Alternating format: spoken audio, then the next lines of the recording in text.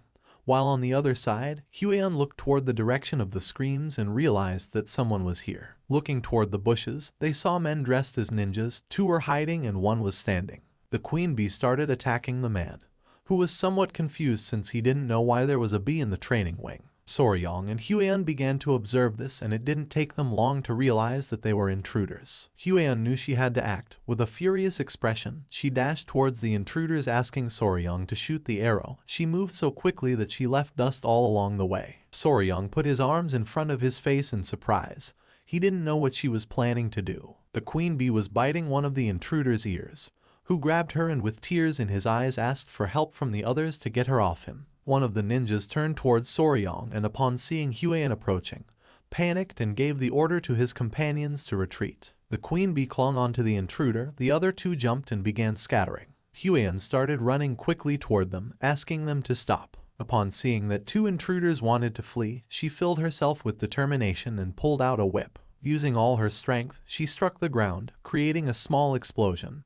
But luckily, the intruders jumped and dodged the attack. Her eyes widened in surprise upon seeing that they had evaded her lash. The man who was being attacked by the queen bee drew his sword and began advancing toward her. The queen bee clung to his head. It was adorable. Soryong couldn't help but panic. He started shouting, asking Lady Huan to be careful. While the queen was sucking the man's head, he unleashed a powerful attack, but to his surprise, Huan blocked the attack without much effort using the whip. She began staring at the man with a piercing gaze. Just before the man had time to react, she counterattacked, and when the man realized it, the whip was in front of his face. The attack created a small explosion on the man's body, and the queen bee flew away. After defeating her opponent, she moved gracefully and appeared behind him. The man lost consciousness and fell to the ground. Soryong was open-mouthed and somewhat worried about her. She turned to him and with a calm expression asked him not to worry as she was fine. The man's body began to emit an evil energy, causing him terrible pain. The queen bee sat on Soryong's shoulder,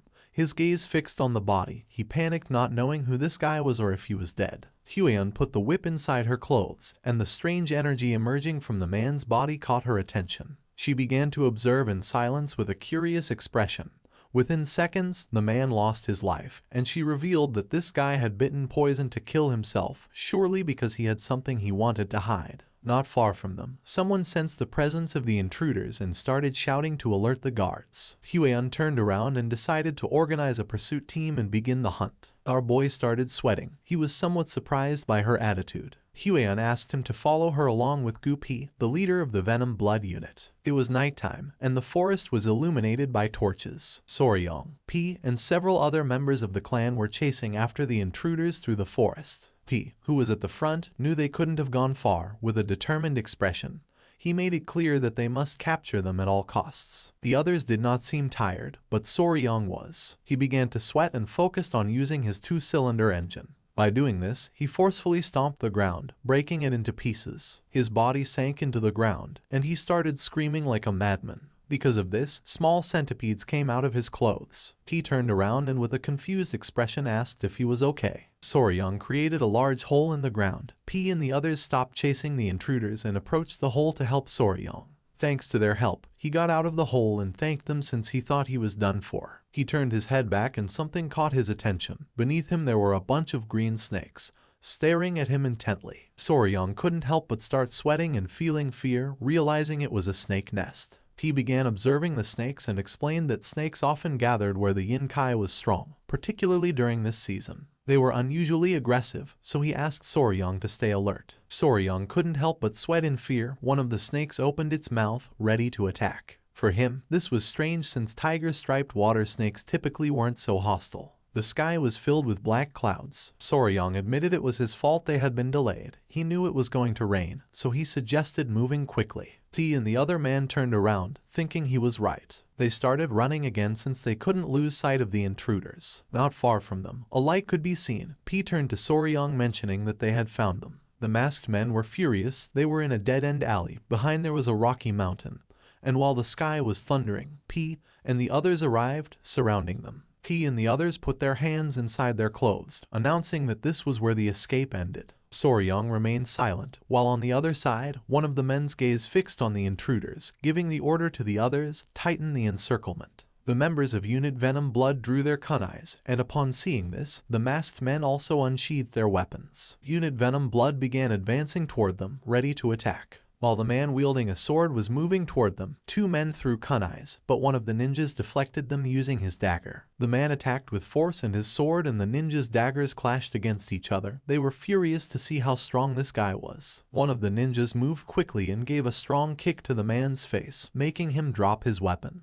They ordered him to get out of their way. Seeing this, the member of the Venom Blood unit couldn't help but panic. While the ninjas were distracted, something started approaching them at great speed. It was P. He tried to attack by surprise, but the ninja crouched quickly, dodging the attack. P began to observe in silence. The ninja took small jumps to retreat, but P used his skill called Triple Mirage Kill and threw his kunai towards the ninja. The kunai started flying towards the ninja and then exploded only to shoot into 3 kunais. Upon seeing this, the ninja was speechless. Luckily, he blocked 2 of the daggers, but one of them stuck in his shoulder, causing him severe pain. He put his hand over the wound. P began to approach, calling him a lucky bastard. 2 of the ninjas had already fallen and only one remained standing, but he was injured. P and the others started walking toward him. This guy should consider himself fortunate that the rain had diluted the poison on P's kunai. P began staring at the ninja with a furious gaze, but then someone started laughing upon seeing so many pitiful insects gathered together. P and the others stopped in their tracks, somewhat confused. P went on alert and with a serious gaze asked who they were. At that moment, someone descended from the top of the rocky mountain, landing in front of the ninja, shattering the ground into pieces. He was an old man with a beard, with an evil smile. He began to observe Soryong and the others with a murderous gaze. Upon feeling his energy, P couldn't help but go on alert, revealing that he was a martial arts master, giving the order to his men to step back. The old man's body began to emit a malignant energy. He stood up and with a smile started walking towards them. He asked the ninja if they had recovered it. In response, the ninja closed his eyes and took out the book he was hiding under his clothes, explaining that it was not the original but a copy recorded by the Tang clan. This caught Soryong's attention, leaving him somewhat surprised. His eyes widened when he remembered that the great patriarch had told him that the book was something only bad people looked at. His attention fixed on the book, and it didn't take long for him to realize that this was a copy of the bad book his grandfather was reading last time. They had tied up one of the ninja's bodies. Soryong, who was sitting next to him, revealed to P that the book was a copy of Blood Hand Poison Art's secret manual, leaving him somewhat surprised. His eyes filled with rage, causing him to clench his teeth tightly. The ninja handed the book to the old man, who opened it and began reading it with a sinister smile. P clenched his fist out of anger, not knowing what kind of people would dare to covet something so sinister. He wanted the old man to reveal his identity. With a smile, the old man began flipping through page by page. It was just as he had suspected. Since it was a copy, the book contained the forms of the techniques but lacked the critical formulas. Even so, it was more than enough. After reading it, he closed the book. Although it was a bit premature, there was no better way to announce their return. He gave permission to the ninja called Bloody Glory to unleash the martial arts of cultivation, giving him the order not to leave anyone alive. Bloody Glory cracked his fingers and with a gaze full of determination, promised to fulfill the order. Next to him was the corpse of one of his companions. He extended his hand toward it and concentrated. A red energy began to emerge from his hand, and not long after, blood shot out from the corpse toward his hand. P's eyes widened in fear upon realizing what technique this guy was using. While on the other side, Soryong put his hands on his head. He couldn't believe he had just seen something so terrifying. The ninja's eyes began to glow, and with a smile, he started absorbing the blood from the corpse through his hand. In the blink of an eye, the kunai that was lodged in his shoulder fell to the ground, and his wound healed completely. The old man began to smile like a madman. He summoned a ball of energy in his hand, and with an evil gaze revealed that he was none other than an elder of the blood cult, the Blood Hawk Dagger Claw named Lord Guchenak. Soryong clenched his teeth and drew his kunai. Guchenak's attention fixed on him, realizing that he was in good shape. Drool began to emerge from his mouth.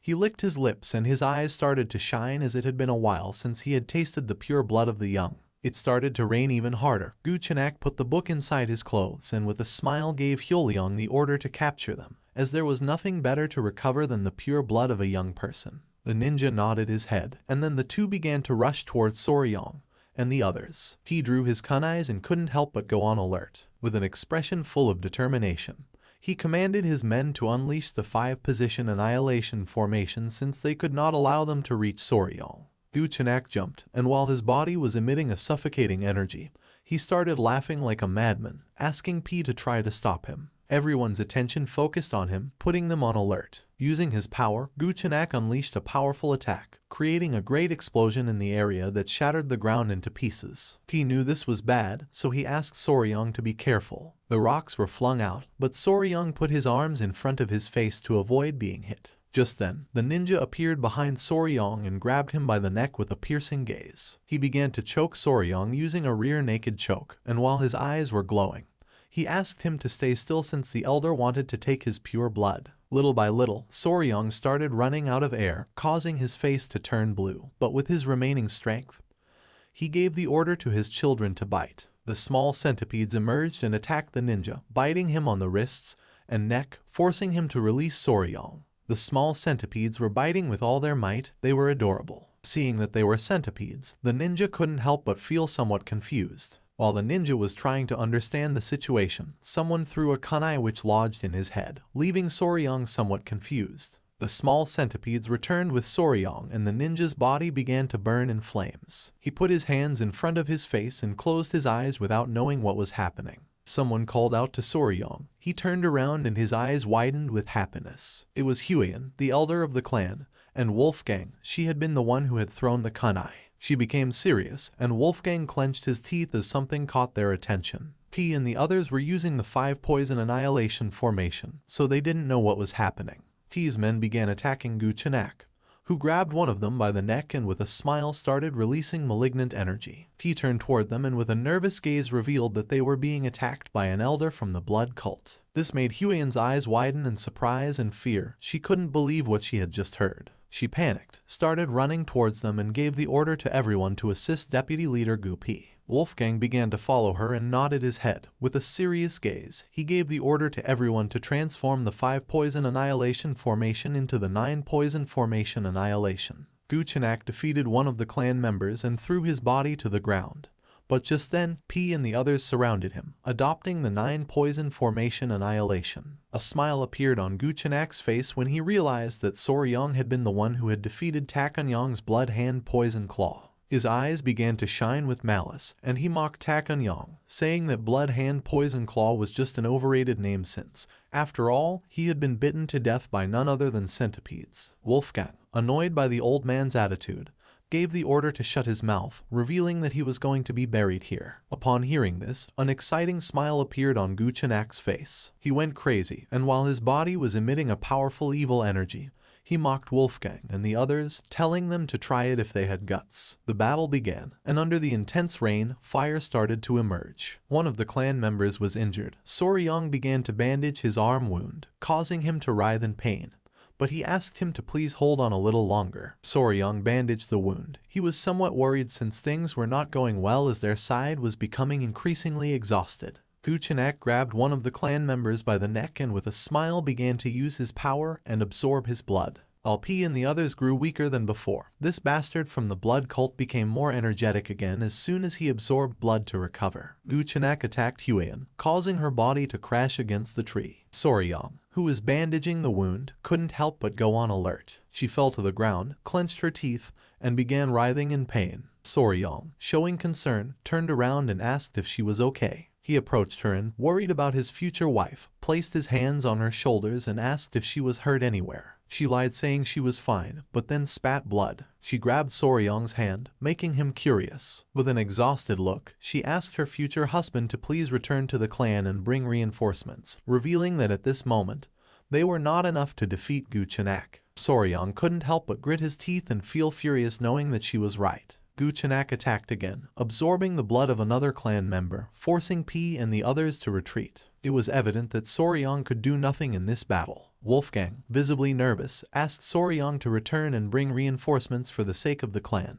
The elder promised to somehow hold back Guchenak, urging him to hurry. Soryang observed them silently for a moment and, with a desperate look, agreed, promising to return as soon as possible. He explained that his mobility arts were deficient, so he wasn't very sure if he would be able to do it. But just before he could finish the sentence, Huiyan gave him a hug with tears in her eyes and, with a kind smile, said she trusted that Soryang could do it since he had been training hard all this time. She promised that next time they would go looking for poisonous creatures together again, leaving Soryang surprised. Huiyan rested her hands on his shoulders and asked him to please go back and bring reinforcements from the clan.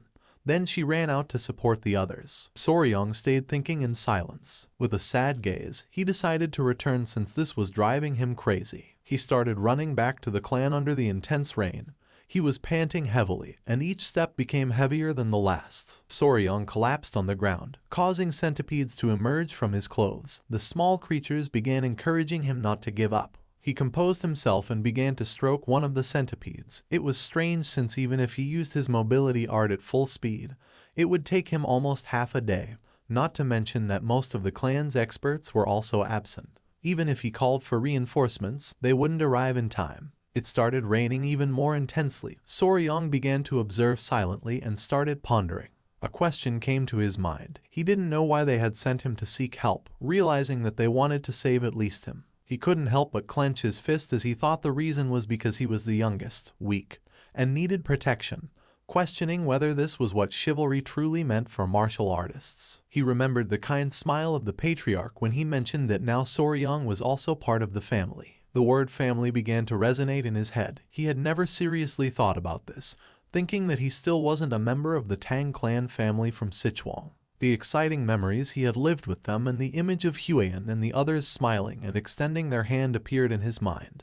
Everyone thought that he was already part of the family. He couldn't help but feel somewhat embarrassed and didn't take their hand since he was the only one who thought that he wasn't part of the family yet. Soryong began to smile, and then he caressed one of his centipedes, realizing that they were too warm-hearted to be a clan of assassins. He stood up, and his eyes began to shine with determination as it was time to save Mom. The centipedes made an adorable sound, indicating that they were happy. Soryong started running. He was determined to save them. He had to think of some way. The members of the blood cult could recover energy. The forest was full of poisonous creatures like snakes and frogs and poisonous plants. Soryong continued running until he stopped. In front of him there was a nest of snakes. He began to observe in silence, devising a plan. The nest of snakes was full of venomous snakes with piercing gazes. Upon feeling the presence of the creatures, one of the centipedes began to stir and become furious. Caressing the centipede, with a smile, Soryong asked it not to worry since he was going to be fine. He took the centipedes out of his clothes and left them on the ground. One of them was sleeping and the other two were crying. Without wasting time, Soryong left the centipedes behind and started running towards the snake's nest. And without hesitating for a second, he jumped inside, making the snake's attention focus on him. A confident smile appeared on his face. He was Spicy Fabry and had to resolve this matter in his own way. The blood-stained snakes were commonly called flower snake. They looked very cute, but they were undoubtedly venomous vipers. Soryong descended into the snake's nest, and within seconds, dozens of venomous snakes began to coil around his body, biting his hands and legs. Unlike venomous snakes that had hook-shaped fangs at the front of their mouths, these snakes had small venomous fangs in the molar area, which made injecting venom difficult. However, in terms of toxicity, they were the most poisonous terrestrial snakes in East Asia. Soryong began to sweat and with a smile asked the snakes to bite him harder. A snake bit him on the hand. His attention was fixed on it, and he clenched his teeth due to the pain. It was evident that these snakes had a stronger venom than the black mamba, but the technique for controlling internal energy of the Tang clan would help him resist the poison, so he was going to be fine for now. The little centipedes, somewhat worried about their father, peeked out and began to call for his attention. Soryong asked them not to worry and told them to stay calm since he would soon leave the snake's nest. Soryong's eyes widened in surprise as something caught his attention.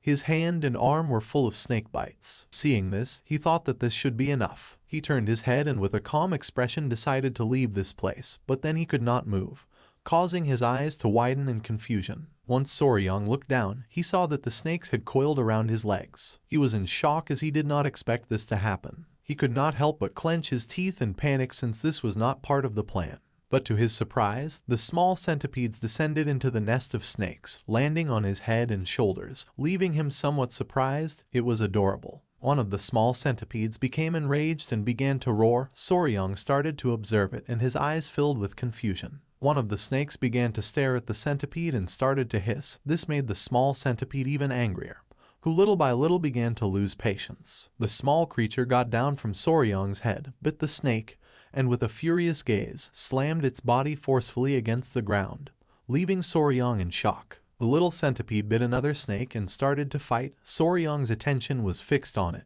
He was somewhat confused without knowing what was happening. In an instant, the little centipede defeated the snake and its eyes began to shine with joy and it began to smile. Soryong could not help but thank it for scaring away the other snakes. Soryong crouched down and realized that they were worried about him. He began to caress the centipede's head and could not help but smile. The little centipede climbed onto Soryong's head and fell asleep. With a smile, he decided it was time to go to mom. Back in the battle, Huion was somewhat exhausted, but her eyes were shining with determination. Many of the clan members had already fallen, and while several were surrounding Guchenak, he grabbed another by the neck and using his power, absorbed his blood, recovering energy. Huion knew better than anyone that at this rate everyone was going to die. Foam began to come out of the man's mouth. Guchenak tightly grabbed his neck and began to absorb his blood. His eyes started to shine, and with a wicked smile, he mentioned that this was very easy. He was exhausted and sweating. He couldn't help but clench his teeth. Guchenak mocked them, asking if there was no one left who could stand against him. Huion drew her whip. Instead of thinking about fleeing, she wanted to keep fighting and hoped that Soryong had escaped safe and sound. She stood firm and gave the order to everyone not to lose sight of Guchenak and to keep as much distance as possible. The rain was going to stop, so she asked them to send another signal to the nearby warriors. One of the men nodded, and Guchenak couldn't help but smile. One of the elders stepped forward and, with a sincere gaze, asked Huion to retreat with Soryong.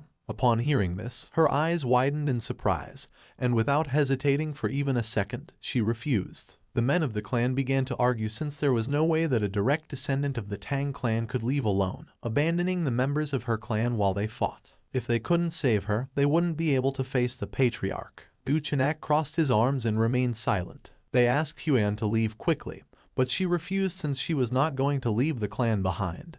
This made Guchenak gradually start losing patience. He interrupted the conversation and said that it was enough. He began to observe Huion and the elder and made it clear that if his toys escaped, he would end up bored. He couldn't help but show an evil smile. He put his hand on his chin and revealed that if Huion fled, he would turn the Tang clan into a hell since, to announce the return of the blood cult, it was necessary to give a great greeting.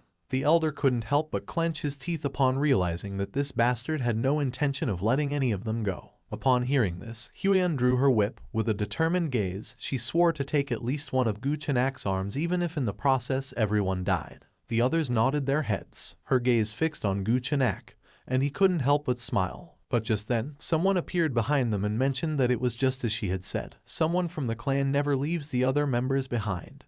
This caught everyone's attention. Huion's jaw dropped and her eyes widened in surprise. It was Soryong. With a confident smile, he began to walk towards them. The elder was speechless, and Huion felt somewhat worried without knowing why Soryong had returned. Soryong began to remove the small centipedes from his body, closed his eyes, and asked them to wait here, then reiterated that the Tang clan never surrendered nor left its members behind. Then he took off his shirt, and his eyes began to shine with determination, making it clear that he too was a member of the Tang clan. He drew his kunais and began to charge against Guchenak. Seeing this, an excited smile appeared on his face. Huion couldn't help but feel somewhat worried and asked Soryong not to do it. Guchenak prepared to attack. He had spared his life, and now Soryong had returned by his own means. According to him, Soryong was an idiot. Soryong lunged at him, ready to attack. Huion was in shock as, without much effort, Guchenak grabbed Soryong by the neck. His eyes began to shine with joy.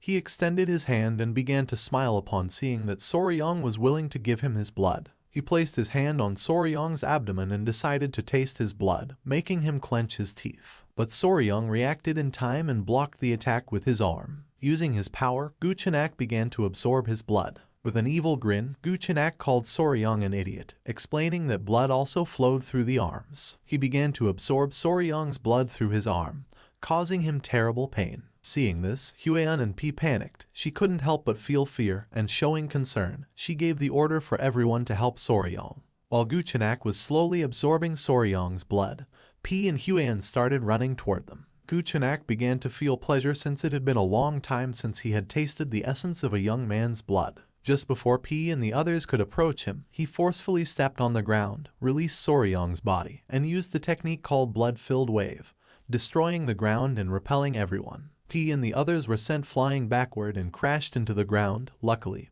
Huion reacted in time and caught Soryong. Gu Chenak, who had become more powerful, began to smile. They had been very annoying, throwing hidden weapons like flies, but thanks to Soryang, he was able to take care of them all at once. Soryang fainted. Huiyan approached and, with a desperate expression, tried to wake him up. As a form of gratitude, Gu Chenak decided to grant Soryang a painless death. She hugged Soryang, saying that was not going to happen. Just then, he coughed and slowly began to wake up, catching Huiyan's attention. Drool started coming out of Gu Chenak's mouth, and he demanded to know what Soryang had done. His hair began to fall like leaves, and little by little he began to grow old. With a gaze full of fear, he soon realized that this was the effect of an energy-dissipating poison. Little by little, he began to lose strength, and his body started to tremble. For him, this was impossible since the internal energy techniques of the cult should be resistant to the energy-dissipating poison. He put his hands on his face and went crazy because this made no sense. He wanted to know who the hell Soryang was. With a smile, he began to sit down and, pointing with his finger, revealed that he was his natural enemy. Huiyan couldn't help but feel relieved to see that Soryang was fine.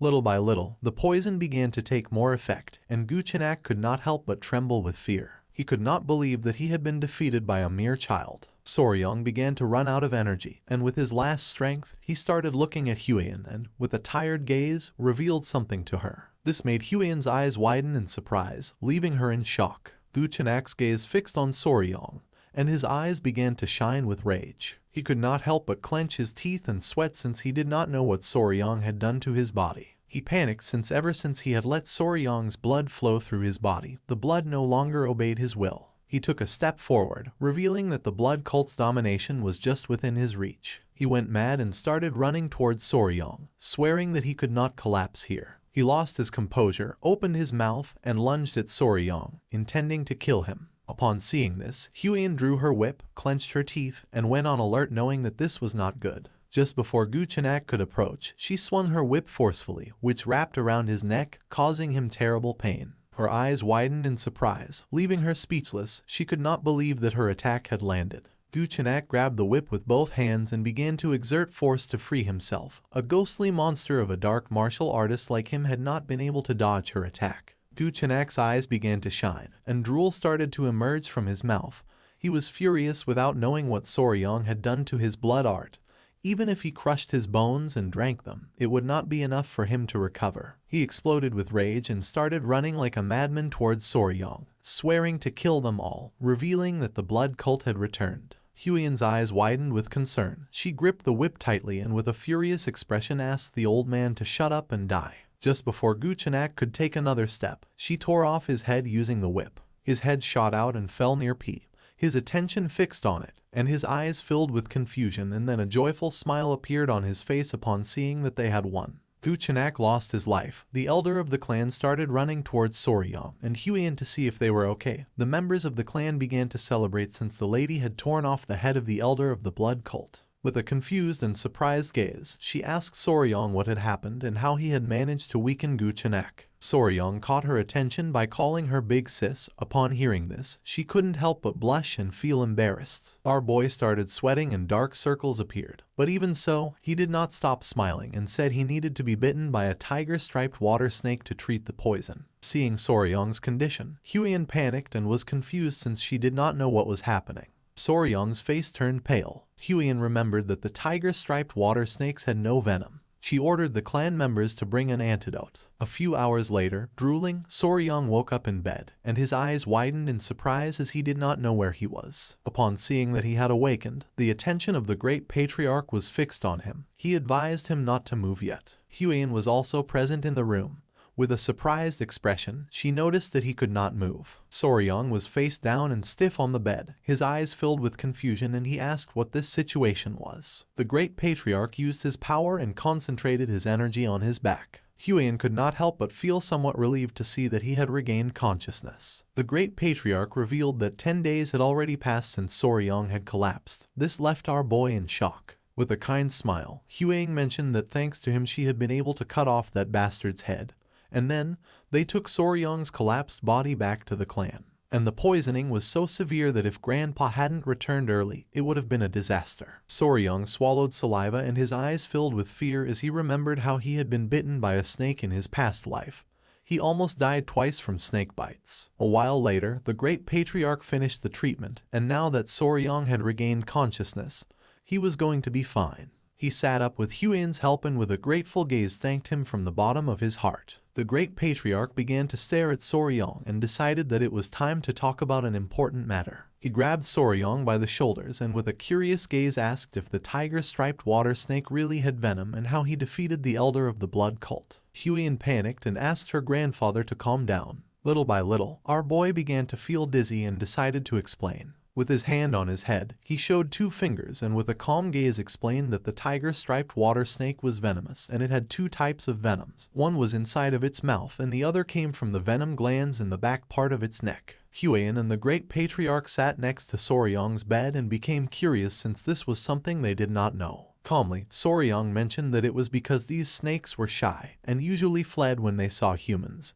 and also their fangs were very small. In fact, it was not until the 1980s that people realized that tiger-striped snakes had venom. The great patriarch was clever and it did not take him long to realize that the dissipation of the internal energy of the elder of the blood cult had something to do with this. But then he remembered that the blood cult was known for being immune to poisons like dispersing toxins. Soryang turned to him and explained that this was only a hypothesis, but he believed that the dissipation of internal energy of the elder was due to the poison of the tiger-striped water snakes. The main component of the venom of the tiger snake was hemotoxin, a hemorrhagic toxin. Hemorrhagic toxins could destroy various structures within the body, including cell walls of red blood cells, inner lining of blood vessels, and other tissue cells. Now, what would happen if they fed the blood cultists hemorrhagic toxins, who were like vampires that depend on blood for their martial arts? Soryang's plan had worked perfectly. He put his hand under his chin and with an uncertain gaze mentioned that the blood, which served as the source of their martial arts, had probably been altered, leading to this result. It is not widely known that tiger-striped water snakes were venomous, but their venom was 5 times stronger than that of a viper, and if their venom was amplified with yin-kin, it became a deadly weapon. The eyes of the great patriarch widened in surprise, making him sweat. He was in shock to see that such a powerful venomous creature existed near Sichuan. Huian began to look at our boy with admiration and, with a smile, praised him for having achieved such a feat. The grandfather closed his eyes and coughed, catching the couple's attention. He crossed his arms and, with a smile, mentioned that Huian had told him that the elder of the blood cult called Soryang Nemesis of Heaven, his natural enemy. Our boy felt embarrassed because said that it sounded exaggerated, like a high school delusion. He covered his mouth with the blanket, looked away, and couldn't help but blush. Seeing this, Huian and her grandfather placed their hands on his shoulders. Since he had been able to perfectly seal the elder's martial arts, then being called natural enemy fit, the great patriarch began to smile and thanked him for having protected his family. He clenched his fist and could not help but get angry without knowing how they had dared to attack his family while he was absent. He clenched his teeth and swore to uproot them once and for all. Soryang and Huian remained silent. With a serious gaze, he said that he agreed with the grandfather since they should completely crush the blood cult. Now that they knew their weakness, all that remained was to collect a large amount of venom from the tiger-striped water snakes. Soryang's eyes filled with rage at the thought of Guchenak and his subordinates. To him, they were nothing more than mosquitoes, and it was natural to strip them down to their souls. Since that day, and with the appearance of the blood cult, the Tang clan had been in a state of emergency. Many of the clan's warriors had been injured, and some had even died. Someone placed a message on the leg of a messenger pigeon.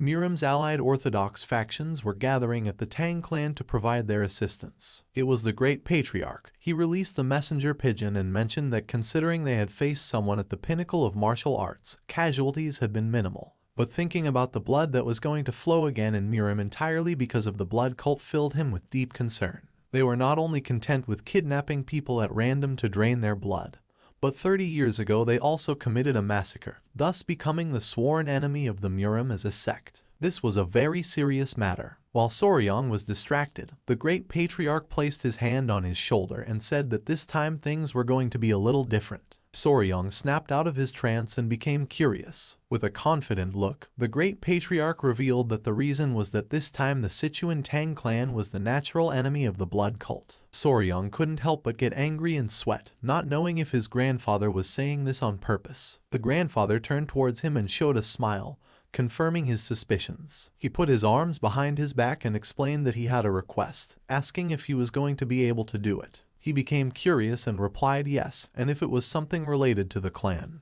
then he was going to give his best. The great patriarch's eyes filled with seriousness when he revealed that soon people from the Muram Alliance were going to arrive, and the military forces of the Alliance would be among those who arrived. He had planned to show them the poison that Soryong had discovered since they had finally uncovered the weakness of the blood cult. Soryong's eyes widened in surprise. He clasped his hands as a form of respect and with a smile said that if it was for the greater good, then they should do it. Upon hearing this, the great patriarch couldn't help but smile, knowing that Soryong would say that. Just before Soryong could leave, he mentioned that he had some news that was going to make him very happy. Upon hearing this, our boy's eyes filled with curiosity, and he turned around wanting to know what it was. With a kind smile, the great patriarch explained that the modifications to the Hall of 10,000 Poisons were complete and that from now on, Soryong was officially going to be in charge of managing the hall. Upon hearing this, he couldn't help but clench his fists and feel joyful. He began to imagine himself lying down and surrounded by poisonous creatures. This made his eyes widen with excitement. The great patriarch also mentioned that as he had suggested, they had also prepared a sunlit pavilion, since after all, to properly raise tiger-striped water snakes, a solid foundation was first needed. Soryong interlaced his hands and could not help but get even more excited. He had to think of it as if it were for the good of Muram and do his best effort. The messenger pigeon flew away. A few hours later, he arrived at the Hall of 10,000 Poisons, and his jaw dropped. It was beautiful, and there were 2 guards at the entrance. Soryong and Huiyan began walking toward the door. There was also a room called Toxic Creature Garden. Huiyan's attention was fixed on it. She put her hand on her chest and entered into confusion. Soryong crossed his arms and with a smile explained that it meant a backyard where all the poisonous creatures of the Central Plains gather. She became nervous and asked if he intended to gather all the poisonous creatures. With a confident look, he replied that yes, since as he had promised her someday he was going to gather the 10 great venomous creatures of the Central Plains. This made Huiyan blush like a tomato. She put her hand over her mouth and looked away. Without wasting time, she ran off with the excuse that she wanted to see why people were gathered. Soryong couldn't help but feel somewhat confused. Just then, a member of the clan was pleased to see that they had arrived. It was Gupi. He put his hands on his waist, and with a smile revealed that he was now commander of the Poison Division. Soryong's eyes filled with confusion, while on the other side, Huiyan remained still. With a kind smile, Gupi explained that it was a newly established unit under the Patriarch's orders. Behind him were several clan members. Gupi turned to them and revealed that from now on, these people were going to serve Soryong as his hands and feet. Whether it was to find poisonous creatures or raise them, he could count on them. Upon seeing this, drool began to fall from Soryong's mouth, while on the other side, Huiyan could not help but feel envy. The eyes of our boy began to shine with joy upon thinking that this was like having staff from a pet store, realizing that they were truly giving him all their support. This was a moment in which Soryong's dream took one more step toward reality. The messenger pigeon reached its destination. A woman with black hair received the message, and after reading it carefully, she noticed that the blood cult had returned. She began to gaze at the sky, knowing that in the once peaceful Central Plains, a bloody storm was about to break out once again. The next day, early in the morning, Jiuchu and his men set off towards the Tang clan. One of the elders turned around and with a smile mentioned that they would soon arrive and assumed that they would finally have to stay at the Tang clan mansion that night. A smile spread across Jiuchu's face. He couldn't help but feel happy as it was a relief to escape sleeping outdoors. He began to imagine the leader of the Muram Alliance, the Emperor of the Fist, Ju Yonghak, with his fists clenched and his eyes shining with rage. With a nervous expression, Jiuchu realized that he had to bring at least one good piece of news. He was eager to find even a small trace of the blood cult. After several minutes, they arrived at the entrance of the Tang clan, which was being guarded by 2 armed guards. The elder could not help but feel joyful upon seeing that the Tang clan mansion was in sight. The attention of one of the guards fixed on them, and his eyes widened in surprise. He assumed that they must be the guests from the Muram Alliance. Jiuchu stepped forward, closed his fan, and with a calm gaze introduced himself as the military advisor of the Muram Alliance. One of the guards opened the door, and the other greeted them as a sign of respect and thanked them for their valuable visit, asking them to please wait a moment. The eyes of the guard expanded with nervousness. He looked to one side and explained that there were some things they had to be aware of before entering the Tang clan mansion. Upon hearing this, Jiuchu's eyes widened in confusion, making him curious, while on the other hand, the elder asked if they had to surrender their weapons before entering. The guard began to touch his chin with his finger and with an embarrassed expression mentioned that this might sound embarrassing, but explained that no matter how small or insignificant a creature might seem, they should never take a life within the Tang clan. Xiu began to imagine a golden statue of a Buddha and with a surprised expression wondered if the entire Tang clan had converted to Buddhism. The guard became nervous and explained that they would find out when they entered the Tang clan, but he asked them to keep this in mind. Upon hearing this, Xiu and the leader became serious. Just then someone appeared and felt happy to see that the military advisor had arrived. Seeing this, Xiu's eyes widened in surprise, making a smile appear on his face. They were Huiyan and Soryong. Both bowed their heads before him and greeted him as a form of respect. Xiu also bowed his head to them and greeted them back, mentioning that it had been some time since he had seen Huiyan.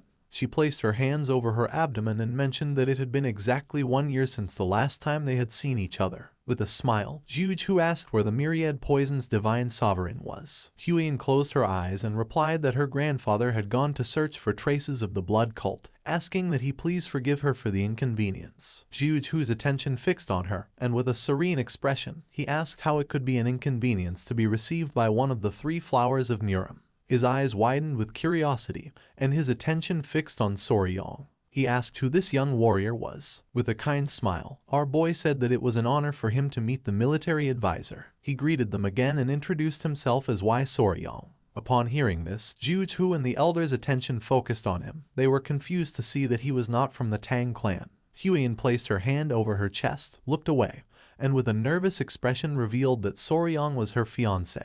This revelation left Xiu and the elder in shock. The men who had come with them started losing their minds and feeling jealous upon seeing that one of Murim's 3 flowers had a lover. They clenched their fists, and their eyes filled with tears. For them, this world was unfair, and they did not know where Soryong had come from. Envy also became evident in Xiu's eyes. He opened the fan, and while gazing at the ground, he asked if they could guide them inside. He knew that at this rate, it was possible that the whole group would request a sparring match with Soryong. Just then, a strange sound spread through the air. The eyes of Zhenghu and the elder filled with confusion and curiosity since they did not know where that strange sound was coming from. The men's jaws dropped, they began to look at the sky, and with a surprised expression, they caught everyone's attention, revealing that there was something in the sky. The sound came from the golden-haired king bees, which were flying around the area. Everyone's attention was fixed on them. They were in shock upon seeing that there were such poisonous creatures as these bees in the Tang clan. The men stood in front of Huiyan and the others drew their swords and asked everyone else to be careful. They were ready to protect Huiyan. Seeing this, Soryong couldn't help but panic and, with a serious gaze, asked them to put away their weapons. His eyes widened in fear. He placed his hand on the man's shoulder and decided to explain the new regulations of the Tang clan. But the man became angry, pushed our boy's hand away, and with a furious gaze asked him to step aside, revealing that the golden-haired king bees were very dangerous creatures capable of killing an ordinary person with ease. Soryong tried to explain himself, but little by little the men began to crush his body. He could no longer contain his rage, pushed the men away, and with a furious gaze revealed that he was raising the golden-haired king bees, asking everyone to calm down. The man couldn't help but go into shock and swallowed hard upon seeing that Soryong was raising such poisonous creatures. One of the bees landed on Soryong's head as a form of love, and upon seeing this, Zhenghu and the others were scared shitless and backed away. With a smile, Soryong began to play with the bees and knew that they had missed him since it had been some time since they last saw each other. Huiyan's eyes widened with joy, and she began to show a smile. The gaze of the bees fixed on Zhenghu and his men. Our boy began to caress one of the bees and with a kind smile asked them not to sting the guests. The man's jaw dropped. He began to sweat upon seeing that Soryong was treating the golden-haired king bees as if they were children. And then, the spirits of the young warriors instantly calmed down. After this incident, Zhenghu and the elder accompanied Soryong and Huiyan inside. Zhenghu's attention was fixed on Soryong. He would never have thought that the young warrior from Hainan Island was the fiancé of the poisonous flower. He was in shock to see that despite being an outsider, Soryong had managed to become the son-in-law of Clan Tang. As they were strolling, something caught Zhenghu's attention. Not far from them, 2 men were sitting and arguing with each other. The black-haired man took out a small vase and, while pointing at it with his finger, with a furious gaze made it clear that a venomous scorpion would be more suitable for the Tang clan. The orange-haired boy took out a small chameleon and, with a gaze full of rage, asked what he was talking about and asked everyone to look at the shape of the chameleon's radiant crest. Jughu's eyes widened in fear. He placed his hand on Soryang's shoulder and, while sweating, asked why all those warriors were taking care of insects and animals. Soryang came out of his trance and became curious. While the men were arguing, our boy explained that they were sentenced to the venomous creature companionship punishment. Jughu started sweating and asked what they had done to deserve such punishment. Soryang put his hand under his chin and began to ponder. A few days ago, at night, the incident occurred. Soryang and Huan went to the training hall. Our boy started training. She got nervous and explained that he had to feel as if he were expelling his internal energy. Our boy concentrated, but it seemed like he was dancing instead of training. Just then, someone appeared and caught their attention, making them curious. It was Commander Gu and his men. They all closed their eyes and became nervous. With a sad gaze, Gu Pi apologized, explaining that this time more than half of the rat pups captured to feed the tiger-striped water snakes had died. Upon hearing this, Soryang turned towards them and his eyes filled with sadness. Huan was somewhat surprised as she did not know what was happening. Soryang crossed his arms, closed his eyes, and let out a sigh knowing that there was not much they could do about it since naturally rats were sensitive, and if things became too noisy, sometimes the mother would kill them. But Gu Pi revealed that the warriors had eaten the rats. Soryang's eyes filled with confusion. Gu Pi explained that they had eaten the rats as snacks while drinking alcohol. His eyes widened in shock. He was speechless upon seeing that the warriors had eaten the young ones as a side dish for alcohol. He was confused, not knowing what was happening. Huan crossed her arms, began to observe Gu Pi, and explained that 3 screeches was a dish where live baby rats were dipped in sauce and eaten. Gu Pi could not avoid feeling embarrassed. He lowered his head again before Soryang and apologized again. Soryang was paralyzed trying to understand the situation. Huan approached them and began scolding them. Gu Pi grabbed his ears and explained that some of the poison handlers were from Henan, and they had said that it reminded them of their home, and one thing had led to another, causing this to happen. Soryang started staring at them with contempt and finally realized that the baby rats that had been captured to be used as food for the tiger-striped water snakes had been eaten by the warriors. He was furious and knew he had to do something so they would learn to value the creatures they raised. In this way, it was how the Tang clan of Sichuan established the venomous creature companionship punishment and a new set of rules. Back in the present, Soryang crossed his arms and his gaze fixed on them, explaining that each of the warriors was now responsible for raising a venomous creature. The warriors began to argue among themselves. Jughu couldn't help but sweat, finally realizing why each one had a venomous creature. His eyes widened with curiosity and his gaze fixed on Soryang. To him, he was someone very interesting. Soryang began staring at the warriors with hatred and sighed, and Jughu finally realized that he was not an ordinary person. At nightfall, the great patriarch arrived, and the 3 sat at a table to chat. With a serious expression, the great patriarch recounted everything that had happened. Jughu closed his eyes and with a smile mentioned that Soryang must be the enigmatic young warrior whom the patriarch of the Tang clan had met on Hainan Island.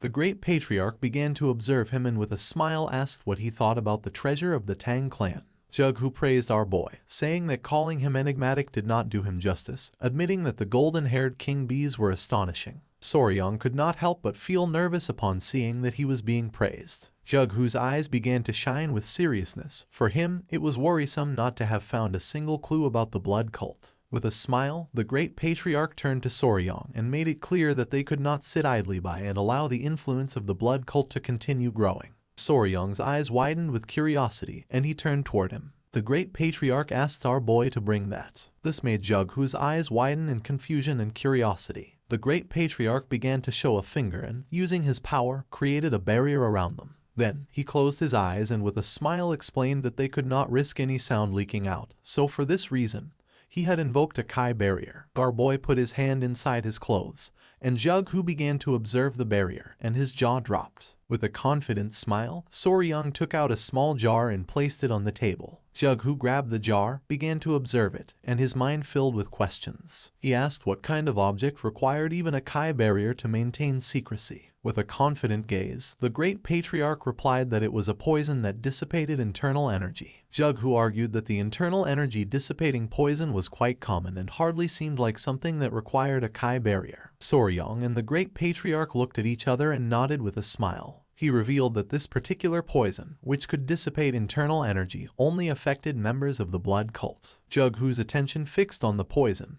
and his eyes widened in surprise. He panicked, slammed his hand against the table, and asked if this was true. The great patriarch closed his eyes and, with a confident expression, explained that although it was hard to believe, it was true. With a gaze full of hatred, Jughu began to imagine the members of the blood cult, thinking that this was a truly incredible discovery, revealing that the reason they had fought so hard during the blood cult rebellion 30 years ago had been because they had used internal energy dissipating poison against them. The great patriarch began to recall the blood cult rebellion and confirm Jughu's suspicions by explaining that when martial artists like them were poisoned, their internal energy dispersed, leaving them powerless, but the members of the blood cult remained completely intact. With a serious gaze, Jughu asked what the potency of this version of the poison was. The great patriarch's eyes began to shine with confidence, and he responded that according to Huian, the poison was capable of reducing their physical abilities to the level of an ordinary person, revealing that she had defeated a blood cult elder who had been poisoned with a single blow. Upon hearing this, a smile appeared on Jughu's face and his eyes began to shine with joy,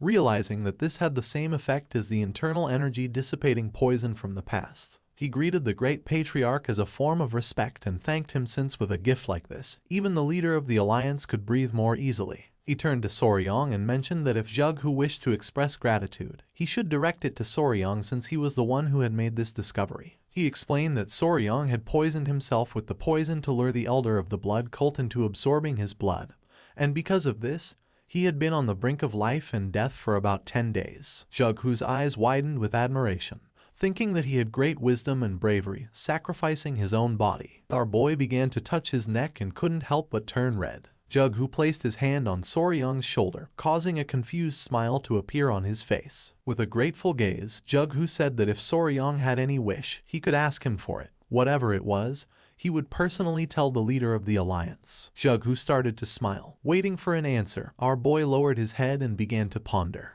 He started to touch his chin and with a nervous gaze, asked if it would be possible to obtain information about toxic creatures. Jughu was confused to see that Soryang was interested in information about toxic creatures and not in martial manuals, elixirs, treasures of gold and silver. His eyes filled with confusion, and he couldn't help but sweat. Seeing this, the great patriarch began to laugh. Jughu closed his eyes and realized that Soryang was unique since, even in Muram's long history, this was the first time he had seen such an eccentric person. He opened his eyes and, with a smile, explained that it might not be exactly the toxic creature he was looking for. He asked if our boy was interested in a mystical stone lizard. It was daytime, and somewhere on the island, there was a beautiful waterfall. Several men arrived at the area. The long-haired man turned around and told his uncle that they had arrived at the place. His uncle was none other than Jughu. They were on Mount Ganga in Sichuan. With a smile, the nephew mentioned that it was just as their ancestors had described. The waterfall, the turtle-shaped rock,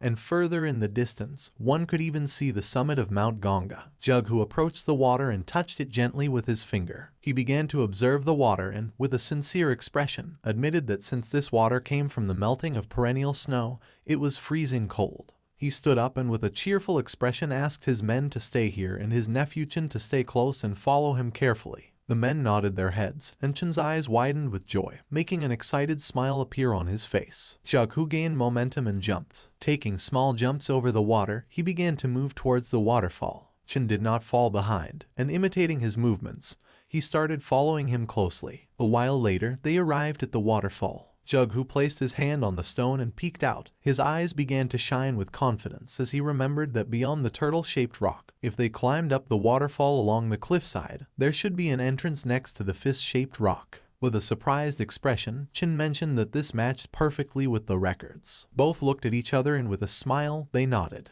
They found an entrance, and Jughu decided to go first, asking Chen to follow him. Chen put his hands on his waist and couldn't help but get excited. They entered the cave, which had walls full of herbs. With a serious gaze, Jughu began to walk carefully, while on the other hand, Chen's jaw dropped as he had never seen a place like this. Using his hand, Jughu pushed aside the lianas and his eyes widened in surprise, leaving him speechless. They reached the heart of the cave, where there was a hole in the ceiling through which sunlight was illuminating everything. Jughu put his arms behind his back and mentioned that they had arrived. Chen's attention was fixed on the precious rocks.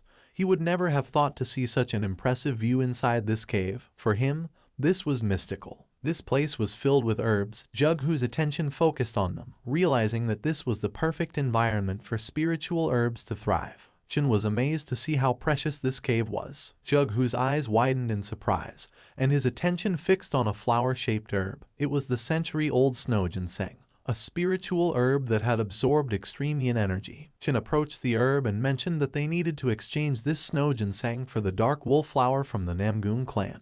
Jughu began to observe the precious herb and nodded, explaining that with this, the severe meridians of the Namgun clan's daughter should also improve, and in turn, they would obtain the 200-year-old dark wolf flower. Jughu approached the herb, closed his eyes, and decided that it was time to collect it. He began to extend his hand toward the herb, which was emitting a powerful aura. Just then, a whistle was heard, and this immediately made Jughu's expression change and his eyes widened in alert. Something that was hidden behind the rocks began to move quickly toward Jughu. He could not help but clench his teeth tightly, knowing that this was not good. The creature attacked with speed, but luckily, Jughu stood up and using the fan blocked the attack at the last second. Then the creatures started bouncing against the rocks. Chen panicked and asked if his uncle was okay. The creatures started bouncing against the rocks with speed. Jughu's eyes filled with fear. He panicked and asked his nephew to be careful since it was moving extremely fast. The creatures tried to attack Jughu from behind, but he reacted in time, turned around, and blocked the attack again.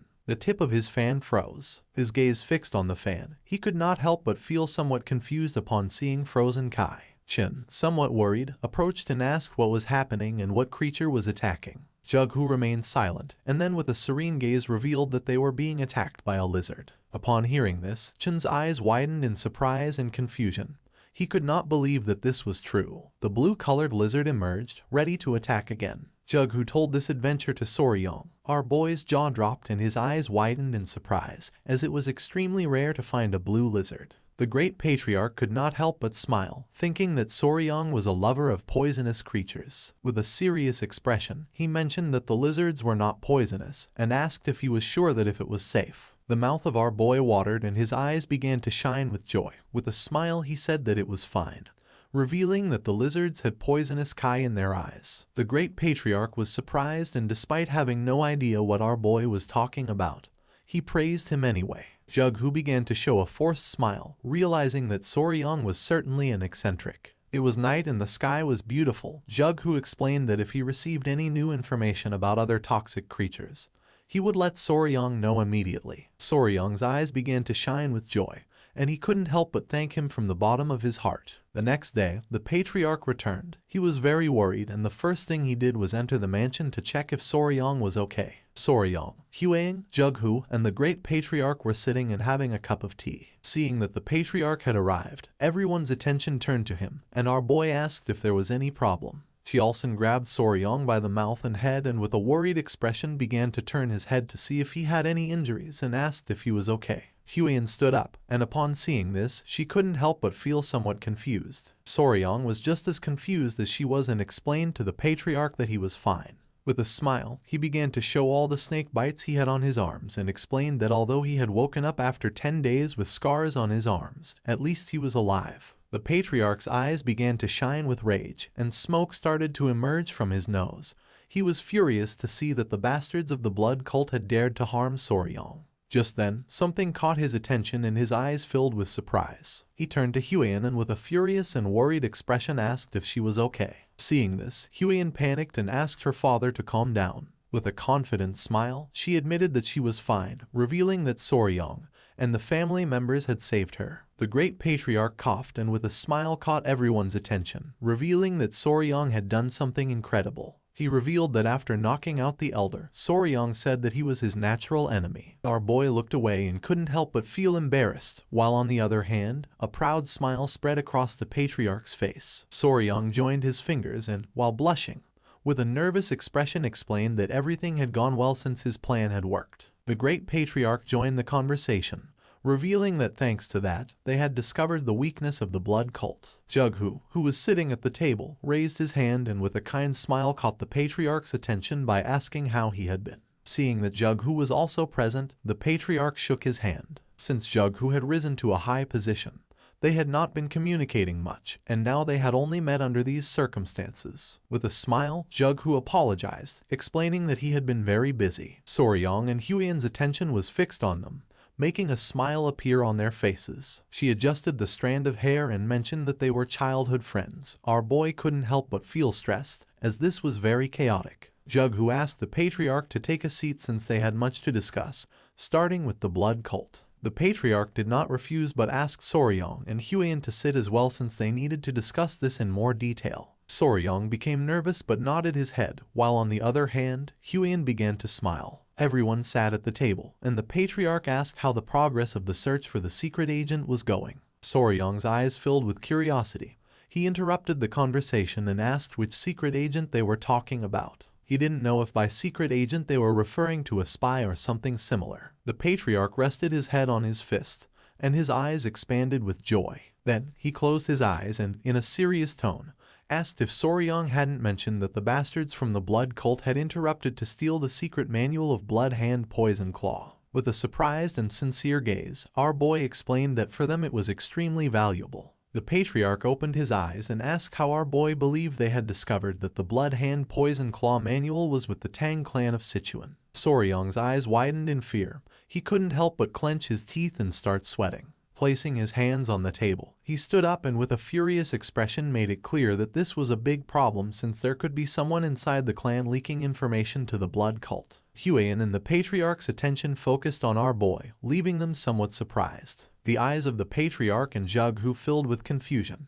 He placed his hand on the patriarch's shoulder and with a smile asked him to educate his son-in-law a little, since as a newcomer to the family, he was unaware of certain things. But even so, he was hearing some rather amusing stories. The patriarch began to stroke his mustache and could not help but feel somewhat disappointed. Soryong could not help but sweat upon realizing that he was the odd one out. With a kind smile, Huiyan explained to her future fiancé that secret agents could never exist in the Tang clan. Soryong turned somewhat surprised and asked if this was true. With a calm gaze, the patriarch explained that even when selecting a simple servant, they conducted exhaustive background checks on all their direct relatives and even distant relatives. Then, if they considered them acceptable, they incorporated all their direct relatives into the clan.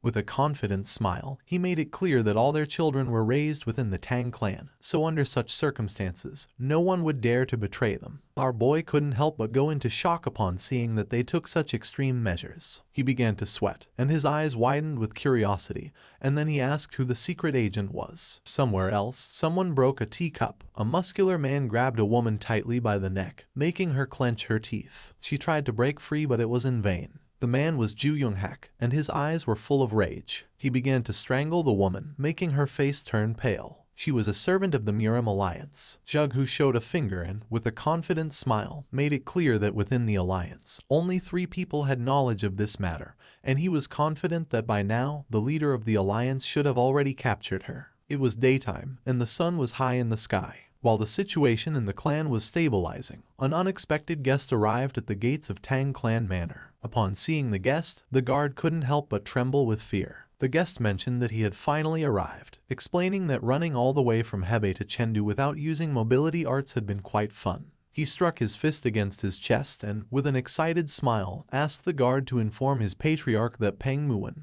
head of Clan Peng, had arrived. Someone shot an arrow into the air, and upon seeing it, Soryong and Huiyan started running towards the entrance of the clan. Everyone's attention was fixed on them. They were all somewhat surprised without knowing what was happening. With a curious expression, Soryong asked Huiyan if it would be okay for them to go out to welcome them. Huiyan turned around and, with a kind smile, explained that her father and the others were discussing something important. Her eyes began to shine with confidence, and with a nervous smile, she mentioned that as the son-in-law of the Tang clan, Soryong should have a little more confidence. Our boy couldn't help but get nervous. Soryong arrived at the doors of the manor and with a smile began to open the door, thinking that they must be guests from another clan. So there was no need to be scared, while on the other side, the guard was scared shitless. Upon opening the door, Soryong saw Peng Muwen and his men staring at him intently with a serious expression. This made our boy frightened. Peng Muwen's eyes widened in surprise and confusion.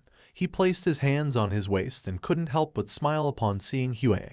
She joined her fist with her palm and greeted the head of the Peng clan with respect. With a smile, Peng Muon said that some time had passed. He had seen her when she was little and now she had grown so much that he could hardly recognize her. Huyen closed her eyes and with a forced smile mentioned that had been 5 years ago, realizing that indeed a lot of time had passed. Peng Muon's eyes filled with seriousness and his attention focused on Soryong.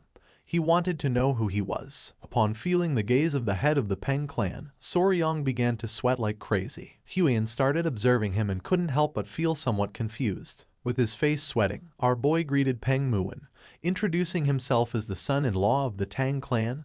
Why Soryong? Peng Muon began to stare at our boy and while touching his chin, he began to ponder. He grabbed Soryong by the cheek and with a curious gaze asked if he was Huyen's fiancé. Soryong panicked, not knowing what to do. Huyen placed her hand near her mouth and nodded with a smile. This made Peng Muon's eyes fill with seriousness. Soryong began to sweat and, with a nervous expression, looked away. Peng Muon's attention was fixed on our boy. He put his hand under his chin and began to think with a curious gaze. Without wasting time, he touched our boy's private parts, which made Soryong turn as red as a tomato. Meanwhile, on the other side, Huyen's jaw dropped and her eyes widened in surprise, leaving her in shock. With a smile, Peng Muon explained that he was wondering if Soryong was too young, but down there he was a full-grown man. Soryong, who was panting heavily, began to observe Peng Muon and couldn't help but feel somewhat confused. Our boy turned to Huyen without knowing what was happening. Peng Muon placed his hand on Soryong's head, gave a thumbs up, and with a confident smile made it clear that in a few years, Soryong was going to be incredible. Huyen turned as red as a tomato, looked away, and put her hands over her face. She remembered that the people of the Peng clan really didn't like formalities or rigid etiquette, so for this reason, the head of the clan had his own way of evaluating. Peng Muon placed his hand on Soryong's shoulder and began to smile. The attention of his men also focused on him, and their eyes widened in surprise, thinking that he was incredible. One of the men even put his hand on his chin, bent down, and began to curiously observe the intimate parts of our boy. Soryong's eyes filled with confusion. He looked away and felt somewhat depressed. But then he thought that this was their style. For him, it was expected to see one man recognizing another man.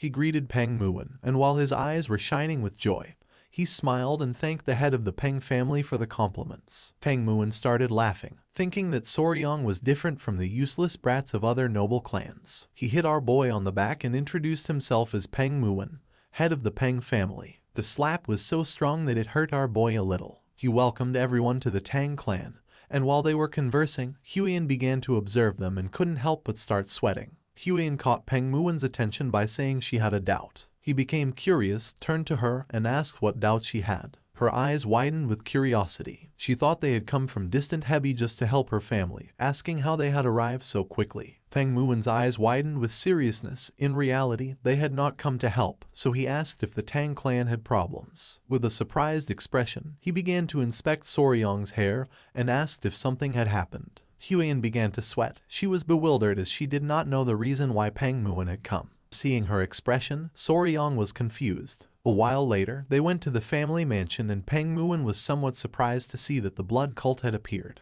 They sat at the table to drink tea and converse. With a calm expression, Huyen informed them that they had already been eradicated. Peng Muon, who had his head resting on his fist, began to observe her and let out a sigh. He was somewhat annoyed and thought that he should have come a little earlier. Jughu, who was sitting beside him, remained silent. With a smile, the patriarch asked what had brought him here. Peng Muon's eyes widened in surprise. He turned to the patriarch and explained that he had been distracted upon hearing Huyen's story about the blood cult, revealing that he had actually come hoping to receive some help from the Tang clan. Huyen and Soryong's attention focused on him. The patriarch's eyes filled with surprise and curiosity.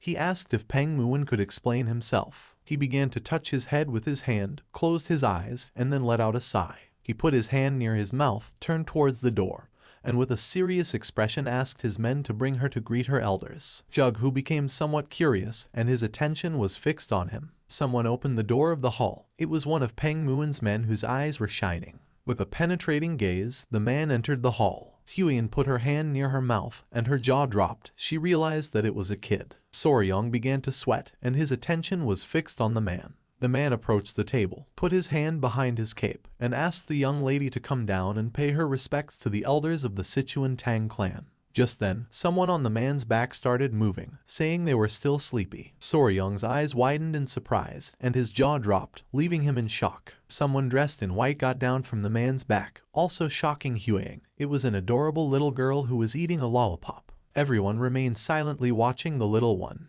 With a sweet expression, she greeted the elders of the Sichuan Tang clan, introducing herself as Peng Yingying. The girl started eating a cookie. Peng Muin grabbed her, and while showing her to everyone, with a cheerful smile he revealed that she was his daughter, leaving both Soryong and Huiyan somewhat confused. Her eyes widened in surprise, realizing that this girl was a miracle of genetics, while on the other hand, our boy's jaw dropped. Peng Muin couldn't help but laugh, explaining that because they looked so much alike, people always ended up giving them that look. He began to stroke the girl's head and explained that she was the reason he had come to the Tang clan. While the little one was eating the cookie, he placed his hand on her shoulder, revealing that his daughter was feeling a bit unwell and asked if the patriarch could take a look at her. With a serious gaze, the patriarch asked if Peng Muin was saying that his daughter was sick. Our boy's attention was fixed on the girl, and his eyes widened in surprise at the thought that she was ill. While the girl was eating cookies, he began to observe her closely, and could see that a strange energy was emerging from her body. That same night, Soryong was lying on the bed with the small centipedes playing on his body. He had heard about Peng Yingying's symptoms and had carefully reviewed them, but in the end, he had not discovered the cause. He closed his eyes and began to stroke one of the small centipedes. A few hours ago, they sat the girl in a chair while everyone was watching attentively. With a serious expression, Peng Muin explained that sometimes she had difficulty breathing and large red spots appeared on her body, and in severe cases, she even lost consciousness, and after a while, she regained her senses, but he had no idea what was causing it. The patriarch sat next to the girl, extended his hands, and decided to examine her. Peng Muin's eyes filled with rage as he had searched and searched. He had even made the disciples of the medical sect examine her, but they all said she was perfectly healthy. He was going crazy. One of the disciples had even said something strange, and he had almost beaten him to the brink of death before stopping. The patriarch asked what he meant by strange. Peng Muin explained that they suspected there were symptoms of poisoning due to the deliberate act of someone, but he was sure that there was no way someone like that existed within his Peng clan. Soryong's eyes widened in surprise, while on the other hand, Huiyan became serious. After examining the girl, the patriarch stood up and revealed that the cause was poisoning, revealing that it could be an internal problem of the clan. Peng Muin's eyes widened in surprise. He panicked and swore that no one from the Peng clan would ever do something like that. He put his hand on top of his head and decided to stop talking about it since he did not want to suspect his own clan. Jughu nodded and mentioned that it was still uncertain, so it was not good to jump to conclusions hastily, revealing that poisoning did not always necessarily occur because someone deliberately administered poison. The patriarch's gaze fixed on the girl who was absorbed in eating the cookie.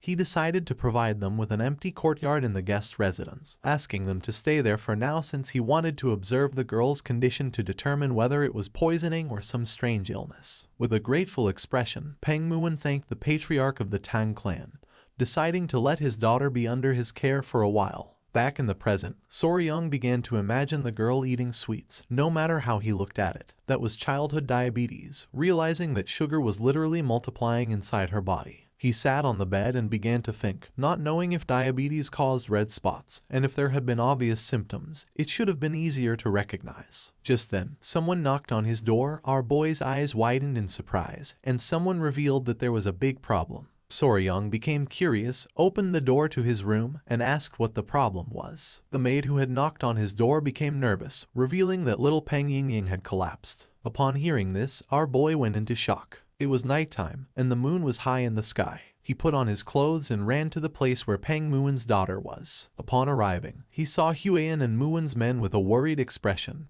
He asked what was happening. The girl had lost consciousness, her face was red, and she was breathing heavily. Peng Muin took her in his arms and couldn't help but panic. Huiyan explained to our boy that the girl had been sitting in the pavilion, coughing, and then suddenly collapsed. With a serious expression, the patriarch explained that seeing as she had collapsed here as well, it was safe to assume there were no spies within the Peng clan. Upon hearing this, Peng Muin couldn't help but clench his fist tightly. The patriarch's attention fixed on him. He became confused, not knowing what was happening. Without hesitating for a second, Peng Muin punched himself in the jaw with a powerful blow, leaving the man behind him in shock. The punch was so strong that a tooth flew out of his mouth. With his nose bleeding, Peng Muin closed his eyes and, with a smile, apologized since, even though he had said those words, he could not forgive himself for having suspected even momentarily of his own people. Now he knew that if Ying collapsed again, it had to be for another reason. One of his men put his arm over his face and couldn't help but cry. Meanwhile, on the other side, Soryang's jaw dropped upon seeing that Peng Muin had lost a tooth. Peng Muin's men began to hit themselves in the face because despite being there, they had failed to prevent the young woman from collapsing, admitting that their sin was also great. The patriarch's eyes widened in surprise, and his jaw dropped. He reached out to them and asked them to calm down. While on the other side, Peng Muin began to smile. More teeth started flying out. With a worried gaze, Huiyan approached Soryang and asked what they should do. Our boy put his hand behind his head and, with a sincere expression, mentioned that there was a way. He clasped his hands together and began shouting, asking them to calm down. Upon hearing our boy's voice, the men whose faces were covered in bruises stopped hitting themselves abruptly, and their attention turned to Soryang. Showing a finger and a confident smile, he revealed that there was a way to identify the cause of her symptoms and prove that no one here was guilty beyond all doubt. The attention of Peng Muin and the patriarch fixed on Soryang, and their eyes widened with curiosity. Soryang sat next to him and began to stare at him intently. Seeing this, Peng Muin's eyes widened in surprise. With a cold gaze, Soryang explained that first they had to remove Miss Peng Yingying's clothes. Upon hearing this, both the patriarch and Huiyan were petrified. Meanwhile, on the other hand, Peng Muin's eyes began to shine with rage. The patriarch was in shock upon hearing Soryang, while on the other side, Peng Muin's eyes widened in confusion and surprise. He asked what Soryang had just said. Our boy's eyes widened in surprise and curiosity upon seeing their expression.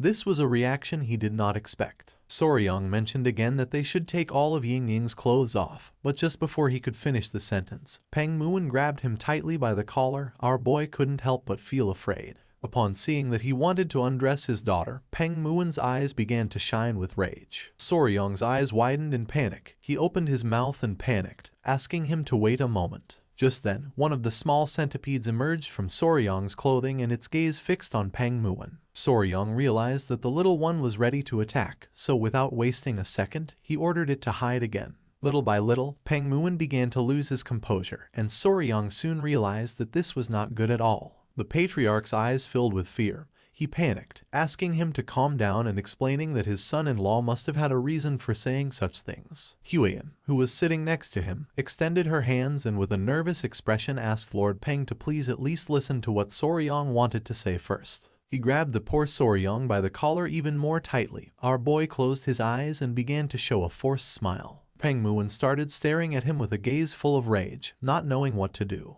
Despite being in panic, Huiyan began to show a smile, explaining that Soryang was a good person. After going around the matter several times, Peng Muin let go of Soryang. Our boy had dared to suggest stripping his daughter, who had not yet reached her prime, so he decided to listen to any justification that Soryang could offer. Our boy opened his mouth and began gasping heavily, feeling somewhat relieved. He sat on the floor in front of Peng Muin and with a serious tone asked him to please calm down and listen until the end. Peng Muin crossed his arms and closed his eyes, deciding to trust him. Showing a finger and a sincere expression, Soryang explained that what he meant was to take off all of Lady Peng's clothes and change her into something else, as it was possible that something in her clothing or personal belongings was the cause of her collapse. Upon hearing this, Peng Muin's eyes widened in surprise and his jaw dropped. He was in shock, realizing that he had misunderstood Soryang. He lowered his gaze, clenched his fist tightly, and prepared to hit himself again for having doubted the words of our boy.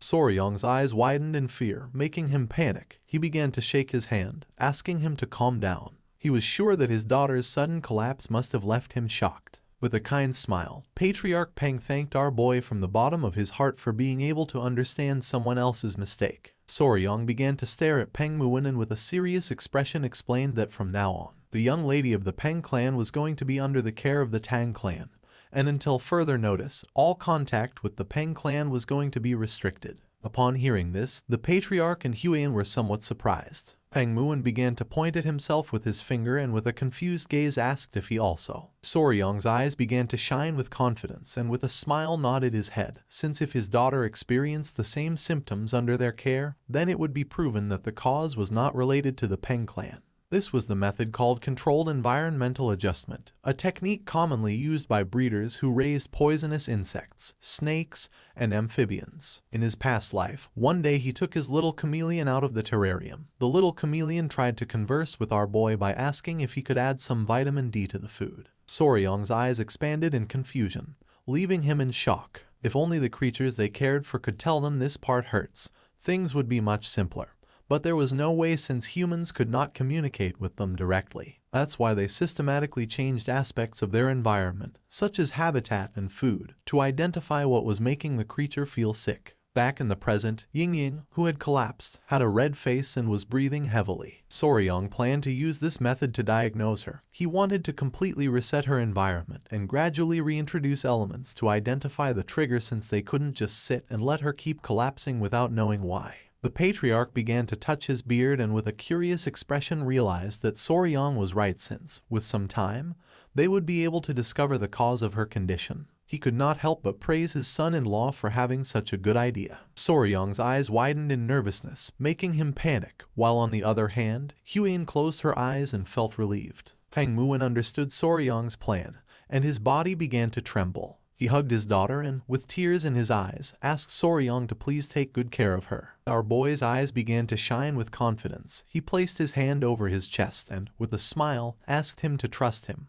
What no one knew was that he had raised countless creatures, and a little girl was nothing in comparison. The next day, little Ying-Ying woke up and her eyes filled with tears. This was not going to be as easy as Soryong had hoped. Ying-Ying started crying, and upon seeing this, our boy panicked, not knowing what to do. Ying-Ying started crying even more. Soryong put his hands on top of his head and his eyes widened in confusion since the moment she had regained consciousness, she had begun to cry. Meanwhile, Lady Huyen and Soryong's mother-in-law were outside gathering essential supplies to care for Ying-Ying, so Soryong was left alone with an unpredictable little child. He approached the bed and with a confused expression asked if she was sleepy or hungry.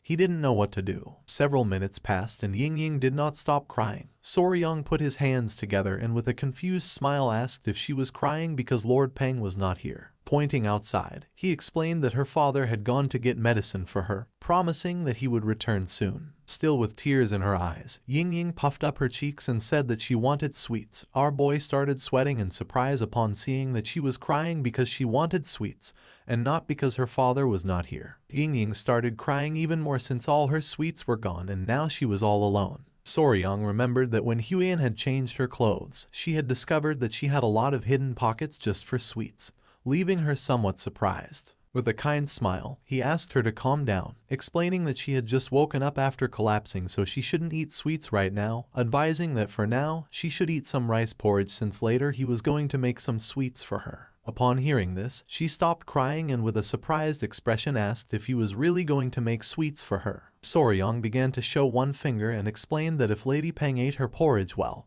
and was obedient, he would make candied fruit skewers just for her. The little girl's eyes widened in surprise. She closed her eyes and with a tender smile decided to make a promise with him. She clenched her fist and with a smile revealed that the Peng clan always kept its promises. If she broke hers, he could hit her in the face. Soryong lowered his head and couldn't help but feel somewhat disappointed, not knowing why the damn Peng clan taught these kinds of things to children. It was daytime and the sky was clear. Somewhere in the manor, Peng Moen was hiding among the bushes. His eyes were full of seriousness as lately he had been burdened with worry. Ying-Ying, who was playing with one of the bees, and Huyen passed in front of him. Peng Moen's eyes filled with tears as he could only see Ying-Ying from afar. You see, due to the rule of no contact with the Peng clan, he could not see his daughter. Soryong's attention was fixed on him. He put his hand over his mouth and with a confused expression asked what he was doing here. Upon hearing our boy's voice, Peng Muin went on alert, and without wasting a second, grabbed Soryong and pulled him into the bushes. With a worried gaze, he asked how Ying-Ying was doing. Soryong's eyes, as he lay on the ground, widened in confusion. He sat in front of the patriarch and mentioned that she was eating well and was obedient. Upon hearing that she was eating well, the patriarch's jaw dropped in surprise. Our boy revealed that she had devoured an entire plate of fried pork. Peng Muin was in shock, not knowing how Soryong had made her eat, to which he responded that she had eaten it by herself. Peng Muin's eyes widened in surprise and confusion. Just then, someone wearing a red dress appeared. Their attention was fixed on it, and their eyes expanded in surprise. It was Huiyan. With a kind smile, she greeted the lord of the Peng clan with respect. In response, with a grateful smile, Peng Muan thanked her for taking care of his daughter. With a calm gaze, she mentioned that Yingying was asking where older brother Soryang had gone. Upon hearing older brother, Peng Muan couldn't help but feel furious, while on the other hand, Soryang was somewhat confused. Peng Muan's eyes began to shine with rage since not even he had had a proper conversation with her, without knowing when they had become so close. Seeing his expression, our boy's jaw dropped in fear. Peng Muan exploded with fury, wanting to know since when she had started calling him older brother. Soryang clenched his teeth and without wasting another second, ran out of the place. Peng Muan put his hands on top of his head and started going crazy. Huiyan turned towards him and with a cheerful smile asked if he was heading to the training grounds again. Our boy explained to her that after playing a little with the golden-haired king bees, Yingying was more obedient. Soryang started running towards the training grounds, realizing that the golden-haired king bees also felt affection for Yingying. A few minutes later, he arrived at the training grounds where little Yingying was playing with one of the bees. She held the bee in her arms and with a cheerful smile greeted our boy. Yingying started playing with the bee and then more bees began to arrive. One of them climbed onto her head and another started licking her cheek. She couldn't help but smile as she felt ticklish. Soryang's attention, who had his arms crossed, was fixed on her, and a smile appeared on his face since thanks to these little creatures, he had been able to bond with Yingying very quickly. One of the bees climbed onto his head, and our boy's eyes began to shine with seriousness, realizing that the adorable golden-haired king bees loved Yingying because she had spilled sugar syrup on herself while eating sweets, not knowing if they were mistaking her for food. Yingying knew that the bees liked her, so now she threw a tantrum every day, demanding to visit them. Just then, the queen bee emerged from the tree. Yingying, who was playing with the bees, turned towards Soryang, started pointing at the tree and with a smile said that the queen bee was there. Soryang sat on the bench and asked Yingying not to ask the queen bee to play since she was busy. In response, she closed her eyes and nodded her head. Soryang felt happy thinking that if he had a younger sister, he would feel like this, realizing that taking care of children was not so bad. Yingying raised her hand and called his attention, saying that there was another bee. Upon hearing this, our boy's eyes widened in surprise. He brought his hand to his mouth and with a worried gaze asked her to be careful since some bees stung. Just then, she started screaming as she had been stung. Soryang panicked and started running towards her, asking if she was okay. She had a small sting on her arm. With a worried gaze, our boy explained that she should be careful. He decided to leave the matter aside and go first to the medicine hall. Little Yingying began to observe the sting, saying that it didn't look so bad. Soryang grabbed her hand and decided to apply some medicine just in case since sometimes bee venom could make people very sick. Yingying closed her eyes and with a sad expression nodded her head. Just then, Soryang's eyes widened in surprise. Little by little Yingying began to gasp heavily and her face started turning red. She started to feel cold and not long after, she collapsed. Soryang reacted in time, and just before her body could hit the ground, he caught her. His eyes widened in fear as he began to remember what Peng Muan had said. Sometimes her breathing became difficult, and large red welts appeared on her body, and in more severe cases, she even lost consciousness. Finally, he realized exactly what this reaction was. With a furious gaze, he clenched his teeth upon realizing that the pure reason Yingying had been collapsing all this time was due to anaphylactic shock. More precisely, anaphylaxis. Anaphylaxis is a severe allergic reaction caused by a hyperactive immune response. Usually, when harmful foreign substances or toxins enter the body, the immune system immediately launches an attack to eliminate the threat. When toxins entered the body, they were like thieves entering your house. This causes the cells to run away from the place since the toxins destroy cell membranes. The immune response to these invaders is known as inflammation. The body releases histamine, which dilates blood vessels, allowing white blood cells and antibodies to flood in and neutralize the invader. But the problem arises when the body overreacts to certain harmless substances, widening the vessels even more. When histamine is released in excess and malfunctions due to a hyperactive immune response, the blood vessels throughout the body dilate rapidly, causing a dangerous drop in blood pressure, and since oxygen does not reach the brain and important organs, they stop functioning properly. In extreme cases, anaphylaxis can become lethal. Soryang carried little Yingying on his back and with a determined expression,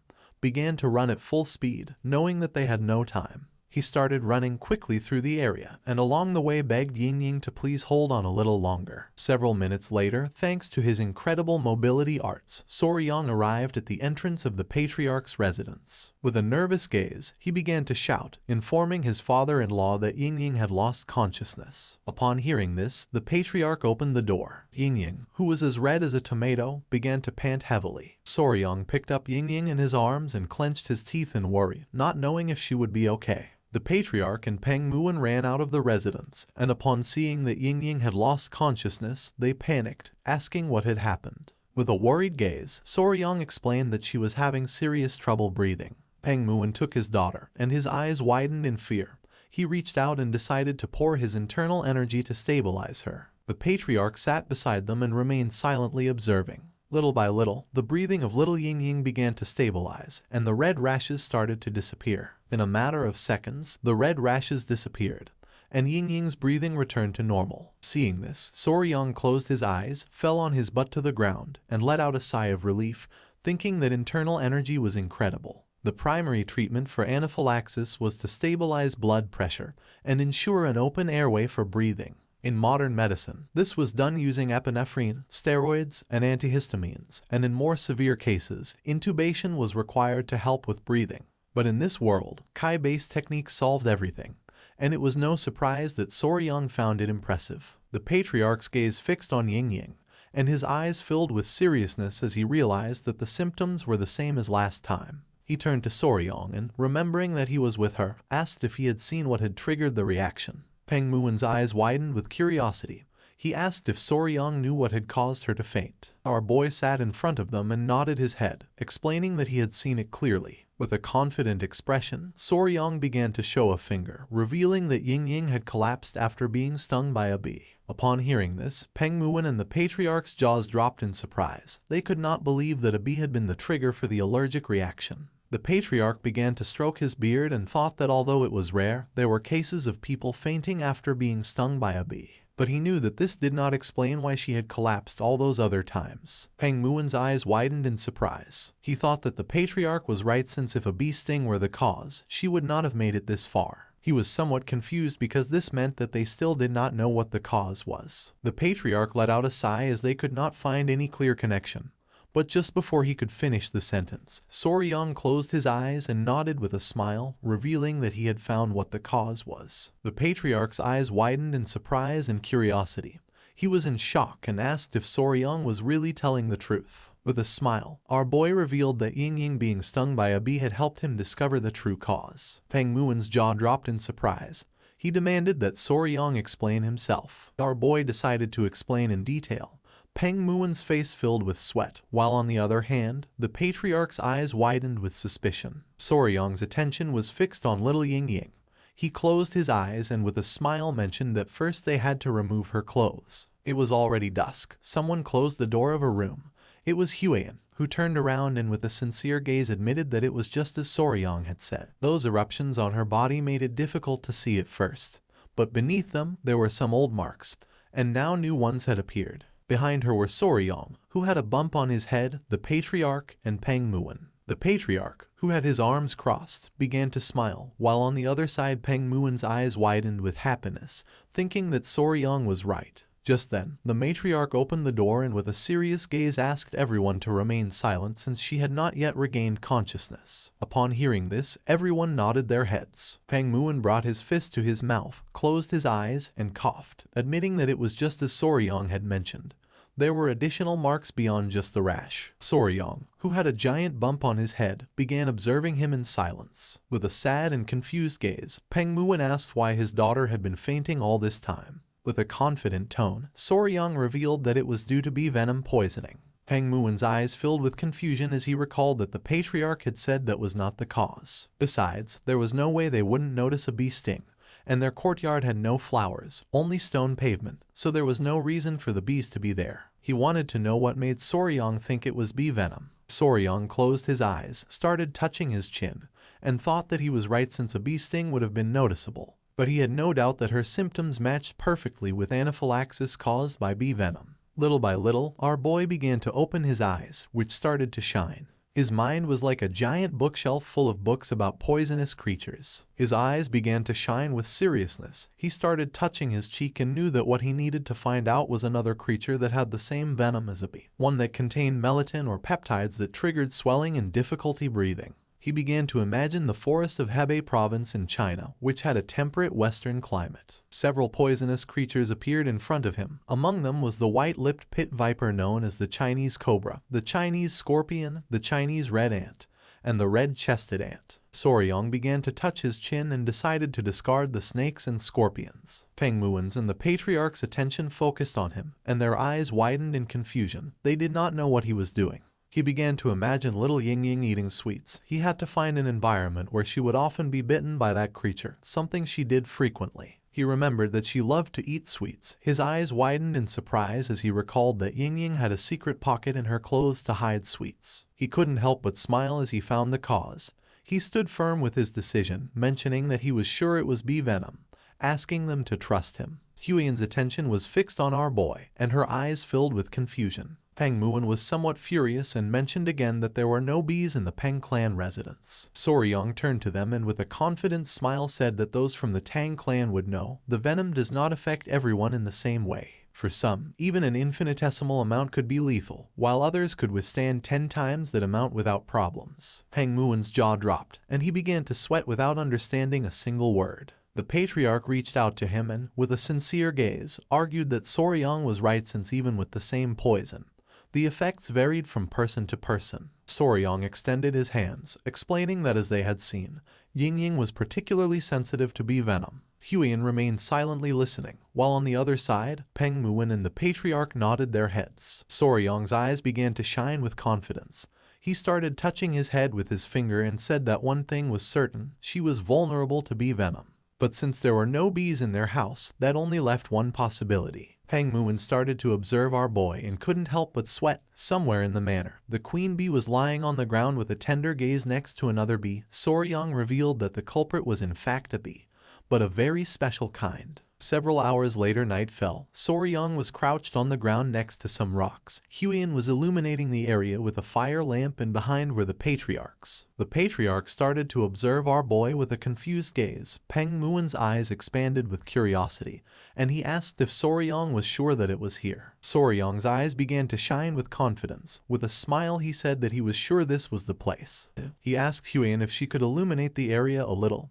Huiyan's eyes, who was holding the fire lamp, widened with curiosity, and she nodded her head. Soryong left a candy on the ground and not long after, several small ants emerged from the stones and began to devour the candy. One of the small ants started eating another ant, which began to call for help. Using some chopsticks, Soryong grabbed the ant and with a confident gaze revealed that this guy was the culprit. The attention of Peng Muwen and the patriarch was fixed on the ant. They were in shock since this insect was an ant and not a bee. Soryong asked them to look closely since, after all, this ant was a collateral relative of the bees. Peng Muwen began to observe the ant carefully, not knowing what Soryong was talking about. Several seconds later, the patriarch's eyes widened in fear, leaving them in shock. The little ant was furious and upon looking closely they noticed that it had a massive stinger on its backside. They could not believe that an ant had such a large stinger. The patriarch finally realized what Soryong meant by them being collateral relatives, while on the other hand, Peng Muwen was left open-mouthed upon seeing an ant with such a large stinger. Soryong began staring at them, revealing that this creature was the collateral relative of the bee that had caused Yingying to collapse, a real stinger ant. Peng Muwen's gaze fixed on the ant, and he couldn't help but sweat, while on the other hand, the patriarch was in shock. This ant was the true culprit behind Yingying's condition, belonging to the order Hymenoptera, family Formicidae, known as the Asian needle ant. The king stinger ant or Pachycondyla chinensis was from the order Hymenoptera, from the family Formicidae, and from the subfamily Ponrani. Many must be wondering what the hell ants had to do with stingers. It was simple. These stinger ants had evolved from the same ancestor as bees, which meant that they had retained many characteristics similar to those of bees. In fact, studies on the venom of stinger ants and bees had shown that people who suffered anaphylaxis from stinger ant venom also tended to react in the same way to bee venom.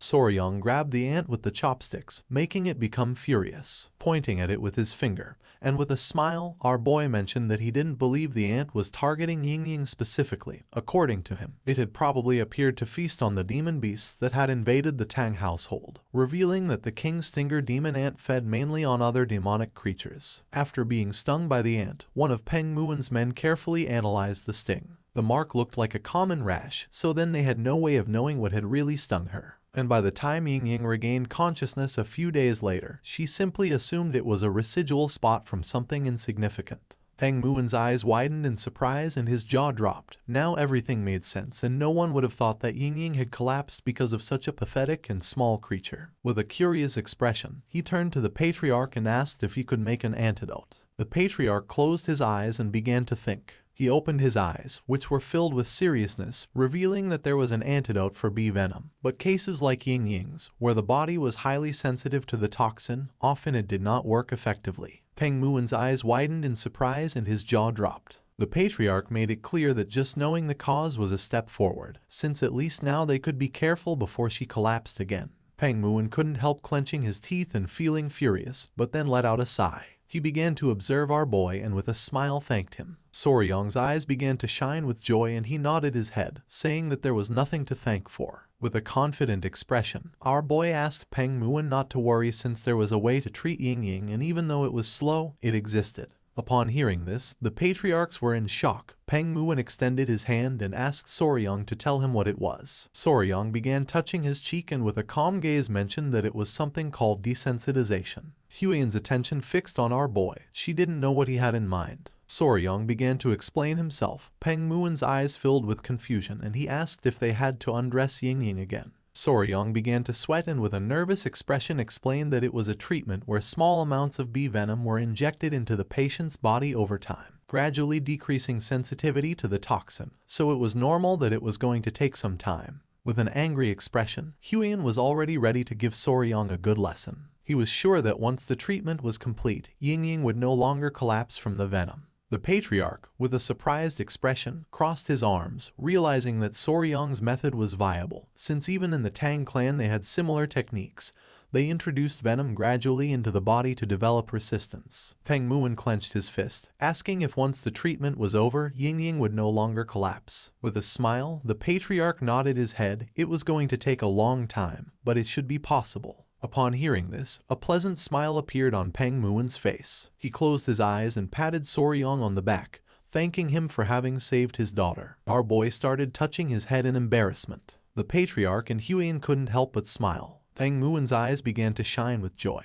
He grabbed our boy by the shoulders. After receiving such help, there was no way he would simply let it pass, so he asked if there was something that Soryong wanted. Whatever it was, Soryong only had to name it and he would grant it to him. Our boy started to sweat, then closed his eyes and felt somewhat confused, not knowing what was wrong with the people of this world. At the moment he helped them, they began to throw blank checks. With a grateful expression, Soryong greeted Patriarch Peng, saying that Ying Ying was his little sister, so there was no way he could expect a reward in return. Peng Muen started laughing and gave Soryong another pat on the back, explaining that there was no such thing as modesty in the Peng clan, asking our boy to say what he wanted as a reward. The slap was so strong that Soryong began to scream in pain. He knew that if he didn't say something right now, he was going to die. Just then, our boy's eyes widened in surprise. With a joyful gaze and mouth watering, he asked if Peng Muen could join him for a mountain tour. Peng Muen became somewhat confused. The next day, Peng Muen, Soryong, Gu Pi and Huiyen went to Mount Gongga, which was in Sichuan province. Everyone's attention was fixed on the beautiful waterfall. No one had seen anything so beautiful. With a smile, Peng Muen mentioned that this was a magnificent mountain. Soryong began to laugh, explaining that it was said there was even a beautiful stone cliff. Huiyen stepped forward and her attention fixed on the waterfall. With a smile, she admitted that according to the general, this should be the place. With a confident expression, Soryong thought that she was right, since this should be the waterfall and the rock he had mentioned. Our boy felt somewhat confused since he didn't know how they were going to reach the cave that was behind the waterfall. Upon hearing this, Peng Muen turned toward them and an idea came to his mind. With a surprised gaze, he remembered that Soryong had said that he had only recently started learning mobility arts, realizing that he was not familiar with the technique of wave-stepping swallow flight. With a curious expression, our boy asked what that was. At first, Peng Muen began to smile, but then his smile disappeared and his eyes filled with confusion. He grabbed Soryong by the shirt and lifted him into the air. Explaining was painful, so he decided to teach him directly. Our boy's eyes filled with fear, causing him to start sweating, while on the other side, Huiyan put her hand over her mouth and couldn't help but go into shock. Using all his strength, Peng Muin threw Soryong toward the waterfall, and upon seeing this, Huiyan panicked. Our boy landed near the waterfall, and while he was gasping heavily, Peng Muin also landed in front of him. He put his hands on his waist and started laughing, thinking that he had a pretty agile body. Our boy fell to his knees on the ground, thinking that this guy was crazy. Huiyan also arrived at the area and with a worried expression asked if Soryong was okay. She helped Soryong sit down, and when looking forward she realized that this seemed to be the entrance of the cavern. The eyes of our boy filled with surprise, since an entrance hidden behind a waterfall was mysterious. The eyes of Peng Muin began to shine with joy. He decided it was time to enter and find out what was inside the cavern. A few minutes later, while the water from the waterfall was falling into the river, Soryong and the others entered the cavern. The eyes of our boy and Huiyan widened in surprise, leaving them in shock. With a worried gaze, he admitted that something felt strange. Huiyan, who was beside him, began to observe the place and nodded her head. In front of them were small rocks, and on top there were bright crystals, surrounded by dead plants. They knew there was no way that the general had lied. The interior of the cavern was nothing like what they had expected. Soryong sat next to the crystals and began to observe them carefully. This was how Yeagle, who, the general of the Murim Alliance, had described it. A ray of light falls in the center of the cavern, and the ground is covered with countless nameless flowers in full bloom. It is mysterious and strange beyond words, like another world, a paradise. Peng Muin and the others began to walk around the area. Our boy's attention was fixed on the dead plants. For him this was like hell, nothing like paradise. Huiyan, who was walking behind them, admitted that although light entered through the hole in the ceiling of the cavern, there were no blooming plants. In fact, they all seemed withered and wilted. With a serious gaze, Peng Muin realized that a sacred beast was altering the environment around it. His attention fixed on the rocks, realizing that a cold Kai was radiating from the center rock. With a sincere expression, Soryong admitted that the elder was right. Peng Muin grabbed his sword and asked them to stay behind him. Slowly, Peng Muin began to walk toward the rocks. His eyes began to shine with seriousness, realizing that this was a very serious cold. Just then, a creature let out a powerful roar. Soryong's and Huiyan's eyes filled with surprise. Peng Muin's eyes began to shine with seriousness. He unsheathed his sword, revealing that the creature was ahead, asking them to stay just behind him. Soryong's eyes began to shine with joy, since for him the roar had been amazing. At that moment, a creature with bright eyes began to emerge from the rocks. It began to stare at our boy and let out another roar. Our boy's eyes widened in surprise and amazement, causing his jaw to drop. The creature was a chubby-tailed gecko. The creature began to walk toward them, and its body began to emit a cold Kai. It was approximately 1 foot long. It had small and round yellow eyes and a chubby little tail. Soryong put his hands on his cheeks and his eyes expanded with love. The gecko was so cute that he was about to lose it. Huiyan put her hand near her mouth and with a smile admitted that the blue lizard was very beautiful. Our boy clenched his fists and couldn't help but smile, since he knew she was capable of recognizing its value. While on the other side, Peng Muin began to sweat, but then clenched his teeth as he realized something. Then the gecko began to roar. Upon seeing this, Peng Muin tightly grabbed the sword, revealing that there was another gecko deeper inside. Upon noticing there was another one, Soryong couldn't help but wonder if they were pair. Smoke began to emerge from his nose and his eyes widened in surprise when he thought that they could even have offspring out of this. He explained to Lord Peng that they had to bring them back alive no matter what. The gecko started staring at Soryong with a murderous look and cold Kai began to emerge from its body. Deeper within the rocks, there was another gecko that seemed to be injured. With a worried expression, Huiyan turned to him and asked if there was any problem. Soryong's eyes began to shine with seriousness and his attention fixed on the rocks. He had caught a faint glimmer, but he was sure of one thing. His eyes filled with concern and his gaze fixed on the gecko, revealing that he thought it might not be breathing. The other gecko opened its mouth and began to roar. Soryong decided to leave it to Commander Gupi. If something happened, he had to let him know immediately. The furious gecko was watching the entrance. Gupi, who was hiding, began to show a forced smile, asking Soryong to trust him. If the gecko showed any unusual behavior, he was going to inform Soryong immediately. Soryong left the cavern and decided to retreat for now. During the night, they lit a bonfire near the waterfall. Huiyan and Peng Muin began observing our boy who was standing near the entrance of the cavern. They knew nothing about its habits, and trying something reckless could harm the already injured creature. While the centipedes were playing with Huian, she adjusted her hair and with a loving expression asked our boy to come down and eat. Soryong closed his eyes and began to imagine Huian as his wife, preparing food for him. He couldn't help but blush since for him this was kinda sweet. Using the campfire, they started cooking the food. Peng Muon sat on the log, and with a curious expression asked if there had been any progress. Soryong, who was sitting next to Huian, began to ponder in silence, and then revealed that the creature hadn't moved at all. With a serious gaze, Peng Muon mentioned that when he had checked, the thing hadn't moved even a little bit. He asked if living creatures shouldn't at least be eating something. Soryong's attention was fixed on the campfire. For him it was strange, since usually geckos or common lizards fasted for several days when they were stressed. Especially fat-tailed geckos. They stored energy in their thick tails. If it hadn't eaten anything, it was likely surviving only on stored energy. They were reaching the point where a decision had to be made. With a serious expression, Soryong suggested checking on the gecko that wasn't moving. Peng Muon couldn't help but smile, thinking that they were finally going to catch the gecko. Soryong clarified that they were not going to catch it. He believed that they needed to check where it was injured,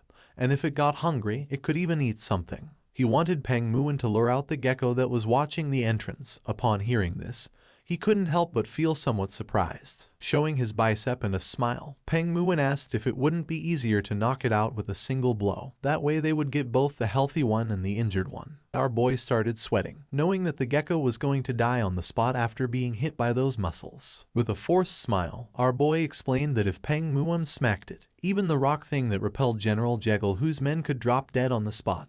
Lord Peng started laughing, thinking that our boy was right. He gave Soryong a strong slap on the back, mentioning that it was no wonder that a scholar like him, always glued to his desk, had been relegated by a phenomenon like that rock thing.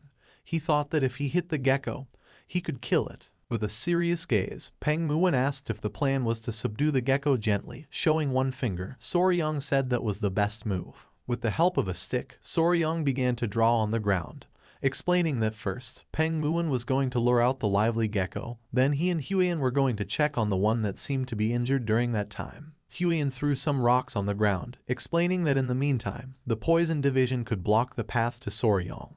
The Lord nodded his head, thinking that this seemed to be the best approach. With a smile, Peng Muon asked if there was anything else he should watch out for. Our boy asked him just to make sure it didn't reach the wall, since it could climb it and come over to his side. Peng Muon hit his fist on his chest, and his eyes began to shine with enthusiasm. He decided to move since his body was eager for action. He started running toward the cavern. Soryong panicked and asked him to please go slowly. A smile appeared on Huian and Soryong's face. Our boy knew that if the gecko was sick, then it might not have much time left. Peng Muon, who had the sword resting on his shoulder, Soryong and the others entered the cavern. Upon noticing that they had returned, the gecko's eyes began to shine with rage. Soryong brought his hand to his mouth and whispering gave Peng Muon that he could begin. Upon hearing this, an excited smile appeared on his face. Peng Muon drew his sword and while his eyes were shining, began to imbue mana in it. He and his men drew their weapons and began to advance toward the rocks. Upon seeing that they were planning to attack, the gecko's eyes began to shine with rage and it let out a loud roar. It jumped and using all its strength, attacked, but luckily Peng Muon reacted in time and blocked the attack using his sword.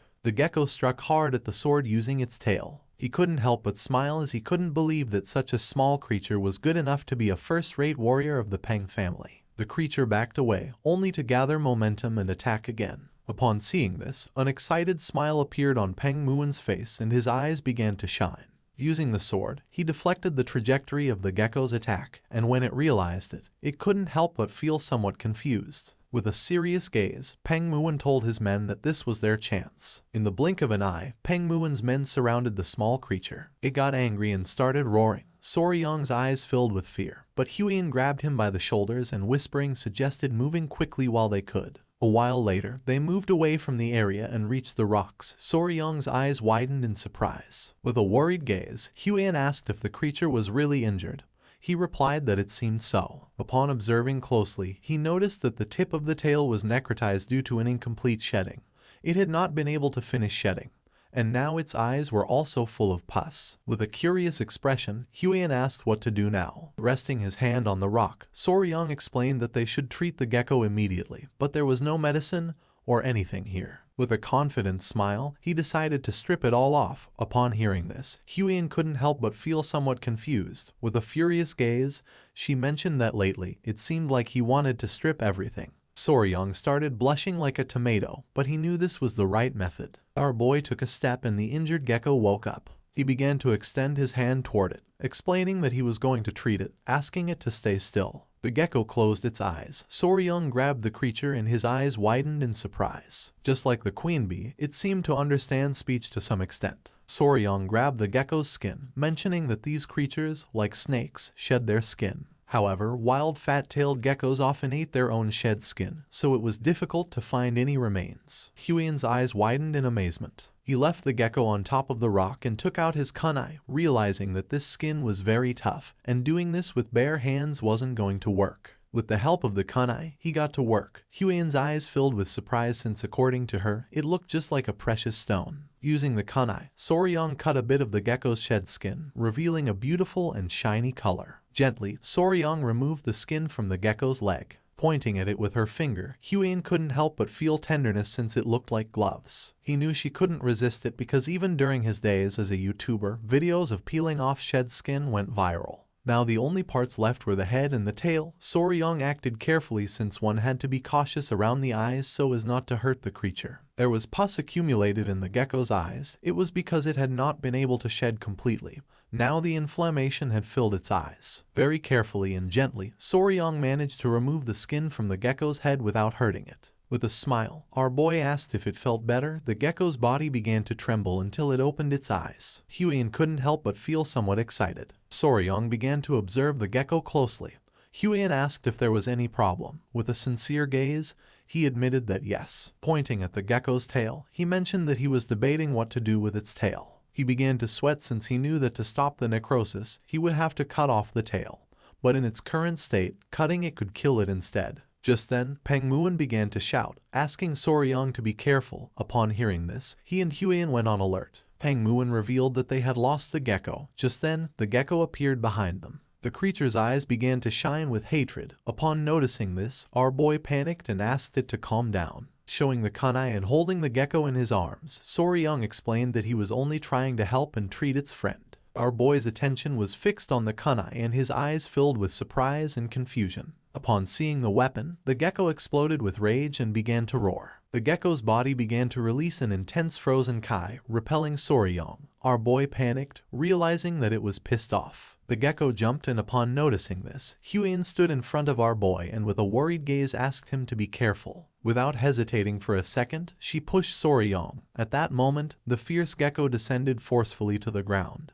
But luckily, Huian and Soryong were barely saved. Soryong hugged the injured gecko tightly and fell backwards onto the ground. The attention of the other gecko fixed on them and it started roaring again. The gecko's eyes began to shine with rage. Soryong extended his hand toward it and with an expression full of fear asked it to wait a moment. With a serious gaze, Soryong admitted that this was not what it seemed, asking the creature to calm down. Just then, Soryong's eyes widened in confusion. The female gecko that Soryong was holding in his arms began to make sounds, leaving our boy somewhat confused. With eyes shining with fury, the gecko prepared to attack. But then, it calmed down and felt somewhat surprised. The two geckos began to talk to each other and couldn't help but laugh. Soryong's attention was fixed on them, making his jaw drop. At that moment, Peng Muon and his men returned to the cave and with a worried gaze, the leader asked if Soryong was okay. Gripping his sword tightly, Peng Muon admitted that the gecko was vicious and fast. He didn't expect it to slip between his legs. Upon seeing Peng Muon's sword, the gecko clenched its teeth and began to roar. Just before things could heat up, Soryong stepped in the middle, raised his hand and with a serious expression asked Peng Muon to wait a second. With a confident smile he told Peng Muon that he was fine and asked him to step back a little since he was going to try talking to him for a moment. Peng Muon's eyes filled with confusion as he didn't know if Soryong wanted to try talking to the gecko. He asked if our boy thought the gecko could understand words. Looking at the gecko, with a confident expression he said that the gecko seemed to understand speech up to a certain point and it was likely that it wouldn't attack them again. He asked if Huian could bring some dry grass. With a confused gaze, she nodded her head. With a cheerful smile, she and the centipede began to collect the dry grass that was near the rocks. A while later, she prepared a soft nest of dry grass for the female gecko. Soryong and Huiyan sat next to the female gecko, and our boy asked the male gecko not to worry since he was not trying to hurt her, explaining that he had removed the shell that would not come off and had taken away what was covering her eyes, asking him to make sure to keep licking her eyes for a while. The gecko approached her and with a curious gaze began to lick her eyes. Soryong crossed his arms and revealed that only one problem remained. Upon hearing this, the attention of both the gecko and Huiyan focused on Soryong. Touching his head, Soryong began to observe her tail and revealed that her eyes should heal well. But the problem was her tail. Half of it was already rotting and he didn't believe that licking it would help. The gecko began to look at her tail and couldn't help but feel somewhat confused. He turned towards Soryong and nodded with his head, saying that he was right. Forming scissors with his fingers, Soryong revealed that they would have to cut the tail. The gecko's face filled with sweat and fear when he imagined Soryong cutting her tail. The creature began to roar again. Upon seeing this, our boy felt somewhat confused. The gecko jumped and with glowing eyes prepared to attack. Soryong put his arms in front of his chest and with a gaze full of fear, began to scream. A few hours later, Peng Muin's men lit a campfire inside the cave, while Soryong and Huiyan were sitting on the rocks. Using her finger, Huiyan began to apply a special balm on Soryong's cheek. Our boy let out a sigh and felt furious, since he was only trying to help, but even so the gecko had bitten him. Huiyan, who was applying the balm on his wound, asked him to stay still, explaining that if he moved it could leave a scar. Peng Muin, who had his arms crossed, began to laugh, saying that Soryong was finally starting to act like a real man since after all, he had gotten a glorious scar in battle. Upon hearing this, Huiyan began to stare at Peng Muin with a sinister gaze. Feeling her gaze, the patriarch could not help but feel fear. Touching his cheek, Soryong felt relieved since the misunderstanding had somehow been cleared up. The small centipedes climbed onto Huiyan's body and began to play. Seeing how the centipedes were not reacting to any murderous intent, he realized that little gecko never intended to harm him in the first place. While they were distracted, Gupi appeared and called their attention. Upon hearing his voice, Soryong's and Huiyan's attention turned to Gupi. Gupi appeared alongside the gecko, revealing that the creature had something to say. With a forced smile, Soryong began to touch his cheek and asked if he was ready. The gecko nodded. Soryong stood up, promising to do his best effort. But before that, he wanted to ask something to the gecko. He began to observe our boy and became somewhat curious. Showing a finger, Soryong asked what geckos ate, since if he was going to cut her tail off, she was going to need to eat something nutritious in order to recover well. Taking small jumps, the gecko turned his back on them and began to move away. Soryong panicked and started to follow him. The little gecko moved several meters away and stopped near a small plant. Soryong's eyes filled with curiosity and his attention focused on the plant. Using his mouth, the gecko pulled out the plant and began to show it to Soryong. Our boy took the small plant in his hand. Peng Muin and Huiyan began to observe it closely. With a curious gaze, she asked if she could take a quick look at the plant. Our boy did not refuse and handed her the plant. Huiyan took the plant and began to inspect it carefully. Showing the plant to Soryong, she revealed that although it was weak, she could feel a bit of kai seeping out. She was sure that this was a seed of a spirit herb that used to grow in this cavern. Soryong's eyes widened in confusion. He took the seed and his jaw dropped in surprise. With a serious gaze, Peng Muin revealed that he had heard about it long ago. It was said that spirit herbs always grew where spiritual beasts dwelled. The centipedes were sleeping on top of the rocks. Huiyan began to observe them and explained that if that was the case, then maybe these little ones, just like the centipedes, survived by feeding on the kai of the spirit herbs. Soryong clenched his fist and his jaw dropped, realizing that if they unearthed the spirit herb, then that meant they were in serious trouble. He panicked and started to replant the herb again, but Peng Muin mentioned that it was no longer useful. Soryong planted the herb again, but Peng Muin placed his hand on his shoulder and revealed that once a spirit herb had been touched by human hands, it would not grow again. He was sure that the gecko knew this and for that reason had unearthed it to show them. Even if he replanted it, it was not going to grow beyond this point, leaving our boy in shock. Soryong began to imagine Jughu pulling out the spirit herbs that were in the cave, and the little geckos crying. Soryong's eyes filled with tears knowing that humans were very cruel. With a curious gaze, Peng Muin asked Gupi what the name of the spirit herb that used to grow here was.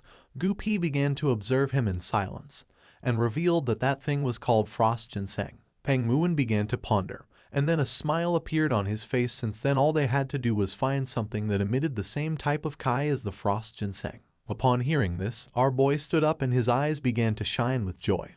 He asked if there really was something like that. With a smile, Peng Muin nodded his head and then revealed that it was called ice jade, just like the frost ginseng.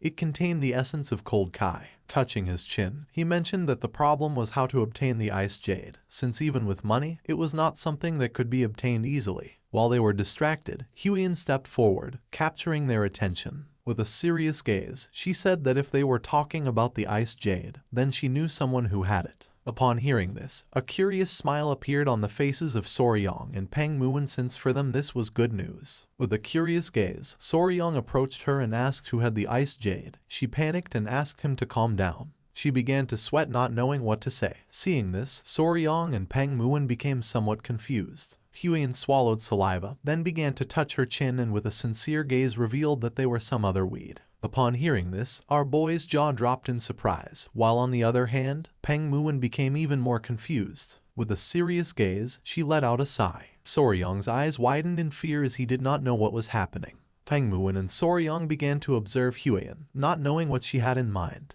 Even Peng Muin felt confused. Huiyan began to show a confident smile, and upon seeing this, Soryong's eyes filled with fear, and he couldn't help but sweat. He put his hand on his face and let out a sigh.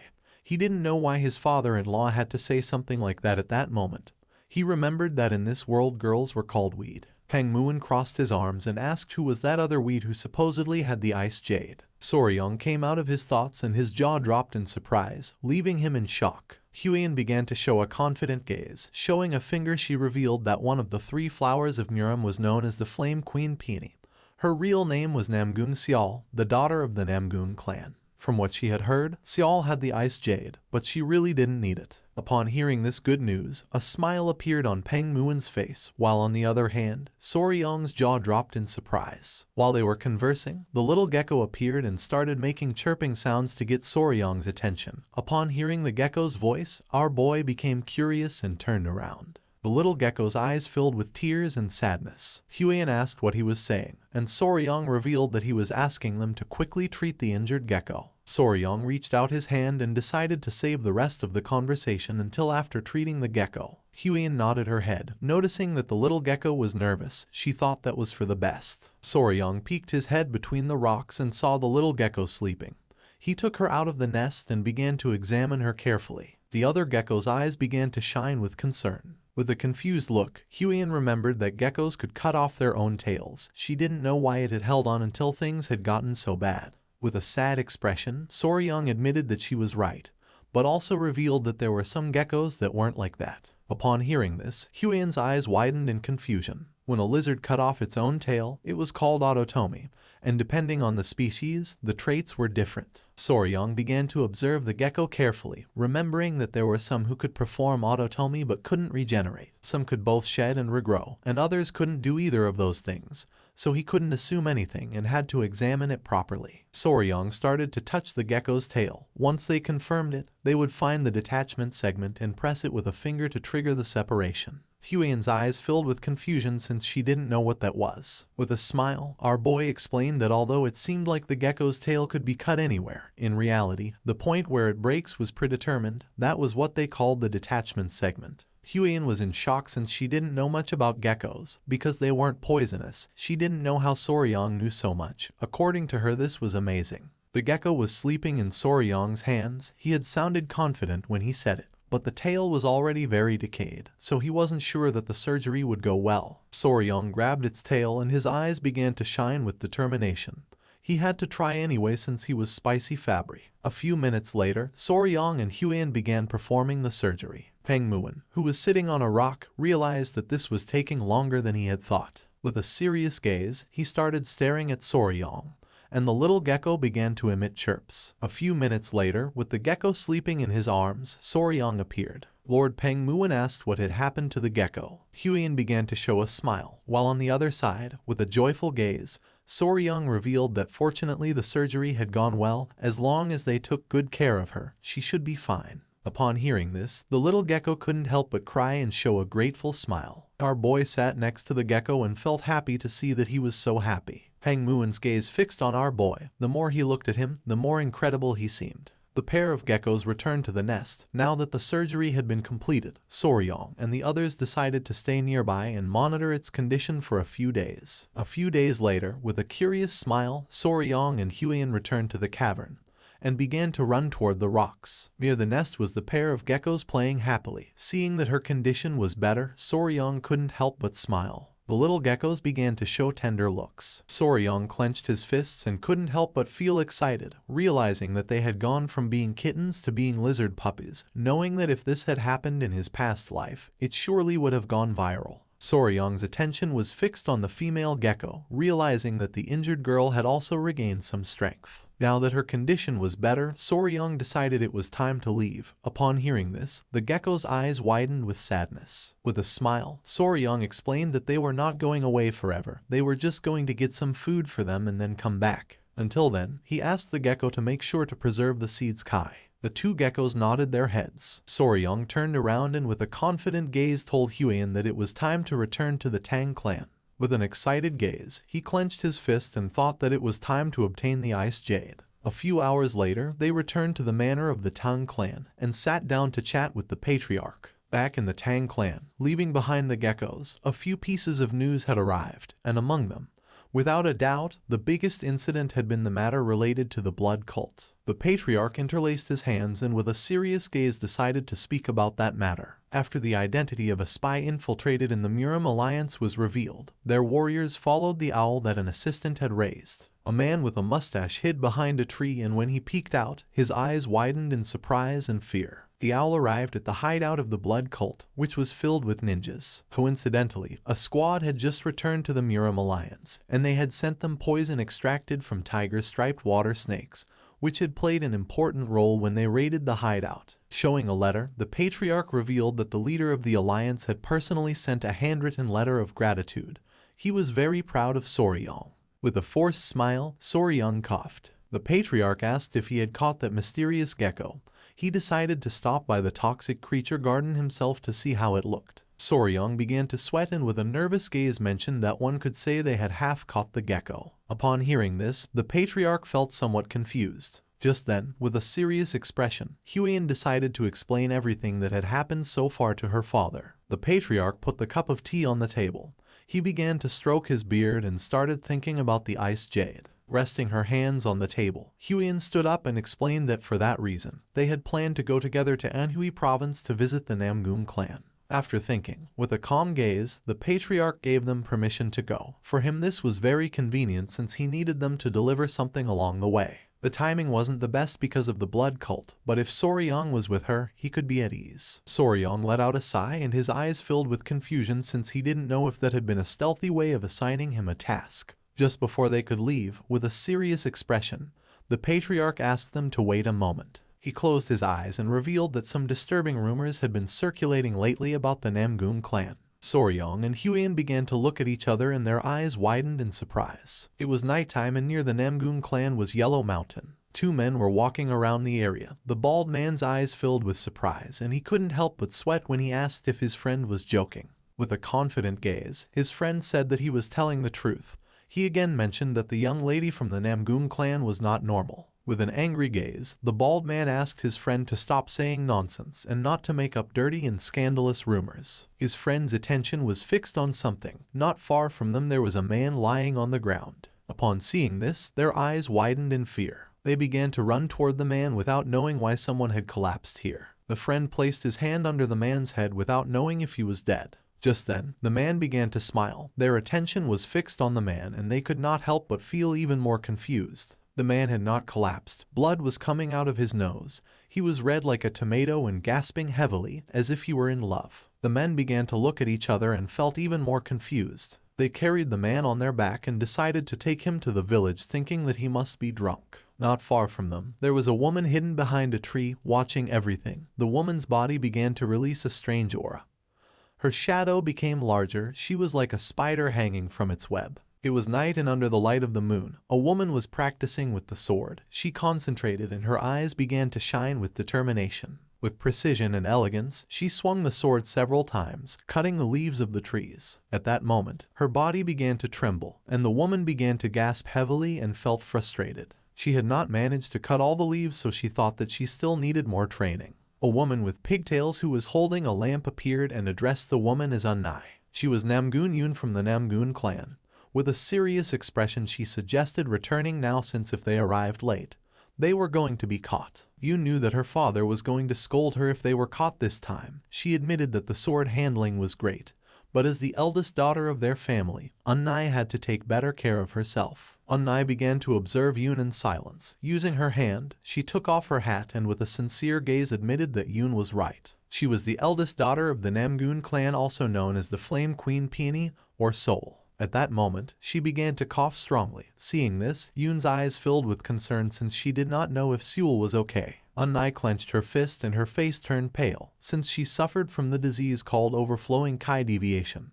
At first, everyone in the family considered it a blessing. That was because the Kai channels were completely open, which made the construction of internal energy much faster, and there was no blockage at all in the circulation of pure Kai. The old man who was treating her mentioned that too many of her blood points were open, and her innate Kai was being depleted too quickly. With a worried expression, the father asked if there was no solution.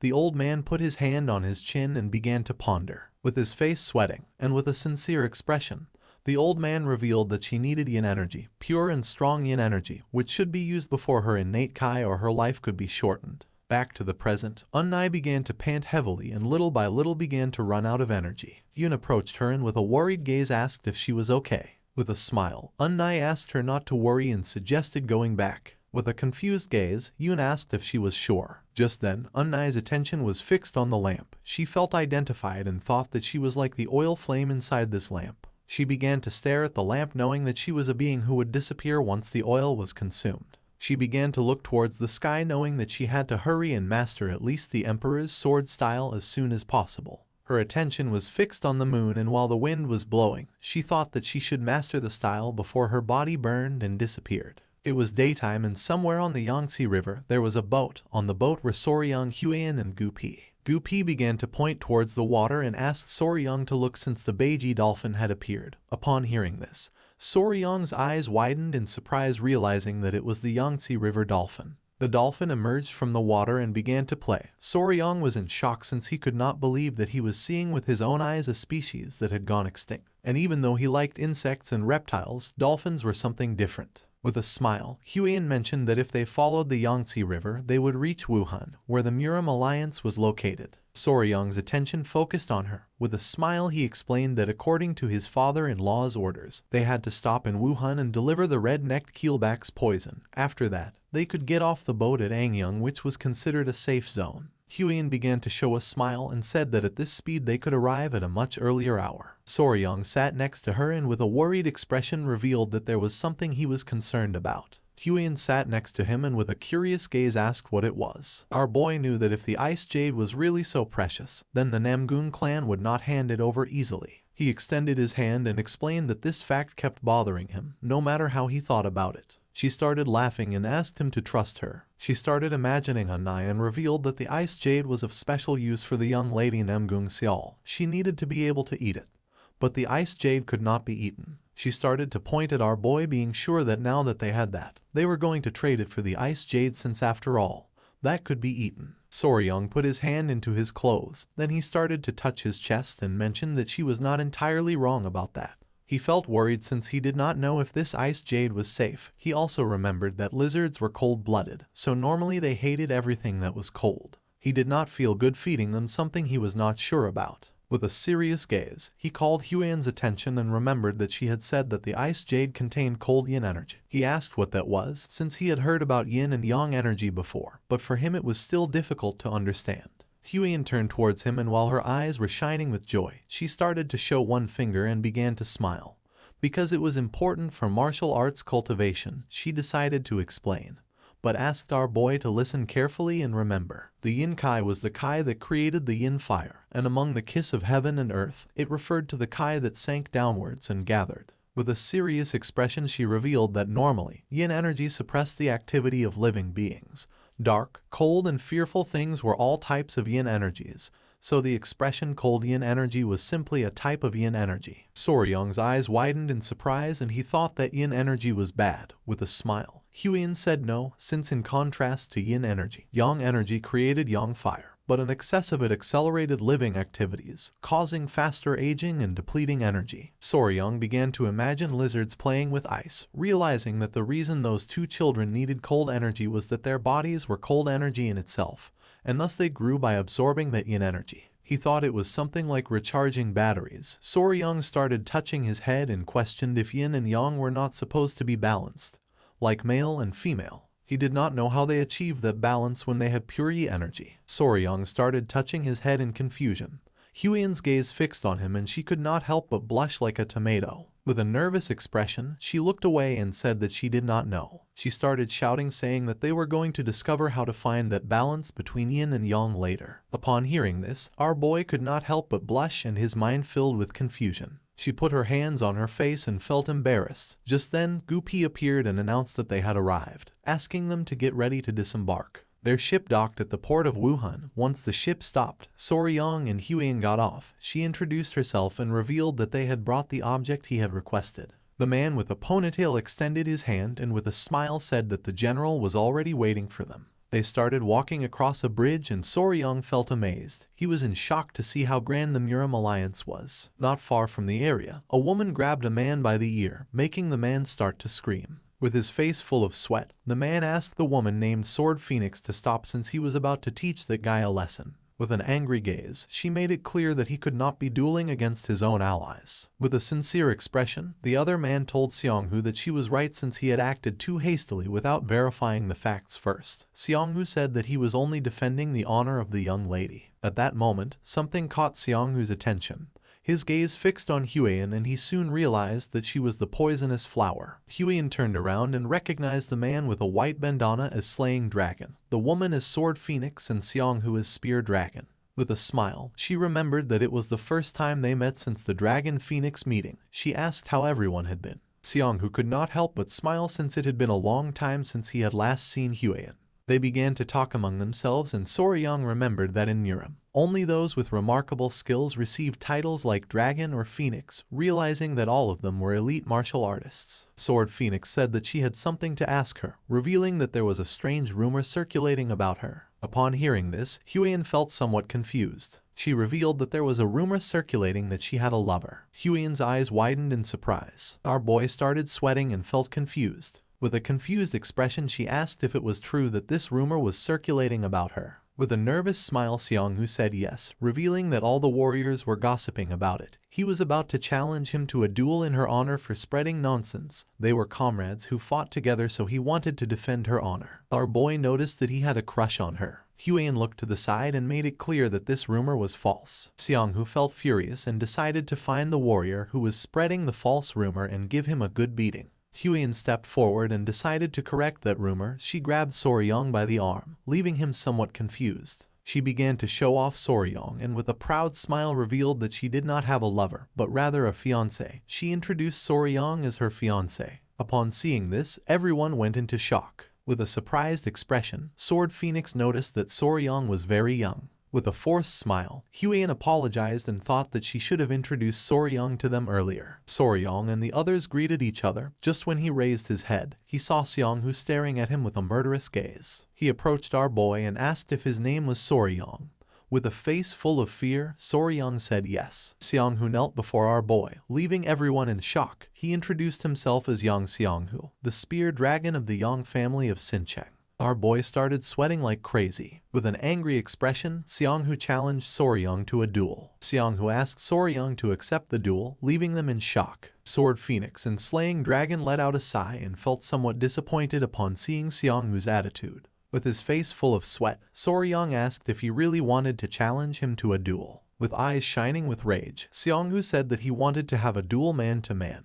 Just then, Sword Phoenix grabbed Xianghu by the collar and pulled him, leaving him somewhat confused. With an angry gaze, Huiyan asked what Xianghu was doing, suddenly asking for a duel. With eyes shining with rage, Sword Phoenix began staring at Xianghu and asked him to take things seriously. Soryang's eyes began to shine with confusion.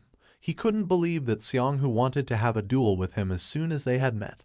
He didn't know why he kept meeting strange people. At that moment, someone wearing white clothing approached them and asked why they were making such a fuss. This man was none other than the military advisor, Junju. Soryong closed his eyes and greeted the military advisor with respect. Upon seeing this, Seongwoo's eyes filled with fear, and he couldn't help but panic. Junju hit Seongwoo in the face with the fan and with a furious gaze demanded to know what he was doing to the guests. Upon receiving the blow, poor Seongwoo panicked. With a kind smile, Junju suggested going together to the Heavenly Martial Pavilion where the leader of the alliance was. Soryong's eyes widened in surprise and he nodded his head. Junju, Soryong, and Huan went to the Martial Pavilion. Seongwoo clenched his fist and his eyes began to shine with rage since he wanted to have a duel with Soryong. Seeing his expression, his friends felt somewhat confused and suggested that it was better to leave. It was daytime and next to the Heavenly Martial Pavilion there was a beautiful river. Huan decided to wait in the guest hall. Soryong, who was walking beside Junju, did not refuse and nodded his head.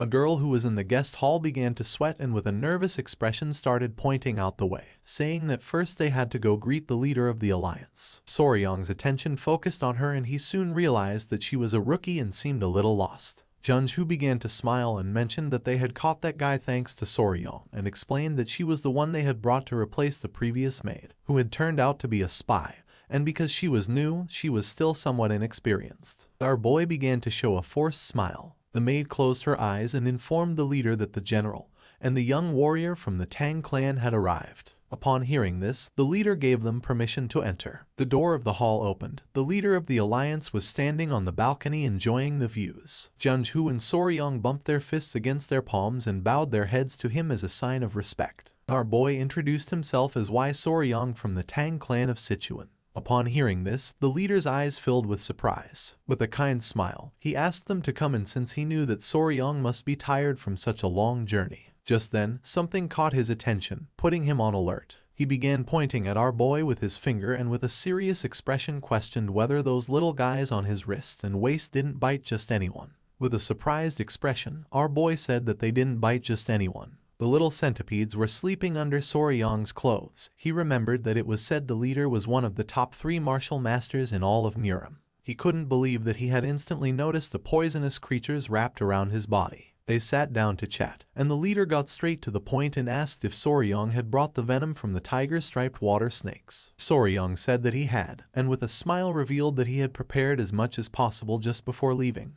He had brought 3 bottles. Junju was in shock, and with a calm expression mentioned that when he was in Sichuan, he had seen the process of extracting that venom. A complicated task. It required a lot of work and effort to collect. He didn't know how to thank Soryong for having brought 3 bottles. The leader began to look at our boy and mentioned that he had heard that he had become the son-in-law of the Tang clan. Soryong turned his head toward him and nodded. The leader decided to ask about his parents, and Soryong revealed that he had no family.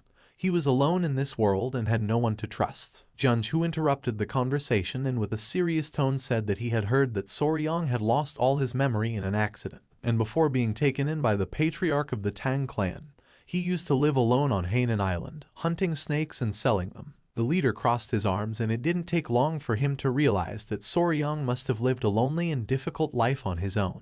With a cheerful smile, Soryong began to touch his head and mentioned that he wasn't completely alone. The leader decided to change the subject and talk about the reason why he had summoned Soryong.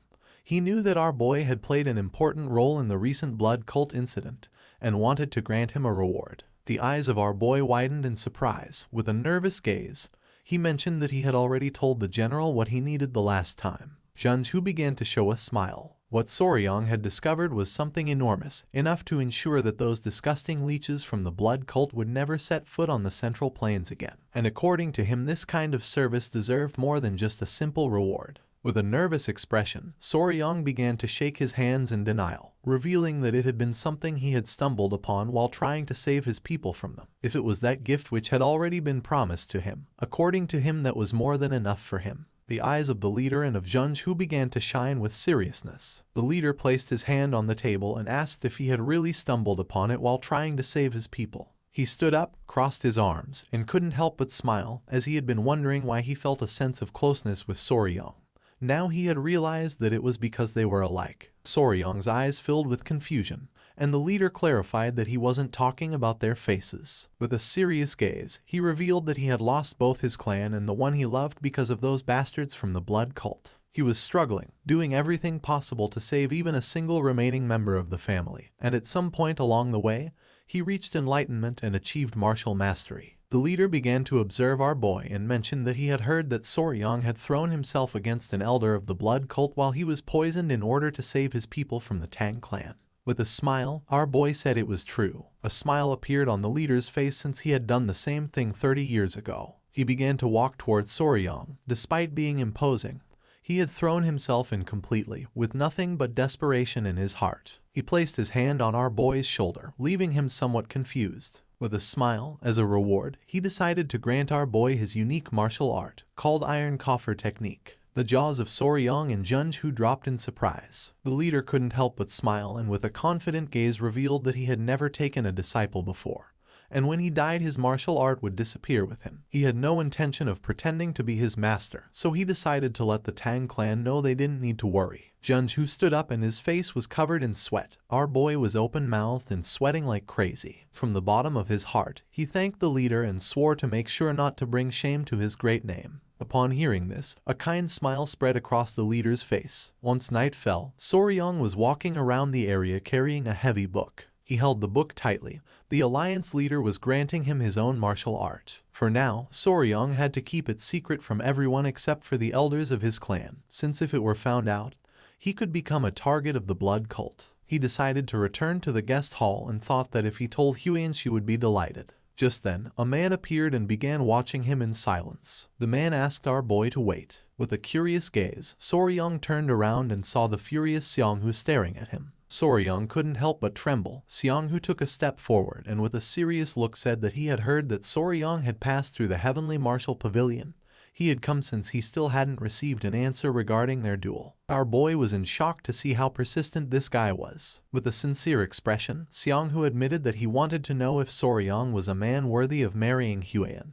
He wanted Soryang to prove it. With a nervous gaze, Soryang said that a duel was very dangerous. Pointing at the spear with his finger, Xianghu explained that he shouldn't worry about that, since he was going to remove the tips from his spear. With a piercing gaze, Soryang revealed that he was worried because he was afraid that Xianghu could end up dead. Both remained silent for several minutes, looking at each other. Soryang's words made Xianghu angry. He grabbed Soryang by the collar and with a furious gaze demanded to know what he had just said. Just then, something that was hidden in our boy's clothes started to move. Xianghu's attention fixed on it, leaving him somewhat confused. With a furious gaze, the small centipedes emerged from Soryang's clothes and lunged at Xianghu. At that moment, our boy caught the centipedes and asked them not to bite Xianghu. The arrogant Xianghu fell on his butt to the ground, his face filled with sweat and fear since he didn't know what was happening. Soryang approached him and with a smile mentioned that as he had told him it was dangerous. Soryang sat in front of Xianghu, making him start to sweat like crazy. With shining eyes, with an arrogant expression, Soryang made it clear that he had already forgiven him once. Xianghu began to pant heavily with fear and realized that Soryang was not joking. If our boy had not stopped the centipedes, he really would have died. Soryang stood up and began to show a penetrating gaze. Xianghu realized that he was a fearsome man. In Yan Xianghu's eyes, Soryang was like a monster. Our boy asked if he was okay, and at that moment, Hayan appeared and with a confused gaze asked what they were doing. Upon hearing her voice, Soryang's eyes widened in surprise, making him panic. With eyes shining with rage and a murderous intent, she questioned whether Xianghu was planning to harm Soryang. Resting his hand on Xianghu's shoulder, with a forced smile, Soryang explained that there had been a misunderstanding. He had gotten lost after leaving the pavilion, and at that moment Xianghu had appeared and offered to show him the way, so for this reason, they were together. Huyen began to ponder in silence. She did not know whether to believe that Xianghu had offered to show Soryang the way. Upon observing closely, she saw that the centipedes were restless. With a nervous gaze, Soryang placed one of the small centipedes on Xianghu's head and mentioned that after chatting he wanted to show the centipedes to Xianghu. So he had asked Xianghu to release a bit of killing intent and this was what had happened. Our boy explained that he was only joking with Xianghu. Xianghu was confused, but decided to play along with Soryang. He stood up and placing his hand on his shoulder, with a smile mentioned that Soryang was right. Huiyan's eyes filled with suspicion. She didn't know if they were telling the truth. She thanked Xianghu for guiding Soryang and decided it was time to return to the reception hall. With a nervous smile, Soryang nodded and started running. Xianghu put his hand on top of his head and let out a sigh of relief since he had narrowly avoided getting into trouble. While Soryang was walking away, he turned around and with a smile made it clear that he had saved Xianghu's life twice. After saying this, they left. Xianghu's jaw dropped in confusion. He didn't know what was happening. The next morning, the ships began to arrive at the port. Soryang, Huiyan and Gupi got ready to leave. With a smile, she greeted Xianghu and the others by bowing her head and explained that they had something to do, so they had to go, thanking everyone for their kindness. Slaying Dragon asked both of them to take care. Just before they could leave, with a curious gaze, Sword Phoenix asked Soryang to wait a moment. Then, she placed her hand on Xianghu's shoulder, with eyes full of nervousness. He bowed his head to Soryang as a sign of respect. Sword Phoenix mentioned that she had heard what Xianghu had done and thanked Soryang for his generosity. Soryang's eyes widened in confusion. Xianghu started touching his head and with a nervous gaze thanked our boy, explaining that after talking with Sword Phoenix at night, he had realized how foolish he had been. A proud smile appeared on the faces of his friends. With eyes full of tears, he clenched his fists and revealed that he had convinced himself when he saw Soryang's great tolerance, who had covered up his bad manners. According to him, Soryang was the most suitable as Huiyan's fiancé. He asked our boy to take good care of her in the future. Soryang said goodbye to them and couldn't help but smile. He had heard that they would meet again at the Phoenix Dragon Conference, so there was no need to become enemies. Once Soryang and the others boarded the ship, Xianghu and the others bid them farewell with a smile. They departed in the sky filled with birds. Late at night, in the village below Mount Huang there was an inn. Soryang and the others stayed at the inn and sat down to eat. A maid brought them food and left. They had left Wuhan and arrived in Anqing. Gupi suggested that it was better to rest in this place since it was late. Mount Huang could be rough, and it took half a day to reach the Namgung clan. Soryang began to eat calmly. They decided to spend the night at this inn after hearing Gupi's words. Huiyan's eyes filled with confusion, leaving her in shock. She couldn't believe that Soryang had received the secret manual of the Iron Coffer technique, the exclusive martial art of the Fist Emperor. Soryang mentioned that he had said they looked alike and asked if that was a good thing. She nodded because although it was said that training for the Iron Coffer technique was painful, once he mastered it, it could even block swords and Kai-based attacks. With a cheerful gaze, she revealed that it was the exclusive martial art of the very Emperor of the Fist himself. Some even said that it rivaled Shailin's indestructible diamond divine art. And since it was an external martial art, it was not heavily influenced by internal cultivation methods, so Soryang wasn't going to have any problem learning it. Soryang was in shock as he knew that if he mastered the technique, he would gain bulletproof defense.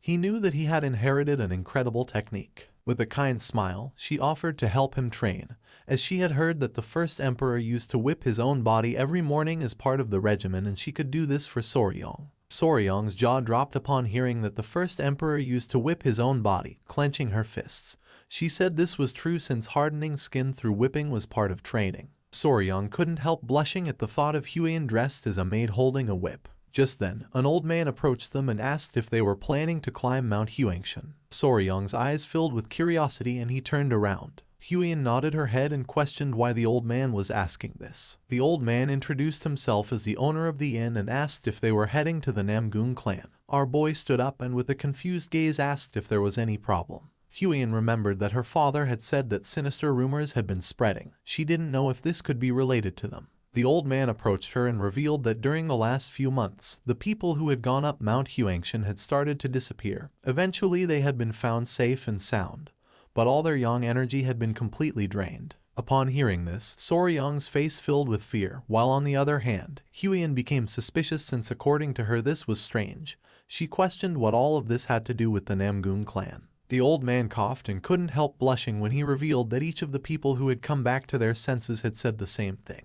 The person they had spent the night with was none other than Lady Namgung Xiao of the Namgung clan. Upon knowing this, Huiyan's eyes widened in confusion, leaving her in shock. She began arguing with the old man saying that this was absurd. According to her this must be a trap, a malicious slander. Soryang asked her to calm down. The old man panicked and with a nervous expression revealed that everyone had reacted like her. It was night and the moon was high in the sky and not far away was the manor of the Namgung clan. Xiao was sitting in her room sewing. Just then, a maid opened the door to her room, making her curious. The maid informed that the patriarch had summoned her to the patriarch's hall immediately, leaving her somewhat surprised. Without wasting any more time, she left her room and began heading toward the patriarch's hall. She did not know if her father had found out that she had been secretly training fencing at night. Once she arrived at the patriarch's hall, her eyes filled with surprise. In front of the patriarch there were several men kneeling. When he saw that she had arrived, the father's eyes began to shine with seriousness. He gave the order to all the men to raise their heads,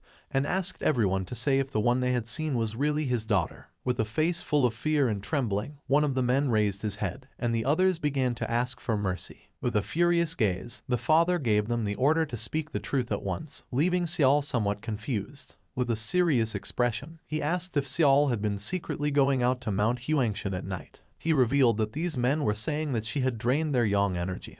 Her eyes widened in fear and confusion. Her face filled with fear and she couldn't help but cry. The father began to point at her and asked her to speak clearly. With a sincere gaze, she admitted that it was true that she had been training with her sword in the valleys of Mount Huangshan the last few days, but swore that aside from training with the sword, she hadn't done anything else. The father turned toward the men and said that his daughter had declared herself innocent, so they must provide solid evidence of what they claimed to have seen. With eyes full of tears, the fat man swore that they only spoke of what they had seen with their own eyes. They did not intend to insult the young lady. The other man began to cry since he didn't know what was happening in this world, nor if everyone had gone crazy or been possessed by spirits. Upon hearing this, the fat man's eyes filled with surprise. He stood up and said that there was a mole. The patriarch became curious and asked which mole he was talking about. Pointing at his chest, he revealed that the woman they had seen had a mole on her chest. With a curious expression, the father thought this was nonsense, turned around and asked Xiao if it was true. She put her hand over her mouth and her eyes began to shine with fear, leaving her in shock. Seeing her expression, the father couldn't help but get angry. He couldn't believe that this was true. Huiyan and Soryang left the inn and began to walk through the forest. Huiyan's face was full of rage. Our boy approached her and with a curious expression asked if she was still upset about what the innkeeper had said. Despite being so, she denied it. In front of them was Gupi, who carried all the luggage in his backpack. With a furious gaze, Huiyan turned around and made it clear that it was ridiculous to think that Namgung Xiao was absorbing men's masculine energy every night. Soryang's eyes widened in fear, realizing that she was upset. Huiyan let out a sigh. With a sincere expression, she apologized since she didn't want to get angry. But according to her, those rumors were nonsense. She revealed that Namgung Xiao could not have contact with men, leaving Soryang in shock. With a face full of sadness, Huiyan revealed that Xiao had a strange illness, and if she didn't constantly receive yin energy, her life expectancy would shorten. Due to that type of body, yang energy was like poison for her. That's why she was careful not to let any man get close to her. So spending each night with men was something impossible for her. With a confused gaze, Soryang realized that this scenario was like that of a fantasy heroine. He didn't know if this was going to end well. Several hours later, they arrived at the entrance of the Namgung Manor. With a serious gaze, the guard began looking at Soryang and asked what they had come for. Huiyan began whispering and her eyes started shining with seriousness, realizing that the family atmosphere in the Namgung clan wasn't good. So it was possible that the guards wouldn't allow them, and if they said they came to see Xiao without any reason. So she asked our boy to make something up. With a curious expression, Soryang decided to listen to her. Our boy approached the guards, coughed, and with his eyes shining with confidence said they had come to make a deal. The guards said nothing, and upon seeing this, Huiyan panicked since she didn't know what Soryang was saying. Seeing that the plan hadn't worked, our boy couldn't help but sweat. Just then, someone opened the door upon hearing the commotion. Upon seeing who this person was, Soryang and Huiyan's eyes filled with surprise, leaving them in shock. This person was Namgung Yun. She was just as surprised to see Huiyan. Thanks to her, Soryang and the others entered the clan's manor, and Huiyan and Yun began to dance with joy. Yun was happy since it had been a long time since the last time she had seen Huiyan. With a smile, Huiyan mentioned that it had been 2 years since the meeting of the 7 families. With a confused expression, Yun asked what Soryang meant by making a deal. Huiyan closed her eyes and let out a sigh. With a nervous expression, Soryang began to show a smile. Huiyan explained that they needed the ice jade, and she had heard last time that Xiao had it. Upon hearing this, Yun felt somewhat surprised. With a sincere gaze, Huan mentioned that they really needed it, so they had come to see if they could get it. Yoon put her hands together and with a kind smile suggested first going to the Patriarch's hall to talk about the matter with her father. She was sure that her father was going to be happy to see Huan after such a long time. Resting her hands on Soryong's shoulders, with a smile Huan revealed that she had brought something to exchange for the ice jade. Our boy's eyes widened in confusion. Yoon was in shock and asked if she wanted to exchange Soryong. Not long after, they went to the Namgun clan Patriarch's hall. They told everything to the Patriarch. He stood up and with a surprised gaze asked if it was true. His eyes widened in fear. He was in shock since he couldn't believe that they had brought an elixir that contained cold energy. Huan asked Soryong to show it. Upon hearing this, with a smile, our boy put his hand inside his clothes,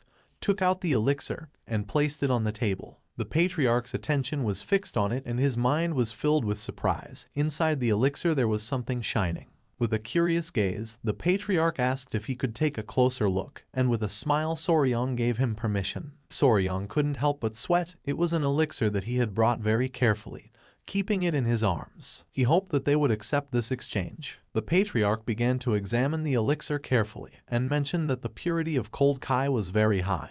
With this, she could endure at least 10 years. With a curious expression, Yoon asked if really it was so incredible. Because it was so valuable, the Patriarch decided to exchange it for the ice jade. Upon hearing this, a joyful smile appeared on the faces of Huan and Soryong. Pointing at it with his finger, the Patriarch noticed that there was something inside and questioned what it was. With a forced smile, our boy said he couldn't tell him that. The Patriarch realized that it could reveal the place where the elixir had been found and decided not to ask further. With a smile, Soryong coughed and thanked him, but then his face filled with fear since he knew that wasn't the real reason behind it. A few days ago, Soryong was in the clan walking with the grandfather. Our boy began to feel something cold in his clothes. The old man's attention fixed on him and he asked if there was any problem. Our boy took it out of his clothes and his eyes widened in confusion. It was a tail. Soryong handed the tail to the grandfather and mentioned that there was a strange thing similar to an ice crystal in the gecko's tail that he had kept as a souvenir. With a curious expression, the grandfather began to examine the tail carefully and noticed that it had cold kai, knowing that it was going to be good material for those who had mastered ice martial arts or cold kai martial arts. Soryong began to touch his chin and remembered the small geckos.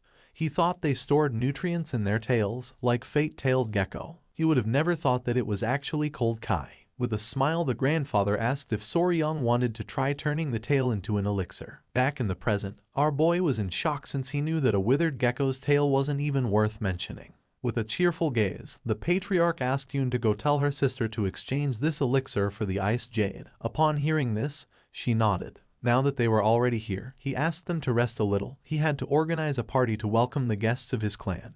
He also noticed that Huan was close to Seol. He revealed that his daughter had gone through something difficult recently and wondered if she could comfort her while she was here. With a smile, Huan did not refuse. They stood up and Yoon decided to guide them to the guest residence. They left the mansion and began walking. With a smile, Yoon mentioned that thanks to Huan, her father was in a good mood. These past few days, they had been walking on thin ice. With a curious gaze, Huan asked what had happened to Seol since she had heard rumors near Mount Huangshan. Yoon's eyes filled with surprise upon noticing that she knew that. Her eyes began to shine with sadness because she didn't think Seol would do something like that. But since they hadn't been able to find any clues, she was locked in the confinement room and had to be marked with virginity sand to prove her innocence. Huan was in shock and Soryong was somewhat confused. Virginity sand was something women applied on their bodies to demonstrate that their body was pure. If you raise a gecko in a jar and feed it cinnabar, its body will turn red. Huan revealed that afterwards it was ground into powder and applied to the woman's body. If her body was pure, that blood mark could not be washed off even with water. Upon hearing this, Soryong's eyes widened in surprise and confusion. He was furious since identifying a maiden was the task of a unicorn,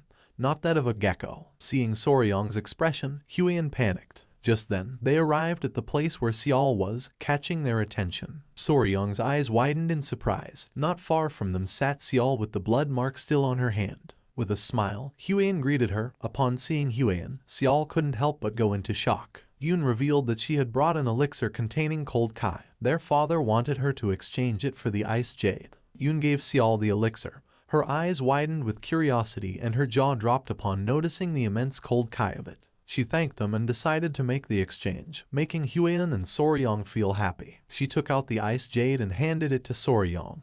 Our boy began to observe it carefully and couldn't help but smile. Just then, with a sad gaze, Seol let out a sigh. The attention of our boy and Huiyan focused on her. With a sincere gaze, Huiyan admitted having heard the rumors. She didn't believe that Seol would do something like that, so she asked her not to get too discouraged. With an expression full of sadness, she mentioned that there were many witnesses who knew where her mole was. Soryong's eyes filled with emotion upon realizing that this was a mysterious case. He put his hand over his face and couldn't help but smile. Our boy was an expert in this kind of thing, and in his previous life he was called Sherlock Faber when they played escape and deduction rooms. With a smile, he asked if Seol had ever bathed alone in a pond or river at night. She began to observe our boy and felt confused. With a serene expression, Huiyan asked if he wanted to know if someone had been spying on her. Soryong's jaw dropped when he realized she was right. With her face full of sweat, Seol admitted never having bathed outside, and even if they had seen her, they had no reason to defame her. The people who were in the reception hall were like family since they lived together in the village at the foot of the mountain. Yoon mocked Soryong, saying that he was wrong. Soryong's face filled with sweat. He couldn't believe that he had failed. He fell to his knees on the ground and begged for forgiveness. Just then, Huiyan noticed something. Putting her hands together and with a smile, she revealed that she had solved the mystery. According to her, there was only one probable explanation for this situation. Everyone's attention turned to her and all felt confused and curious. With a serious gaze, she revealed the probable explanation for this situation. With a serene expression, Huiyan decided to reveal the identity of the possible culprit. Everyone began to look at her with a curious expression. Huiyan remained silent until several seconds later, with eyes shining with confidence, she revealed that the culprit was a ghost. The faces of Yoon and Seol were filled with sweat and their eyes widened in surprise, leaving them in shock. Huiyan nodded her head. Soryong's eyes filled with confusion since he was thinking that she was going to say something profound. He didn't know why she suddenly started talking about ghosts. With a curious expression, Soryong began to touch his chin and started thinking about it. He remembered encountering the ghost of the blue-spotted centipede after it died, so this situation wasn't so absurd. Soryong extended his hand and asked Seol if by any chance she had touched or done something strange lately, like eating the inner core of a spiritual beast. Seol began to ponder and with a serious gaze revealed that she had recently touched an acorn and also a tree branch. Soryong and Huiyan began to sweat and felt confused, realizing that this was what they called idiotic charm. Seol's eyes widened in surprise. She clasped her hands and remembered something. She revealed that while she was training alone at night, she felt the presence of someone. It was as if someone had been watching her all the time. With a confused expression, Yoon asked her sister if this was true. Seol nodded her head. She had no doubt about it. She had clearly felt it. At first she thought it was Yoon, and when she went to check there was no one. She put her hand on her chin and couldn't help but wonder if she was being too sensitive. Soryong began to observe her, knowing that this was a suspicious situation. While they were distracted, a maid came running. Upon hearing her voice, the sister's attention focused on her. With a face full of sweat and while panting heavily, the maid revealed that something terrible had happened. Upon hearing this, with a worried expression, Seol asked what was going on. The maid clenched her fists and revealed that another villager had disappeared. She also mentioned that the warriors had left the clan's territory to begin the search. With a confused gaze, Yoon asked if this was true. Seol began to look down at the ground and couldn't help but feel furious. Soryong's attention fixed on her. With a calm expression, he asked if she was okay. Seol's eyes began to shine with determination. No matter what, she had to catch the ghost personally and avenge the affront against her lost chastity. Yoon clenched her fists and with a serious gaze asked her sister not to go, since if she sneaked out alone again and was caught, this time it was going to be a very serious problem. Seol started to think, and then with a smile, asked Yoon not to worry. Then she turned towards Soryong and Huiyan, and revealed that this time they were not going alone. With a confused gaze, Yoon asked what she meant by that. Seol approached Huiyan and grabbed her hand, and with a sad expression asked if the two of them were willing to help her. Soryong and Huiyan's eyes widened in surprise, leaving them in shock. Night fell and somewhere in the forest there was a small owl sitting on a branch. When it turned around it saw Soryong and the others searching the area. With her body trembling and her eyes full of tears, Yoon grabbed Huiyan by the arm, knowing that if she was caught this time, they were going to lock her up in the closed cultivation room.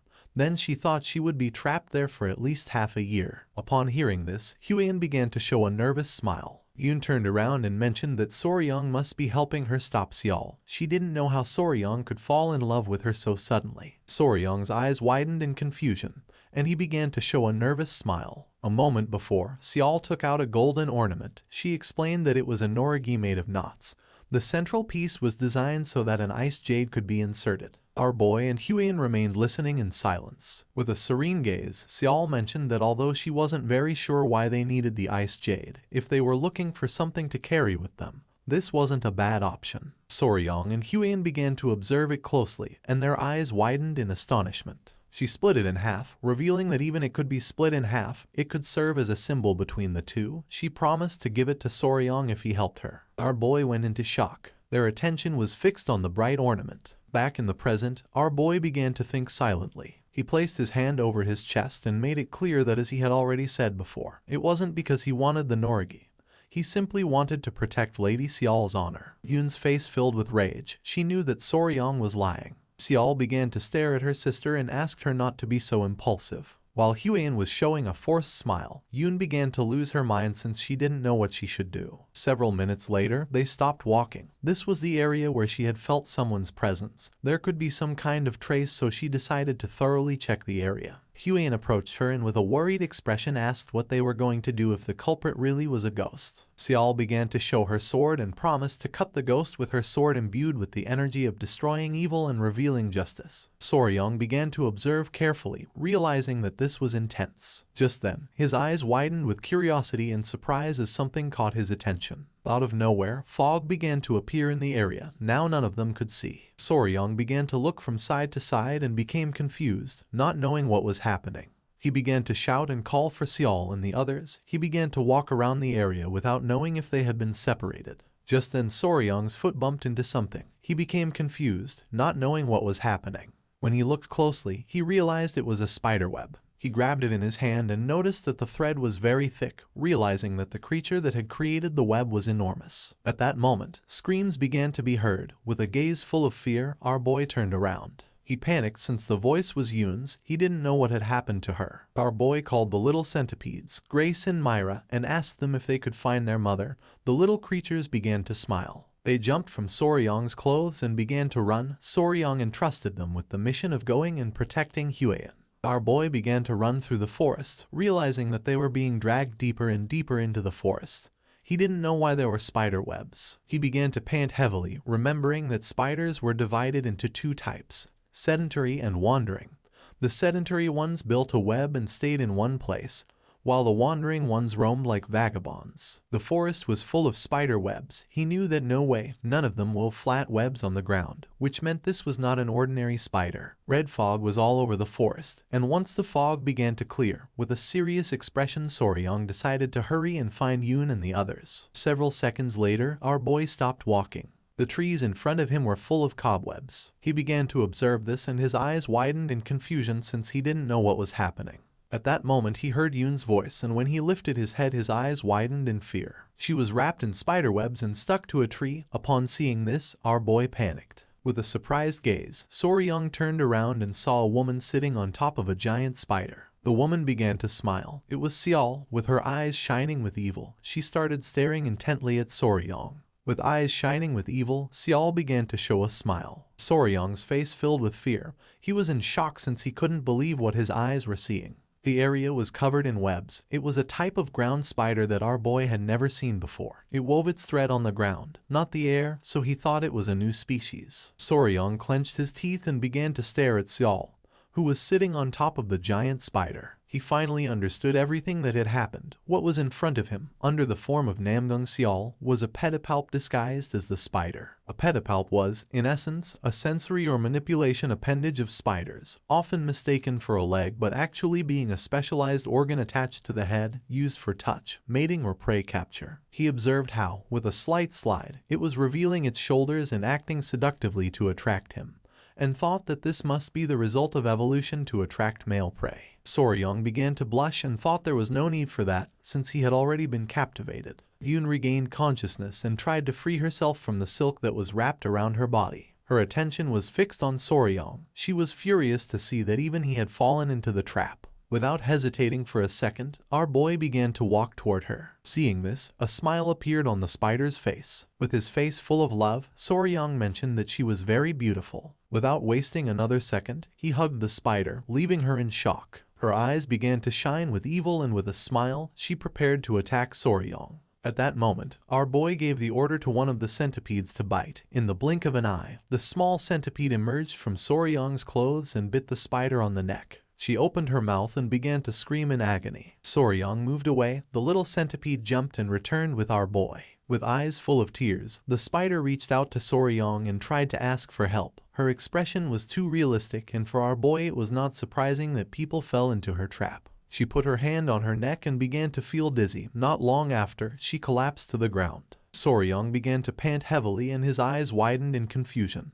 He did not know if the poison had paralyzed her. Using a stick, Soryang began to touch the body of the spider. The venom of a centipede was a neurotoxin intended to paralyze other insects. He thought that although centipede-type insects had quite strong venom, the size of this creature should correspond to its toxicity, so it would be fine. He began to pet the spider and asked it not to be upset since he had saved it from being captured and killed by the villagers. Soryang's eyes began to shine with excitement, and without hesitating for a second, he began to hug the spider. He was happy because the spider had a bright red body, 4 large spots on its back, soft and dense fur like velvet. He began to pet it again. According to him, it was like a scarlet spider. With a curious expression, he decided to see how pretty the spider's face was. He wanted to know what shape it had, and thought that it maybe had big fangs like those of a tarantula. Soryang lifted her skirt, and at that moment, Huian appeared and with a furious expression gave him a powerful kick in the face. Our boy's eyes filled with confusion, leaving him in shock. Soryang's body flew off and crashed against a tree. With eyes shining with seriousness, Huian made it clear that the spider was a monster. She asked him to try to breathe while circulating his internal energy, asking him to do it slowly. She put her hand over her face and her eyes filled with fear, realizing that she had not controlled her own strength when attacking. Soryang began to gaze toward the sky. He seemed to have lost consciousness. Several minutes later, he stood up. With a worried gaze, Huian asked if he was okay. Our boy became somewhat confused. With eyes full of fear, she revealed that the mist surrounding the forest was clearly the work of the spider. Inhaling the mist made men's desires increase so much that it was like an aphrodisiac. She inhaled a little and was very surprised, so she forced the mist out of her body with her internal energy, and then came to where Soryang was. With a serene expression, Soryang revealed that he had not felt anything strange. He put his hand on his chin and came to the conclusion that the villagers acting as if they had been possessed was the work of the mist. He did not know if it was some kind of pheromone that spiders released. He started to touch the spider and asked Huang what this monster was. It could release mist and was gigantic and poisonous. Huang couldn't help but feel afraid when she saw that Soryang was touching the spider. She began to look at the ground and apologize to Soryang. She put her hands over her face and started blushing like a tomato. She had thought that Soryang had been seduced by the spider. Soryang was confused, but she was right. In a different sense, he really had been seduced. Soryang began to pet the spider's leg, explaining that he was only trying to observe the shape of the spider. According to him, the leg was very fluffy and cute. With her face full of sweat, she asked Soryang to stop petting the spider. She couldn't help but blush and, with a surprised look, began to remember something. A bright red body, 4 large spots on its back, and soft dense fur like velvet. Soryang's eyes widened in confusion. He didn't know why she was so nervous. Just then, someone coughed, making both of them turn curiously. With a confused gaze, Soryang turned around, and not seeing anyone, he couldn't help but wonder if the spider had made that sound. The voice started to sound again, making Soryang's eyes widen in surprise. It was Yoon, who still had her body wrapped in silk. Our boy panicked since he had completely forgotten about her. She began to cry, and upon seeing this, Soryang quickly lowered her, and they placed her body on the ground. Huian and Soryang sat next to her. Yoon's face was pale and she was gasping heavily. She was breathing, so he realized that she was only paralyzed. Upon hearing this, Huian felt relieved. It was night, and Soryang mentioned that now all that remained was to find Seol. Now that the mist had disappeared, Huian was sure of being able to find her soon. Our boy stood up and decided to do one thing before going to look for Seol. Huian's attention fixed on him and she couldn't help but feel somewhat confused. He started to tie the spider's body using the threads of its silk. Several seconds later, our boy completely tied the spider's body. He started to drag the spider's body and decided to take it back to the clan to check what kind of monster it was. He was sure that it was not a creature. Huiyan did not refuse. Not long after, Xiao began to make her way through the forest and move toward them. Upon noticing this, Huiyan's eyes filled with surprise. Xiao's eyes began to shine with worry upon seeing that Yun was lying on the ground and gasping heavily. Her eyes filled with tears and rage. The spider had not only dared to stain her honor, but had also dared to hurt her little sister. She began to draw her sword and prepared to kill the spider. Seeing this, Soryang panicked and asked her to wait. Without hesitating for a second, Soryang started running and stood in front of the spider. Seeing this, Xiao stopped. She began pointing at the spider with her sword and with a serious gaze asked our boy to get out of the way. With an expression full of determination, Soryang stood firm in his decision and refused to step aside. Upon seeing this, Xiao felt confused. Soryang began to point at himself with his finger and made it clear that he had been the one who had caught the creature, so now it was his. Huiyan's eyes widened in surprise, leaving her in shock. Xiao began to gaze toward the ground in silence, not knowing what to do. She let out a sigh, and while her eyes were shining with rage, she began to stare intently at Soryang and asked what he had just said.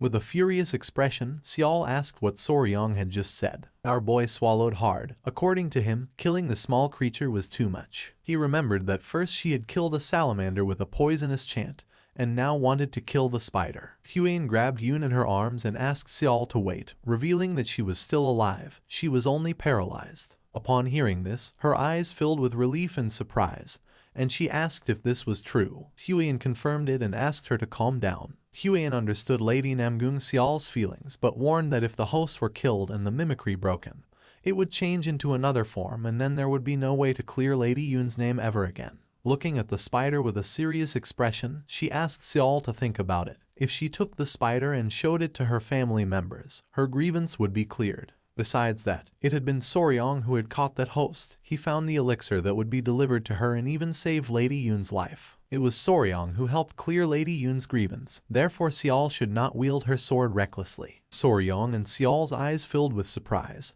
She let out a sigh and began to think about it. She put away her sword and apologized to Soryang, explaining that she had not considered the kindness he had shown her. With a confused gaze, Soryang began to wave his hands, saying that this was not important. With a smile, he gave Huiyan thumbs up and could not help but praise her for being able to think so logically in a situation like this. Observing the spider carefully, Xiao asked what Soryang planned to do with the creature. Our boy explained that, for now, he planned to forgive it and take it back to the Tang clan. Soryang began to caress Xiao's head and with a face full of emotion mentioned that she was very cute. Upon hearing this, Xiao's eyes filled with surprise and she couldn't help but blush like a tomato. She misunderstood the situation, started touching her fingers and got nervous mentioning that Soryang already had Lady Huiyan. Huiyan let out a sigh and with an exhausted gaze explained to her that Soryang hadn't said it with that intention. He was only referring to the fact that the host spider itself was cute. It was red, its fur was soft, and it possessed unique abilities, which is why Soryang had expressed that he found it adorable. Upon hearing this, Xiao's eyes filled with fear. Soryang's attention, who was caressing the spider, focused on her, leaving him somewhat confused. It was night, and when he asked what the two of them were talking about, they changed the subject. At dawn, the spider and Lady Namgung Yun were safely transported with the Namgung family. Everyone was in shock since they had never seen such a large spider before. The patriarch panicked and began to draw his sword, furious upon learning that this creature had stolen his daughter's appearance and insulted her. Our boy asked him to calm down, explaining that now the misunderstanding about the lady would be cleared up and the rumors corrected. Upon hearing this, the patriarch decided to calm down, and Soryang realized that he and Xiao were alike. After all, they were father and daughter. The patriarch extended his hand to express his most sincere gratitude to the young warrior. He declared that it was as if he had saved the lives and honor of his two daughters and assured that the Namgung clan would never forget such kindness, so they would honor his wishes. Pointing at the spider with his finger, our boy mentioned with a smile that, just as he had said, he would take that guest with him. The patriarch showed no objection but mentioned that there was one thing that worried him. Upon hearing this, our boy became somewhat curious. The patriarch was in shock to see that the creature was still in the form of his daughter Xiao. He reasoned that, if that creature had stolen his daughter's appearance, it could also change into another form. Therefore, he asked if it could not at least adopt a different appearance. He never wanted to experience such doubts about his own daughter again. Soryang put his hand under his chin and began to ponder. He understood that, although he had secured ownership of the creature, there still remained the matter of image rights, and he wondered what should be done about it. Just then, he turned around and his eyes filled with surprise. Suddenly everything was becoming chaotic. He ran up to Gupi and asked what was happening. Gupi reported that the crowd was very agitated. 3 old men appeared, visibly furious. They began shouting, referring to the creature as a cunning little thing and a bastard who had been imitating the young lady's appearance. They demanded to know what they were doing and why they weren't killing it. With a serious gaze, Gupi extended his hand and asked them to watch their words. He reminded them that this guest had been captured by his clan and asked if they were daring to defame the property of the clan. Upon hearing this, the old men panicked and begged for forgiveness. Soryung crossed his arms. Now that the misunderstanding was already cleared up and it seemed that almost everyone who needed to see it had already done so, he explained to Gupi that they should not accept anyone else, as he was concerned that the creature could be hurt if this continued. Gupi nodded his head and gave the order to the guards to close the entrance. Once the people left, the guards closed the entrance. But just then, someone appeared and asked them to wait. It was a bald old man with a cane, who was gasping heavily and whose eyes were full of fear. He began to cough and asked if he could take a quick look. The guard explained that he had orders from above and couldn't do anything about it. With his face full of sweat, the old man explained that he was just going to take a look for a moment. The guard started touching his head and mentioned that it wasn't allowed.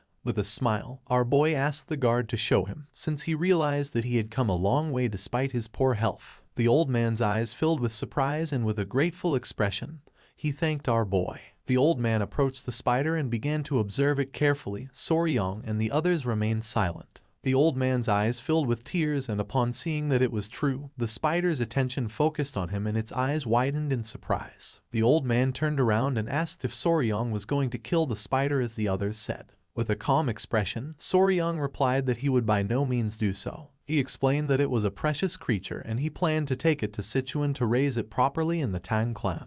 Although its diet might seem unusual, it was simply a guest. According to him, this was something predetermined by the heavens, and it wasn't the little creature's fault. The old man's eyes filled with tears of joy, since he had never heard anyone say something like that. He decided to trust him. Without wasting any more time, the old man began to untie the ropes that were around the spider. Seeing this, Soryung and the others panicked. With eyes shining with concern, our boy revealed that this was very dangerous. After untying the spider, the old man began to caress it, and the spider's eyes began to shine with joy. With a confused gaze, Soryung let out a sigh. For him it was not surprising, since from the beginning he had felt that a familiar aura emanated from him. He began to observe the old man closely, realizing that he was a kindred spirit. There was no doubt about it, he was an enthusiast. The old man revealed that the name of the spider was Yowa. He explained that one day, after losing his entire family to the plague and falling into despair, he had found the little creature, who at that time was only about as big as his fist, and they started living together. That had been more than 20 years ago. When he still had vitality, he personally fed her with his yonkai in order to raise her. However, as his strength waned and he could no longer provide her with his yonkai, these kinds of things had begun to happen. He turned around and revealed that she had ended up doing something terrible to the young lady of the Namgung clan, and it was all his fault. Soryung's eyes filled with surprise. The old man couldn't help but cry, confessing that he didn't know what to do. He had been wandering in anguish, but now that a gentleman as kind as him had taken her in, he could finally rest easy, so he begged him to please take good care of his Yowa. Soryung greeted the old man with respect, bowed his head before him and promised to raise her well. With tears in his eyes, the old man explained to Yowa that he was already old and could no longer take care of her. He asked her, please, to follow Soryung and live a long life. Yowa and the old man gave each other a hug, and the creature's eyes filled with tears. Soryung felt moved and couldn't help but cry, amazed that a pet could understand human speech and respond to emotions in that way. He wondered how much time they must have spent together, realizing that the old man had truly treated and treasured her like a daughter. He reached out his hand and asked the old man to please stop. He asked if he would consider following them to Sichuan, suggesting that it might be better for them to go together instead of simply parting ways. The old man refused and, with tears in his eyes, explained that he deeply appreciated his words, but he was no longer young enough to endure such a long journey. Besides, his family's graves were here, so it was impossible for him to leave this place. Soryung began to touch his head and, with a smile, asked the old man if he could share the experience he had acquired raising Yowa, explaining that it was the first time he dealt with a creature like that. The old man promised that he would answer anything he asked to the best of his knowledge. Our boy began to blush and, with a nervous expression, admitted that what aroused his curiosity the most was undoubtedly Yong-kai, and asked how it was provided. The old man extended his finger and Yoa began to suck on it. He decided to show him directly how it was done, explaining that the finger was simply inserted in that way. He added that apparently even just sleeping together was enough to transmit Yong-kai. The form of the host began to change and everyone's attention was fixed on her. The old man revealed that when Yong-kai was transmitted in this way, the creature would transform into the form it considered most beautiful in the eyes of its owner. Yoa took the form of a beautiful woman. It was the appearance of the old man's late wife when she was young. He had wanted to see that face before dying and, upon achieving it, he felt relieved. With a curious gaze, the old man asked if Soryong wanted to try. Our boy approached her and began to ponder silently. Our boy inserted his finger into Yoa's mouth, and not long after, her form began to change again, causing Soryong's eyes to widen in surprise. His eyes began to shine with excitement as he wondered what form it would take, assuming that, naturally, it would be Lady Huiyan's. The spider began to change shape, and upon seeing the form that it had taken, the old man and Soryong went into shock. Gupi's and the patriarch's eyes filled with fear and surprise. They asked if that new form was to her liking. The spider began to change shape and took the form of a wooden doll. The old man's eyes widened in confusion and surprise. According to him, this form was, without a doubt, the appearance that Yoa had shown only once before taking human form. Gupi panicked and asked Soryong why she did not appear as Lady Huiyan. Our boy was not very sure. Soryong began to sweat and feel dizzy. He understood that the reason why Yoa, or rather, the creature, had been able to maintain Namgung Xial's appearance all that time was because most of the villagers considered her the most beautiful woman. However, now it was about the most beautiful woman in all of the Central Plains, Tang Huiyan the poisonous flower. He himself had given his Kai Yang to the creature, and yet Yoa had not transformed into Lady Huiyan, which made no sense to him. Soryong turned his back on them and started to run.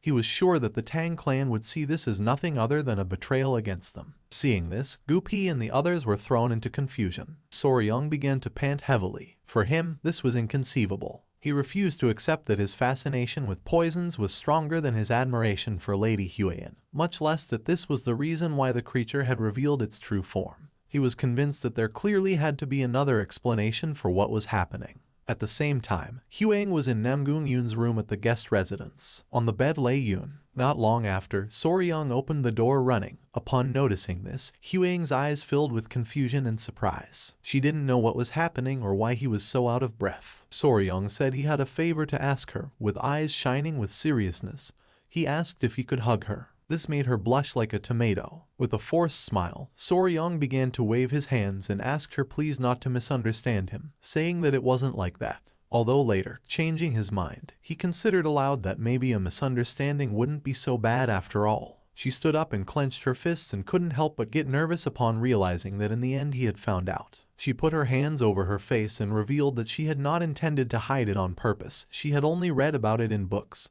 so she was not sure herself, and, consequently, had not been able to say anything. Soryong became confused since he did not know what she was talking about. She began to gasp and decided to talk about that spider, revealing that it was one of the 10 great venomous creatures of the Central Plains, the human-faced spider. Our boy was paralyzed, not knowing how to react. His eyes filled with surprise. He could not believe that Yoa was one of the 10 great venomous creatures of the Central Plains. With an embarrassed look, Huiyan began to touch her fingers and swore that she had never intended to deceive him. She had only thought it would be better to be sure first, because of the promise they had made in the past. Soryong began to observe her carefully, realizing that this was the reason why she had been hesitating. She began to approach Soryong knowing that a promise was a promise. Without hesitating for a second, she gave our boy a hug. Soryong couldn't help but blush like a tomato, but then someone coughed, making his eyes widen in surprise. It was Yun who was awake and, with an embarrassed expression, asked if she should give the two of them some space. Seeing that she was awake, our boy panicked, and upon seeing his expression, she got nervous and started to gaze off to one side.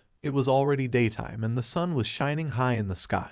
And 2 days later, Soryong began saying goodbye to Xiao and the others. Xiao began waving goodbye to them and thanked them deeply, promising she would never forget that debt of gratitude. The incident came to an end, and they departed from the Namgung clan. Fortunately, after Yoa consumed Soryong's Yong-kai, she transformed into the appearance of Lady Huiyan. He assumed they would no longer have to worry about those piercing gazes. With a kind smile, he asked her if she was okay, asking her to hold on a little longer and assuring her that he would let her out as soon as they arrived. Upon hearing this, Yoa couldn't help but feel happy. Yoa was inside a cage. Gupi reached out his hand and asked Soryong if he had any idea about the next part of the journey. Soryong explained that originally, after recovering the ice jade, he had been planning to head directly to Mount Gonga, where the fat-tailed geckos lived. But now that they had brought Yoa along, he was debating whether they should stop by the Tang clan first, since he wasn't sure if Yoa could endure an even longer trip. Yoa began shaking her head no, and upon noticing this, Soryong became confused, not knowing if she was okay. Her eyes began to shine with worry. Soryong approached the cage and a tear formed in his eyes.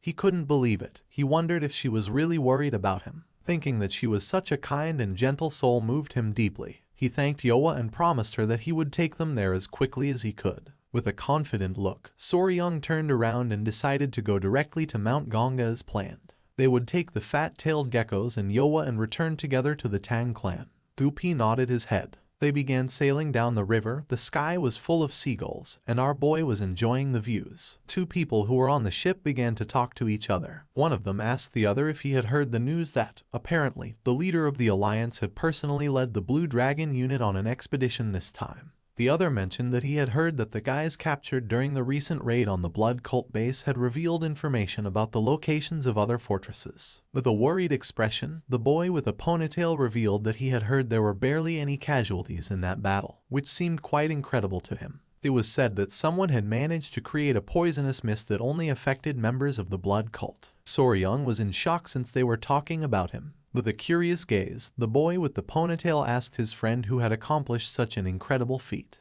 The friend mentioned that since there was a possibility that the cult could retaliate, the Alliance had decided not to reveal his identity. Whoever it was, he was nothing less than a hero, and he had decided to admire that person from that moment on. Soryong felt excited as he began to remember his past life where he was a YouTuber. While he was distracted by the avalanche of compliments, before they realized it, they had arrived at Mount Gonga. They got off the ship and reached the area where the waterfall was. With a sincere gaze, Soryong explained that he wasn't very good at light-foot techniques, so he wouldn't be able to cross by himself. Therefore, he asked if Lady Huan and Commander Gupi could go and bring back the little ones. He knew there wasn't anyone there this time to throw him across to the other side. Gupi began to touch his head. He was not sure if the geckos would follow them without Soryong. With a sincere gaze, Huang admitted that Gupi was right. She told Soryong that it would probably be better if he went in person, or else she asked him if she should try to extend a wild kudzu vine to the other side. With a confused expression, one of the warriors began to point toward the sky and asked Soryong to look. Our boy became somewhat confused and turned around. Yoa was climbing the mountain. Soryong panicked and asked her to come down. At that moment, the spider decided to use its silk and made a beautiful jump, passing over Soryong. She landed in front of them. The eyes of Soryong and the others were full of surprise. Yoa began to stretch her arms, and Soryong's attention was fixed on her. He wondered if that was ballooning and if Yoa was telling him that she could also fly because she was a spider. Ballooning. Most people didn't know it, but spiders, despite not having wings, were insects that could fly. By giving their body to the wind, they could fly dozens or even hundreds of kilometers. This phenomenon was called ballooning. Sometimes, while walking down the street, if one suddenly felt like they had walked into a web suspended in the air, that was the trace left by ballooning. His eyes widened in amazement upon realizing that Yoa could also do ballooning. An idea came to his mind. Not long after, Yoa hugged Soryong, and with a jump and using ballooning,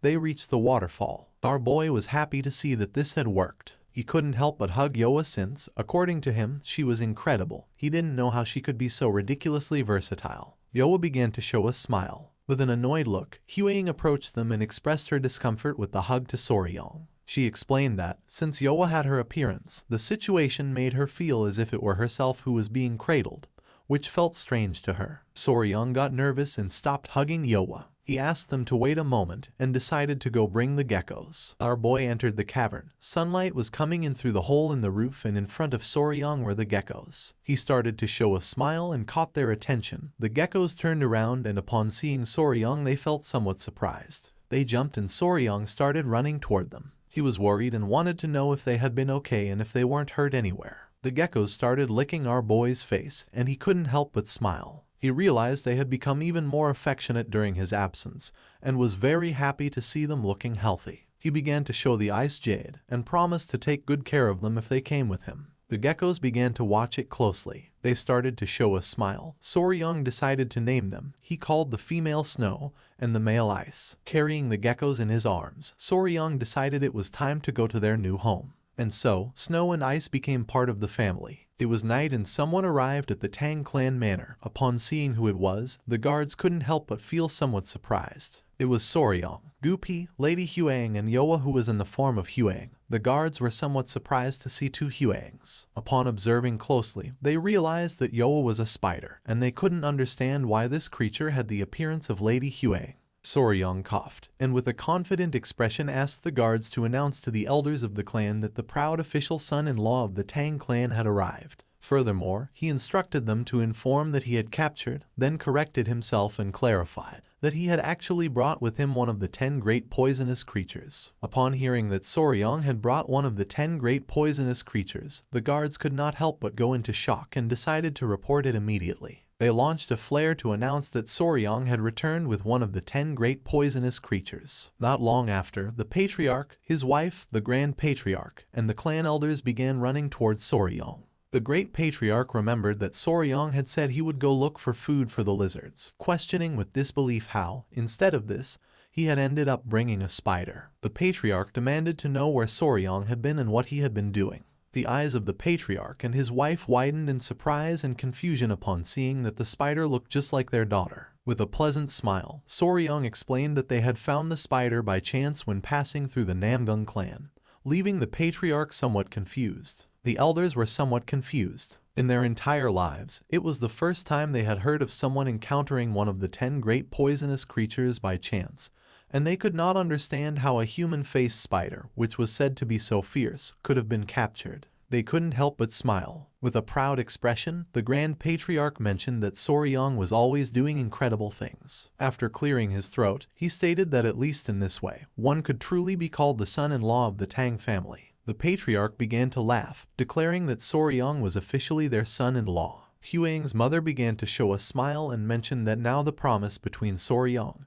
and Huang had been fulfilled. Soryang's jaw dropped in surprise since he didn't know how she knew about this, while on the other hand, Huang couldn't help but blush. With a smile, the Patriarch mentioned that this had no importance. What really mattered was that he was now truly part of the family. With a calm gaze, the Great Patriarch asked Soryang to go to the river starting the next day and catch a live goose. Our boy became somewhat confused. The Great Patriarch extended his hand and with a smile questioned whether Soryang didn't know that he had to prepare the goose for the engagement ceremony himself. He added that, although he was not yet old enough to marry immediately, at least they could celebrate the engagement. Soryang's eyes widened in surprise.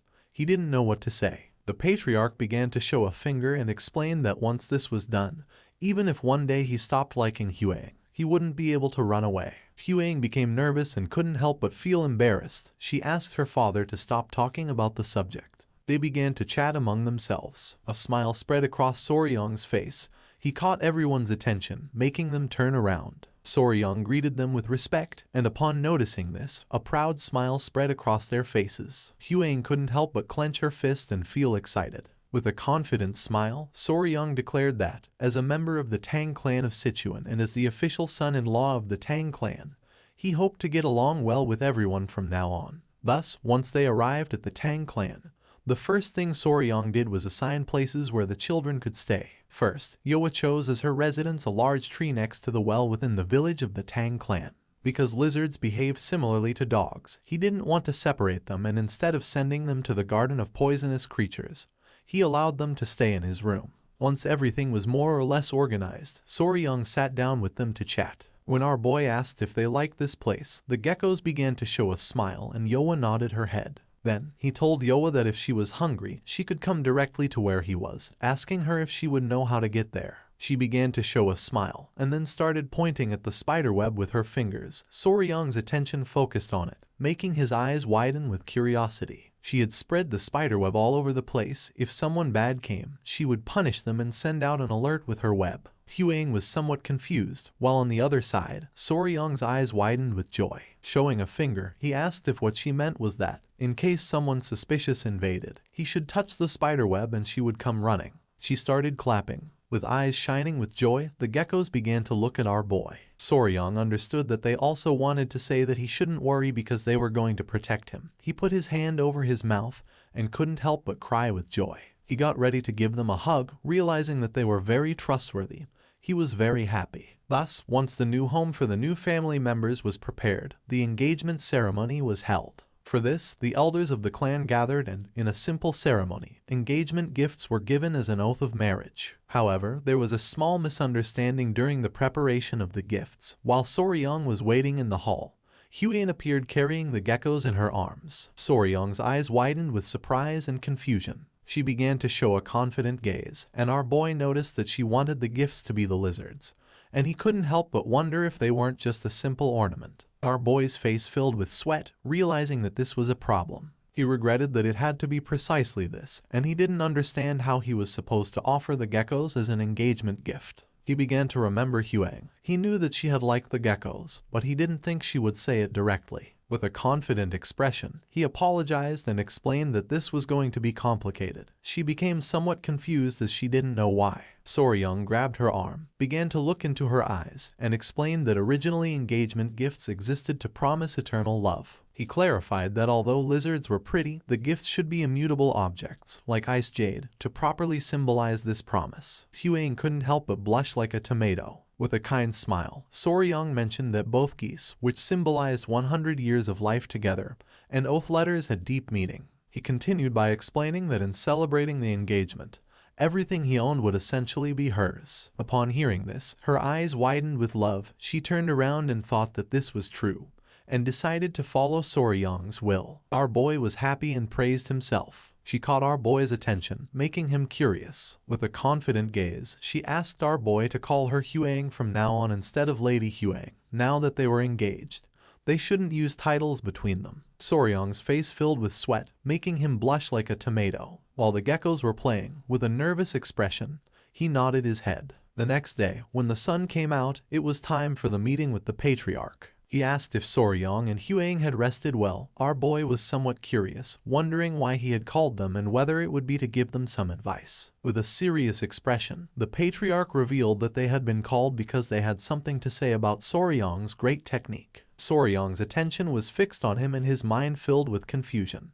Huang explained to our boy that the great technique consisted of learning the internal art of the Tang clan and accepting the poison. Soryang realized that she was referring to the 10 poisons. With a smile, the great patriarch explained that this time it had been a very good thing for Soryang to bring the spider with a human face, since being the weakest among the 10 great poisonous creatures, it was the best one to accept first. Soryang questioned if he was now going to train the great technique. The patriarch shook his head and mentioned that Soryang had said he would use the 10 great poisonous creatures for the great technique, but he originally had another proposal. Our boy's eyes widened in surprise and confusion. With a serene expression, the patriarch revealed that upon reviewing the poisons Soryang had and those he would bring, he had remembered something the clan had forgotten for a long time. With a smile, he asked if Soryang knew what 5 poisons meant. Soryang's eyes widened with uncertainty, wondering if he was referring to the 5 poisons return technique that he had learned. The patriarch nodded his head.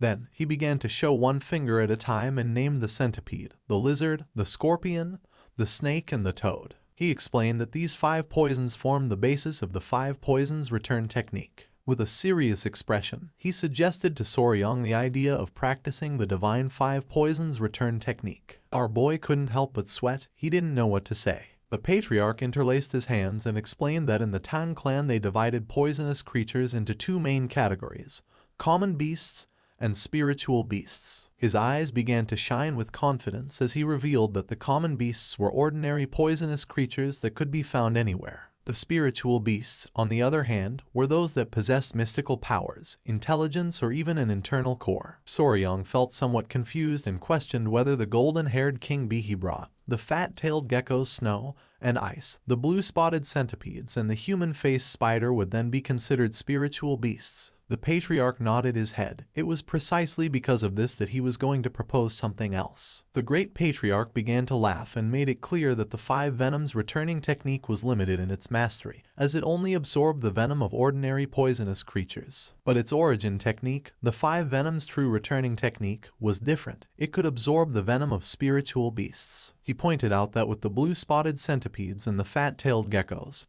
he already had 2 of these beasts prepared. If they also managed to obtain the venoms of the snake, scorpion, and spiritual level toad, then all conditions would be met to master the 5 venoms returning divine art. That was why he suggested training in said divine art. Soryong's eyes widened in surprise.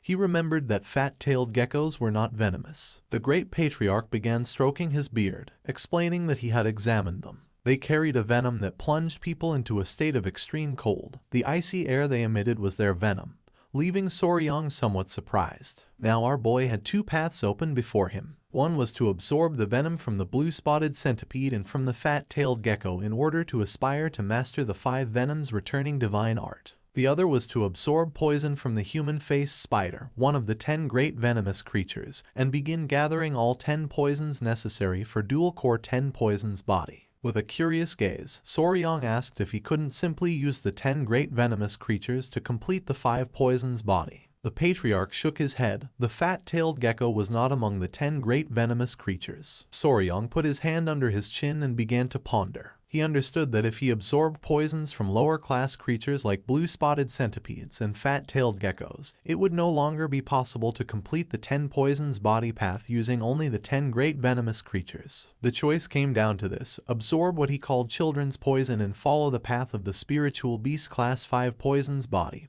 or collect the 10 great venomous creatures and fully commit to the 10 poisons body path. Huang began observing our boy closely, not knowing what he had in mind. Soryong realized that this was like choosing a skill tree in a game. He remembered well from his past life, when playing RPGs, that the most important thing was always the skill tree. This choice determined whether one became a useless character or a god-level character. The patriarch asked our boy to think it over carefully. He explained that the 5 venoms returning divine art was an incredible martial art, and without truly heavenly luck, not even he would encounter the 10 great venomous creatures, much less tame them. Soryong came out of his thoughts and couldn't help but get nervous, not knowing what to do. He was torn between taking the easy and fast path of the 5 poisons body, or the arduous and punishing path of the 10 poisons body, one that would allow him to reach even greater heights. Our boy started going crazy, falling into a spiral of indecision. A few hours later, Soryong was still thinking about what to do. Huang's attention turned to him, and she couldn't help but feel somewhat confused. She called his attention and mentioned that if it was because of that promise, he didn't have to tie himself to the 10 poisons body. The 5 venoms returning divine art was more than enough, since it was an incredible martial art in its own right. While her eyes were shining with concern, she asked our boy not to rush into a decision out of anxiety. She assured him that, no matter which path he chose,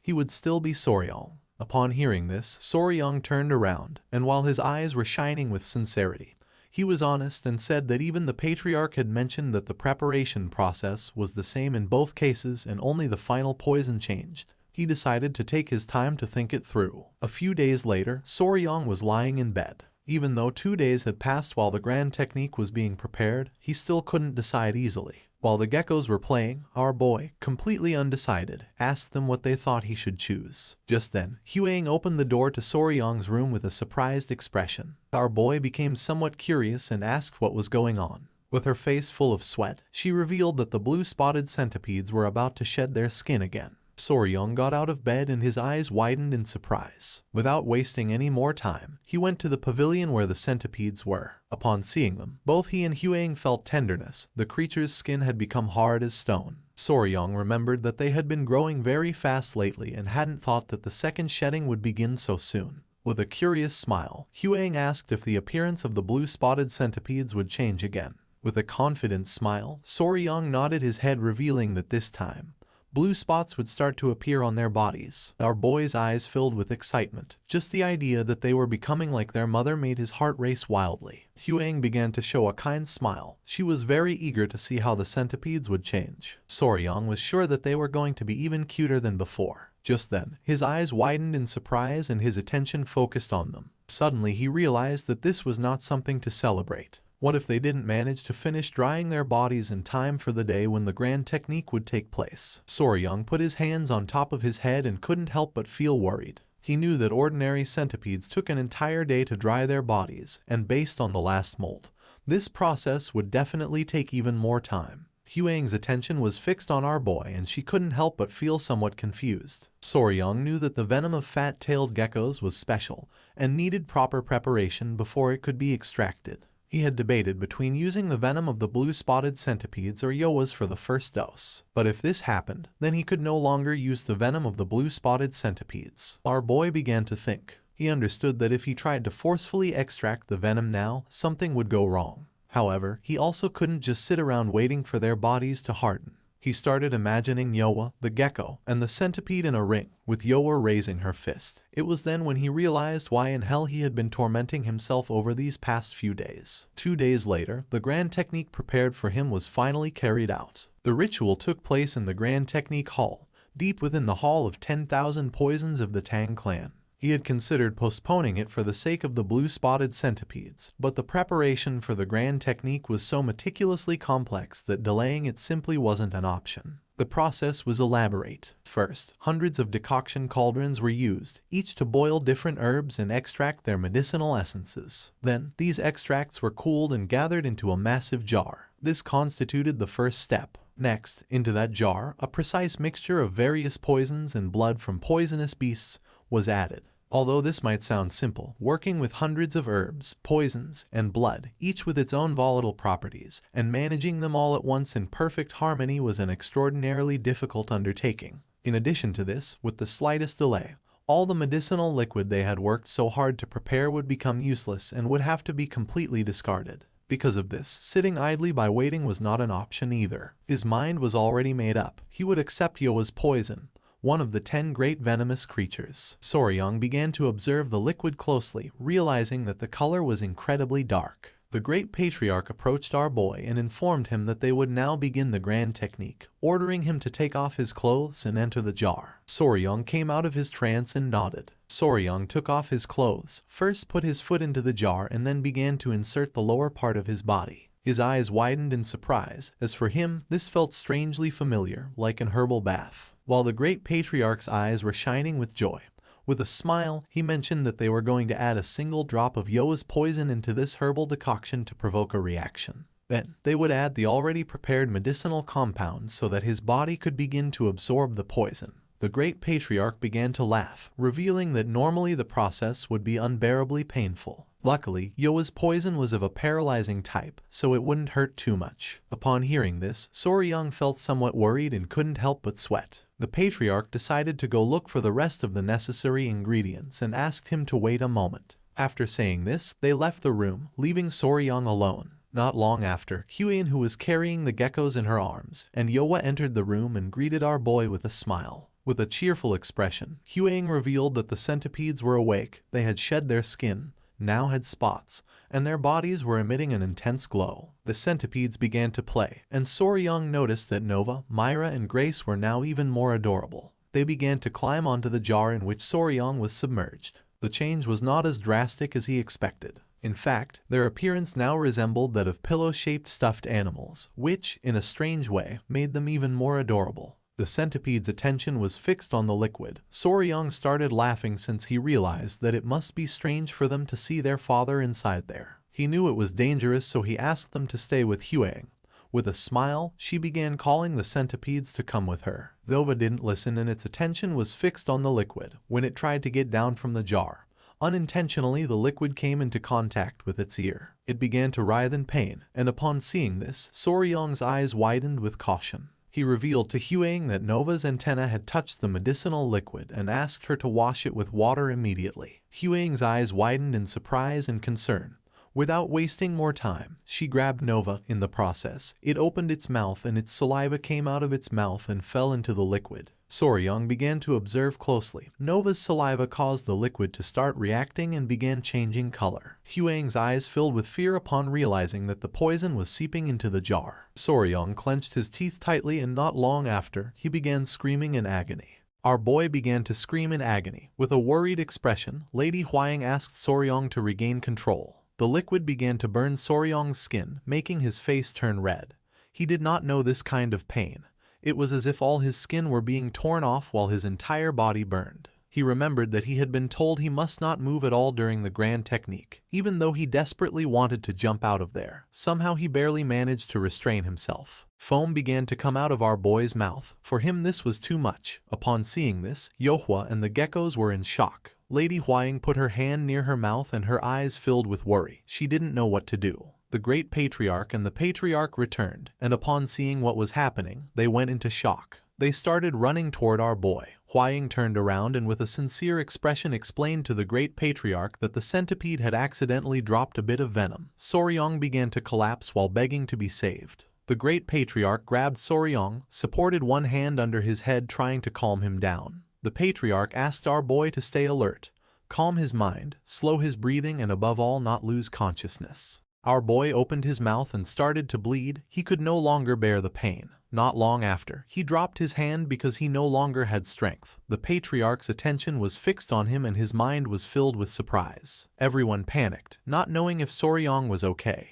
Little by little our boy's eyes began to close. Soryong felt as if he were underwater. Little by little he opened his eyes and his attention focused on Nova, who was asleep. She made contact with Soryong and a strange energy began to emerge from her body and entered Soryong's body. Several hours later, our boy began to open his eyes. Noticing this, Lady Huaying felt relieved and with a surprised expression informed the great patriarch that Soryong was regaining consciousness. Once Soryong fully opened his eyes, Huaying couldn't help but cry and feel relieved to see that he was okay. While on the other hand, the grandfather began to show a kind smile. Soryong started touching his head and realized that he was in the same place. With a worried expression, Huaying asked if he was okay. The great patriarch explained to our boy that, fortunately, he had guided his internal qi directly through his Baihui point, so he managed to overcome the worst. He informed him that the grand technique had also ended safely and successfully, and that, although it was not Yohua's poison, in the end he had accepted instead the centipede's poison. Soryong put his hand on top of his head and let out a sigh, realizing that, after all, Nova wanted her father to learn the 5 poisons body. With a worried gaze, he asked if Nova was okay, since he remembered that Nova's antenna had been exposed to the substance. Huaying and the great patriarch were somewhat surprised. She explained that she had washed Nova's antenna immediately. She did it anxiously, not knowing whether Soryong would live or die. Soryong's attention was fixed on her and his eyes widened with concern. She turned her gaze to the side, as she was angry. Our boy panicked, knowing that right after the engagement ceremony, he should have gone to see Huaying, his fiancée. But instead, he had instinctively run first toward the centipedes. Soryong's head started hurting again. Noticing this, Huaying asked if the pain was returning. Our boy's eyes began to shine with seriousness since the most important thing for him was to know if Nova was okay.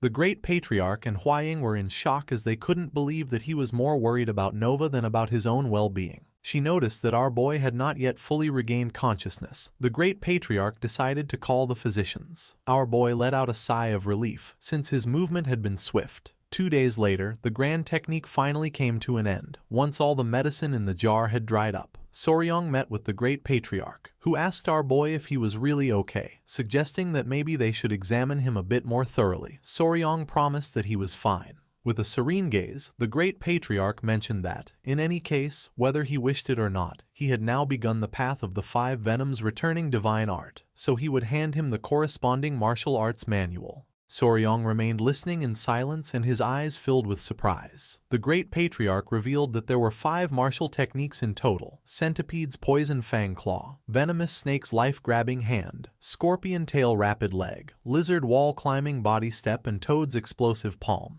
He began to stroke his beard and explained that each of the techniques belonged to a specific category: claw technique, hand technique, leg technique, step technique, body technique, and palm technique. This martial art allowed one to reach a realm where one became poison, and poison became oneself, achieving a true unity between being and poison. Soryong's eyes widened with excitement and joy. Seeing our boy's expression, the great patriarch realized that he liked it. Soryong nodded his head, although he admitted to being surprised. They were not poison arts or assassination techniques as he had expected. The great patriarch coughed. According to him, Soryong had been perceptive in noticing it, since the truth was that this martial art did not originally come from his Tang clan. He closed his eyes and revealed that the 5 venoms returning divine art, and these 5 poison techniques were the martial arts of the 5 poison sect, which had already been annihilated 200 years ago. The second son of the Tang family, a genius of his time, and the daughter of the palace lord of the southern barbarian beast palace fell in love. Despite fierce opposition from both clans, they eloped and founded the 5 Poison Sect. They created a new martial art by combining the strengths of poison arts from the Tang clan with beast fist techniques from the Beast Palace. However, they selfishly took martial arts that should never have left their sect and even mixed them. Naturally, they could not escape persecution from both clans and, about 100 years ago, were finally annihilated in the jungles of Yunnan by both forces. Showing one finger, the great patriarch mentioned that after this, it was agreed that both sides would reclaim their respective martial techniques, and what was recovered then was the 5 venoms returning divine art and the 5 poison techniques. His eyes began to shine with tranquility as he explained that, since the essence of both clans' martial arts was intertwined, there was much dispute over its ownership. But since it was necessary to accept the poison in order to master it, in the end it was passed down to his Tang clan. It was said that the sect master of the 5 Poison Sect at that time had been able to withstand the joint assault of both the Beast Palace and his Tang clan, so without a doubt, it was an extraordinary martial art. He had thought that it would be the perfect style for someone like him who had an affinity for poisons. Soryong was somewhat surprised to realize that the great patriarch had had this in mind all along. Our boy thanked him and promised to train diligently. The great patriarch was happy, since as long as he continued with this dedication, he was destined to achieve greatness. And so, Soryong took his first step in the 5 venoms returning divine art. Soryong left the poison hall and began to stretch his arms, wondering how long it had been since the last time he saw sunlight. Only now did he feel truly alive again. At that moment, one of the little centipedes started running toward our boy. His attention fixed on it and his eyes widened in surprise. It was Nova. She couldn't help but cry with joy upon seeing that he was all right. Soryong realized that she had been waiting for him there all this time. He began to show his bicep and a smile. He knew that she must have had a hard time emotionally. He assured her that she shouldn't be heartbroken, since this hadn't been her fault, and, to prove it, he showed her that Dad was already fine. Nova jumped in and got inside our boy's clothes and started playing. He thought that maybe she felt a little prickly because not much time had passed since she molted. He really would prefer her to climb on his clothes instead of on his bare skin. She began to observe our boy closely, and upon noticing this, Soryong couldn't help but feel somewhat surprised. She came out of Soryong's clothes and started running along his arm. Our boy's eyes widened in fear, wondering if Nova had just understood what he was thinking. According to him, this couldn't be. It must be just a coincidence. He told himself that these kinds of things sometimes happened when you raised a pet for a while. Soryong began to ponder, realizing that he was a hopeless fool. There was no way that Nova, a simple poison creature, could really do this. Nova's eyes began to shine with rage. She was furious with Soryong. Our boy panicked, not knowing what was happening. His eyes filled with surprise. He said nothing and in his thoughts asked her to get on top of his head. Nova obeyed and got on. Then Soryong hid behind a tree and asked her to try to find him. She did it without much difficulty. Soryong panicked, since this had not happened just once, but 3 times in a row. Nova let out a sigh and began to show a confident expression. It was as if her heart and Soryong's were connected by a strange energy. Soryong was in shock, not knowing what was happening. While the 2 centipedes were playing, Lady Huaying, who was somewhat worried about Nova, began to look for her, not knowing where she was. She approached the centipedes and asked them if they knew where Nova had gone, explaining that since she shed her skin, she had been wandering so much that it was hard to find her. Soryong, who was panting and carrying Nova on his back, began to run toward Huaying. His eyes were full of surprise. Our boy put his hands on his knees to catch his breath. Huaying asked if Soryong was okay, but immediately afterwards scolded Nova. She reminded her that she had told her not to go far because of the worry it caused her and insisted that she must inform her mother before going anywhere. With a surprised gaze, Soryong began to show Nova, revealing that this was not what mattered at the moment, but rather the fact that Nova understood human speech. Huaying's eyes were full of calmness as she remembered that Nova had always understood human speech. This was nothing new. Soryong couldn't help but sweat and feel somewhat confused. He panicked and explained that she understood him even when he was only thinking to himself, leaving Huaying somewhat surprised. Carrying Nova on his back, Soryong decided to go see the great patriarch to find out what was going on. With a worried gaze, Huaying suggested they go together. It was daytime and several minutes later they arrived at the Patriarch Hall. Our boy left Nova on the table and asked them to please take a look. He explained that Nova understood him just as well even when he only spoke in his mind. Considering that the other children couldn't do this, he proposed that perhaps it was due to the influence of the grand art. The great patriarch began to stroke his beard and his attention was fixed on her. With a serious expression, he explained that this was not the case. He pointed out that in the history of the Tang clan, more than a few people had accepted the poison of spiritual creatures. If supernatural abilities like this had been discovered, there should be records, but he had never seen or heard of them. Soryong's eyes widened with curiosity. With a serene expression, Huaying questioned what could be the cause. The great patriarch began to think. He concluded that this was undoubtedly due to the 5 venoms returning divine art. The patriarch interrupted his thoughts and confirmed that the grand art was created to absorb poison, and Soryong was the only one who had absorbed the poison of spiritual creatures using the 5 venoms returning divine art. The great patriarch came out of his trance and couldn't help but smile. He knew that the reason this was happening could be the influence of the southern barbarian beast palace, since they treated beasts as if they were their own limbs. Their secret, he concluded, could be embedded in the 5 venoms returning divine art. The patriarch began to stroke his beard. According to him, it would be impossible to find out why this was happening. Soryong's eyes filled with confusion. He didn't know why. The great patriarch explained that there was no reason for them to reveal their most precious secret. He added that if they found out they had mastered a martial art affected by that influence, it would be impossible to predict how they would react.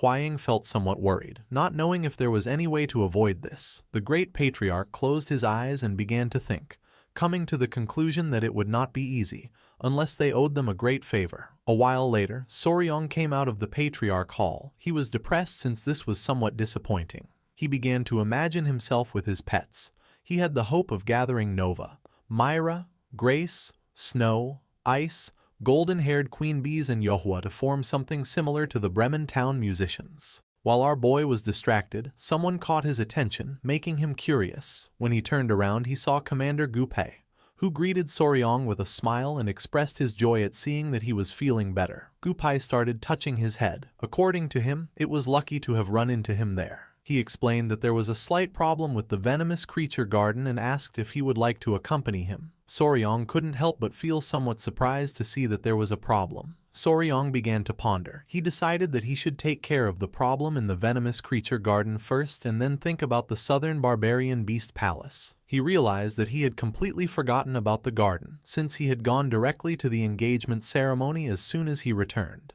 His eyes began to shine with joy, and with a smile he decided to go together. Behind Gupai there was someone. He also wanted to entrust that person to Soryong. Soryong's eyes widened with curiosity. Behind Gupai was Yingying, who with a smile started running toward our boy to give him a hug. Soryong grabbed little Yingying's hand and they started walking with Gupai following them from behind. Our boy decided to take Yingying to the venomous creature garden, as she clung to him and wouldn't let go. He turned around and asked why Yingying was here. Gupai began to show a smile, explaining that she was there for treatment and would stay in the Tang clan for a while, since it was a request from Patriarch Peng. While little Yingying's eyes were shining with joy, with a smile, she asked her older brother why he hadn't come to see her if he had already been back for several days, explaining that this was exactly why she had been waiting for him today. Soryong felt somewhat surprised to notice that she had lost her front teeth in the meantime. Our boy began to show a forced smile and apologized to Yingying.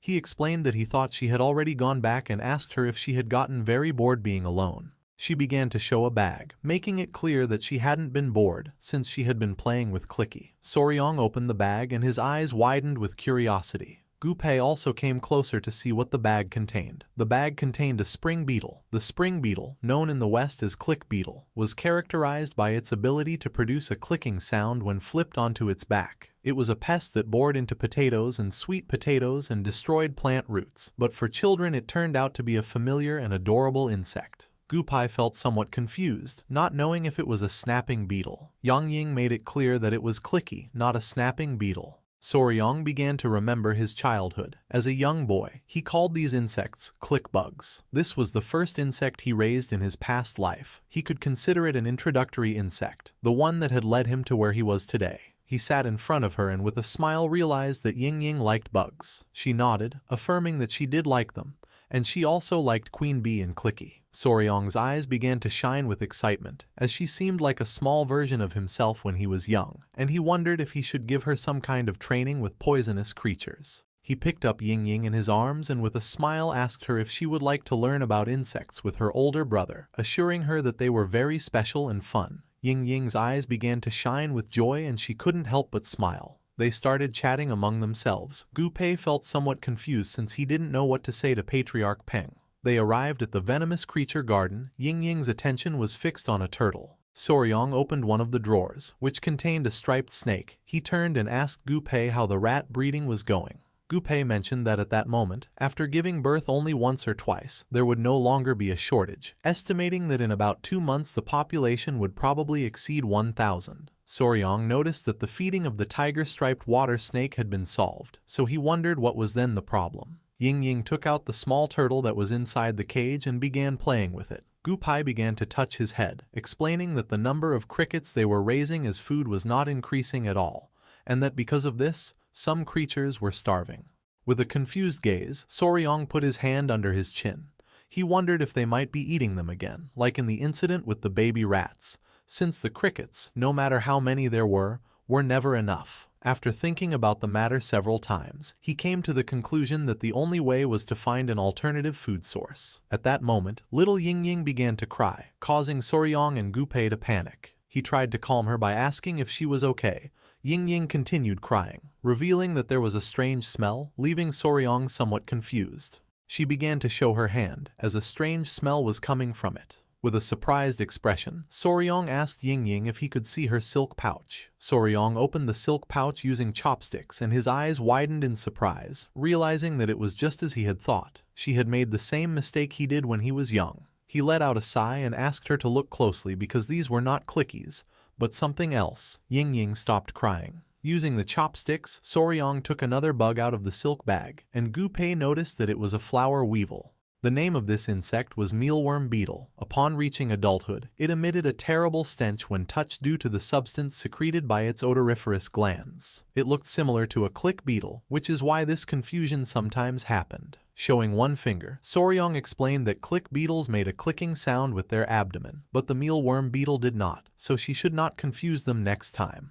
With a gaze full of determination, Ying Ying clenched her fists and nodded her head. With a proud smile, Soryong told Ying Ying that, even so, she had done a good job, since her older brother really needed these friends. Gu Pei became somewhat confused, as he did not know why he would need those stinky insects. Showing the silk bag, Soryong's eyes began to shine with determination. He revealed that, from that moment on, they would raise the mealworm beetles that Ying Ying had caught in the venomous creature garden. Although it didn't seem like much, these mealworm beetles were actually the most commonly used food for insects and lizards. Soryong was happy, as it was the perfect moment. If they replaced the crickets with mealworms, the food supply would be sufficient. With a smile, he mentioned that, thanks to Ying Ying, they could take care of the immediate problem. He decided to go to the cricket breeding facility to see what the problem was.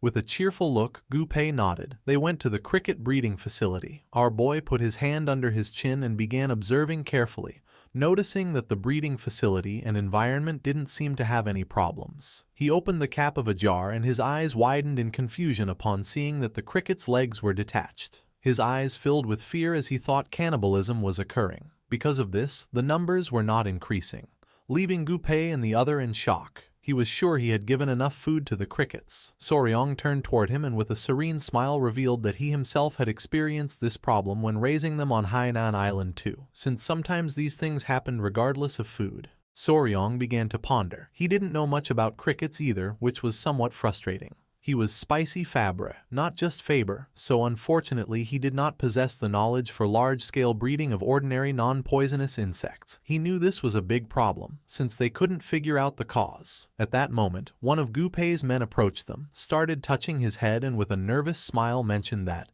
if it was someone familiar with crickets, he just happened to know the right person. Gu Pei became somewhat curious upon seeing Huang Gion. He extended his hand toward him and explained to Soryong that, besides himself, Huang Gion was the only volunteer in the poison division. Soryong felt somewhat surprised to see that he had volunteered. This seemed trustworthy to him. With a nervous expression, Huang Gyun was honest. He admitted that sometimes he went to the cricket fighting arena to pass the time, although he clarified that he didn't do it often, just enough for some drinks. Our boy felt somewhat confused, but Huang Gyun explained that it was a game of chance where crickets fought each other and bets were placed. Since the bigger and stronger crickets were traded at high prices, they were usually raised in facilities inside the gambling den. There was a cricket caretaker there. Somewhere, where the light barely reached, someone began to pet a cricket. It was a woman with long hair. She had bandages all over her body and messy hair. Huang Gyun had heard that she knew everything about crickets.